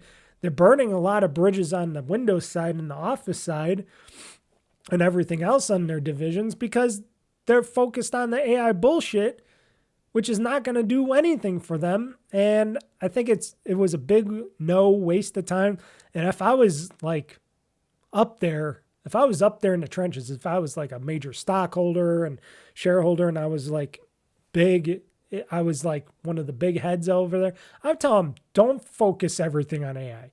Focus a little bit on AI, work on it on the side, keep focused on all the stuff that you're doing because that's where the money is being made. Work on AI on the side. Work with your partners with ChatGPT and OpenAI and stuff like that on the side. But if you're dumping billions of dollars into this bullshit and wasting my fucking money, then shit, I'd say remove Satya and Nadella and get somebody else in there that's more company focused because I think I think shareholders are stupid and I think the company's being stupid and Microsoft, I used to love, is just being completely dumb and stupid. But for this, understandable, Turn 10 Studios, when they're, all the layoffs and stuff, shutting down most of the studio and stuff, and they're putting the Forza Motorsport proper game series on basically the back burner. It's sad. It's sad because I do like Forza Motorsport. I think it's a good game, and I like playing that alongside the Forza Motorsport or Forza Horizon games. I like the Horizon games for what they are, and I like Forza Motorsport proper for what it is, and it was a good combination because that's what got me back into trying to play out. When I played the Forza Motorsport for my Xbox One, I got back into it because originally I didn't like Forza, and then I got into it. I'm like, oh, this is pretty good, and Forza Motorsport was a good game before I started playing Forza Horizon. And don't get me wrong, that Forza Horizon Japan game, I cannot wait till 2026 for that. For Forza Horizon 6, is that what it's called? Forza Horizon 6, where it's set in Japan. That's going to be kick-ass. But it's sad that they're going to leave Forza Motorsport proper behind just because the latest edition failed for some reason. I don't know if it's just people just didn't like it. I liked it. I don't know why people didn't like about it. But people are People gotta stop being so picky about games. That's what these generations now are, just too damn picky. Me, I just look at all the wonder and how these games became to be. I'm always impressed by how these games are come out and stuff. And then you hear all the people complaining about every little thing and said and done. I don't do that. I respect the games if they do a good job, if they have something really creative and really good. And it's not always the game has to be good, but if they're trying something good and it's not just a piece of crap that they just threw out at you, I consider that a good game or a win-win. I might not always like the games, but I'm always respectful about that. And I think right now people are not respectful about how these games come out. And there's a lot of games that are just utter bullshit that come out, and those should be touted as hot garbage, understandably. Apparently in 2026, they're saying Starfield reportedly has major plans. I guess the studio, they're stating that it's going to get its Cyberpunk 2077 2.0 moment in 2026 with content and updates and stuff. I don't know about you folks, but I think I'm pretty much done. I beat Starfield. I'm done with Starfield. I've heard that their DLC didn't really do much for it. And I think Todd Howard and crew should just be more focused on their next Elder Scrolls game, if that's going to be good or not. And they did what they did for Starfield. I played it. I liked it up to a point. I'm done with it. I don't care what they do. They could do all this 2077 stuff that they want to do. They can cyberpunk it as much as they want to do for 2026, but I think that's been done. That's done and done for me. Tomb Raider Legacy of Atlantis will have to adjust to the original game's brutal difficulty for modern player tastes, but devs insist they'll still see big rolling balls. I think they're going to make it easier for people like me to play this. I think that's what they mean. This is like a spiritual remake successor to the original Tomb Raider game. Legacy of Atlantis, because remember, they announced at Amazon Game Studios that they're making not just one, but 2 new Tomb Raider games. And this one's going to be like the original remake of the original one that they're making into a new one. And then Catalyst is going to be the next new entry into the new entry of Tomb Raider series. I'm excited for both of them. I hope they're good. What I've seen very little of this Legacy of Atlantis Tomb Raider, which is coming out this year, 2026, and then Catalyst is coming out in 2027. I think I'm ready for them. I'm ready for this one. I think it's going to be good. I cannot wait. And that's all I got to say until I see more of this game. But what I've seen so far, got Lara Croft looking all sexy in her booty shorts. She looks like the Tomb Raider anniversary type of Lara Croft. She's got her booty shorts. She can do her little handstand, jump over and flip over stuff. I think she's perfect. Done. Perfect. The final update for Assassin's Creed Shadows in 2025 arrives now, I guess, with new finishers. I didn't know they had finishers. Another Animus quest and more, included in title update 1.1.7, are a set of brutal-looking new finishers to spice up Naoe and Yosuke's combat. That's cool. I cannot wait to look forward to that. There's some brutal-looking new moves in there. For fans for Shadows, typically bizarre Animus content. This week, as of now, brings a new rift to explore as the mysterious guide seeks players' help once again. And there's another new battle pass-like project to work through, unlocking a fresh bow staff, as well as I don't know about that stuff. I'm still early on in the game. But there's new improvements, bug fixes, gameplay improvements I'm seeing here, a bunch of stuff. Like they said, they stopped. They're not doing any more DLC, I guess, for the game. But they are adding updates still to Assassin's Creed Shadows. I love this game so far. And any more game improvements and stuff like that, I'm all welcome for. Crash fixes. Oh, that's for Nintendo Switch 2. Gameplay. A lot of good stuff in here, it looks like. But it's too much stuff for me to talk about now. I'm just getting through that. And there's 5 in this last one, I'm just going to run through very quickly.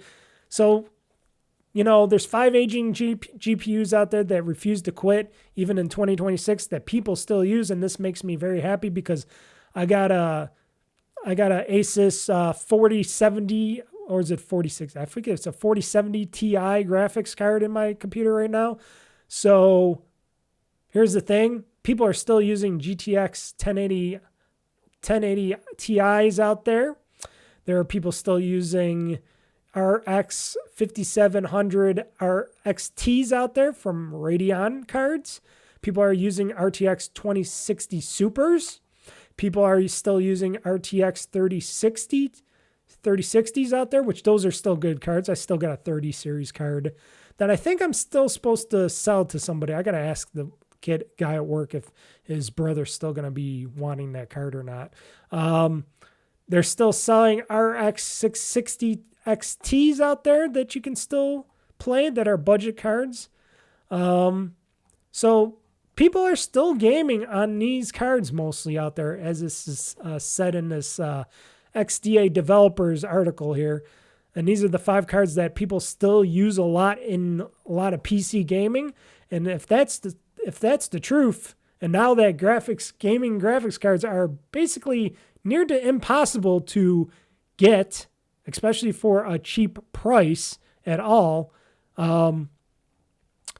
that's just good news for people like me, because that means I can play these games and still, and this graphics card that I have, my 4070 Ti graphics card, will just be good for a very, very, very long time. That makes me happy. That always makes me happy when I see that. And I like that. I like that technology will last for a long time. And when I do build new computers and I can just put this into new computers, why not? Why freaking not here? And sorry, I'm doing double duty here on this. I'm looking at other stuff. There we go. But yeah, all in all, yes, don't worry if you have an older graphics card out there, because you can still play good games and modern day games on them because they're still being supported. And that's another reason why I think these next gen overpriced consoles and hardware is just not going to go anywhere for a while, and that you shouldn't consider buying the next gen because they're not going to be utilized that much. They might be utilized for 1 or 2 games, but if you're a PC gamer, you're going to be able to play them on anything and everything, you know? So that's just my thoughts on that. And as you can tell with those graphics cards that I just ran off of, I didn't talk about what the graphics cards entailed. You can look that up yourself. It's an XDA developers article on 5 of the graphics, the low end graphics cards that people still use out there, which I'm sure they got it off of Steam or something, and they know that people utilize them that much. And even Steam shows what graphics cards people use, and they still use the bottom of the barrel graphics cards that are still supported. I think that's what's going to be for years to come. And that's good news for people like me, because I got the latest and greatest still. 8 years strong, this computer I built. 8 years strong. Now, I upgraded it throughout those 8 years. I got a Ryzen 9 in here. I still want to get 64 gigs of RAM, but I'll wait till the bubble bursts and RAM becomes cheap and easy to get, and I won't have to go to Newegg to get it because I just don't feel like Newegg gets that. I think UPS, I think I got my RAM stolen from UPS. I pretty much believe, and it's not the first time that happened to me. When I went to Newegg.com to get my stuff, I think stuff got stolen from me via UPS, and at least I got my money back, but going forward, I want to try through Amazon and other people and Best Buy and stuff to get my RAM because I don't know, Newegg, they got good hardware and stuff, but I think they got to use other people for shipping. But otherwise, 8 years strong. I built this computer over 8 years ago now, and it's got still most of the latest and greatest stuff in here. I got fast M.2 drives in here. I got tons of hard drives in here. I got a Ryzen 9. I got 32 gigs of RAM, DDR4 RAM in here. I got my 4070 Ti graphics card in here. I got all the latest and greatest. I think I'm strong for another 5 to 6 years going strong. And that's going to be making this computer really old. Unless something fails on it, I think it's going to be running pretty strong going forward into the future. And that's what we got to work for, folks. The future. We got to future-proof for a little bit because higher prices, all that stuff going forward, the bubble of AI and shitification of AI, it's going to be hurting things for years to come. And when the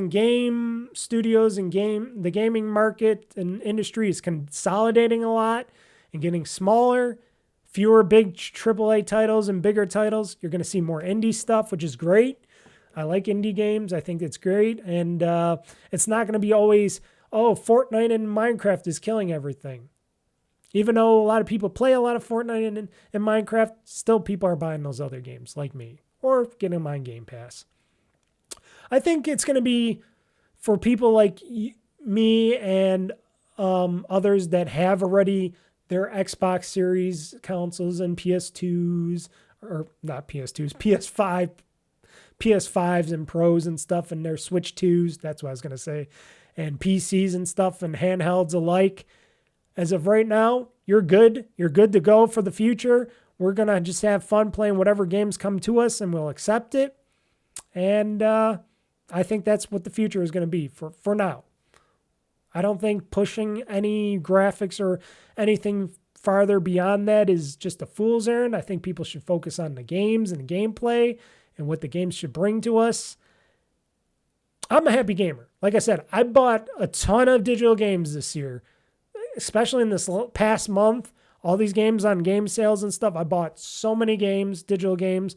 I have so many games in my back catalog. I am good for the future of gaming. Now, me putting and presenting these games on my shows and stuff, it's not always going to be the latest and greatest, but, you know, who cares? If you're a gamer and you're a gaming fan, you'll love this stuff too. I know I do. And I think 2026 is going to be a good up and down year for a lot of things, especially for Microsoft and those in the AI business. That's going to be a down year, but I think gaming will hold on. We'll see. We'll see what I got high hopes for 2026. You got to have high hopes. You got to have the faith. I have the faith. So that's it for all that I got to talk about. I hope you enjoyed this extra long podcast show that I got to edit and put up for Monday. And yeah, like I said, this podcast will be back. The next podcast that I record and put out will be up on January 19th of 2026 of the new year. So that's when you'll see me next time, at least for the podcast part. I will still continue to do my streams and Let's Plays and stuff like that. But I'm taking a little hiatus on the talking for the podcast like I usually do, unless if something big breaks, some big gaming news story breaks, I will keep it down until the 19th of January. So I wish you all a happy holidays and a happy new year and all that great stuff. And I don't know, Feliz Navidad, Merry Christmas, Happy Kwanzaa, all that great stuff. And like I said, this week I will have my Let's Play. On Wednesday, I'll have a game about digging a hole. This Friday, I will be streaming a Wreckreation on Friday at 8 p.m. Eastern Time on YouTube Live at OldFreakyGamer, OldFreakyGamer.com, and OldFreakyGamer on Twitch.tv. That'll be on Friday. And I will be gaming. I will be, this holiday, this Christmas is going to be beautiful with lots of food, sweets, and a lot of gaming for me. I'm going to be playing a lot of games this holiday. So everybody, I am Mr. Mike. I am signing out of the final GamezAttack podcast for 2025, saying game on, game hard, world conquest. I'm pushing this gaming button, and this show is now game over. See ya.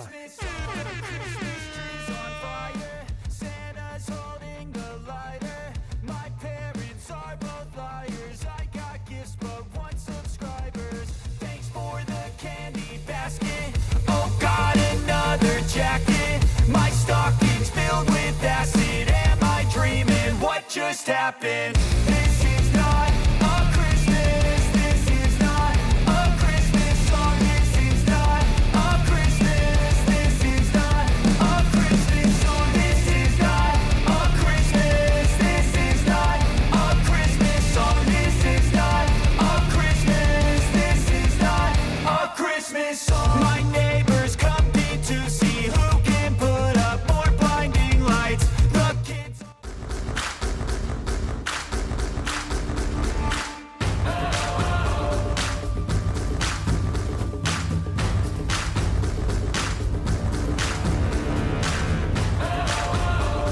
Game over.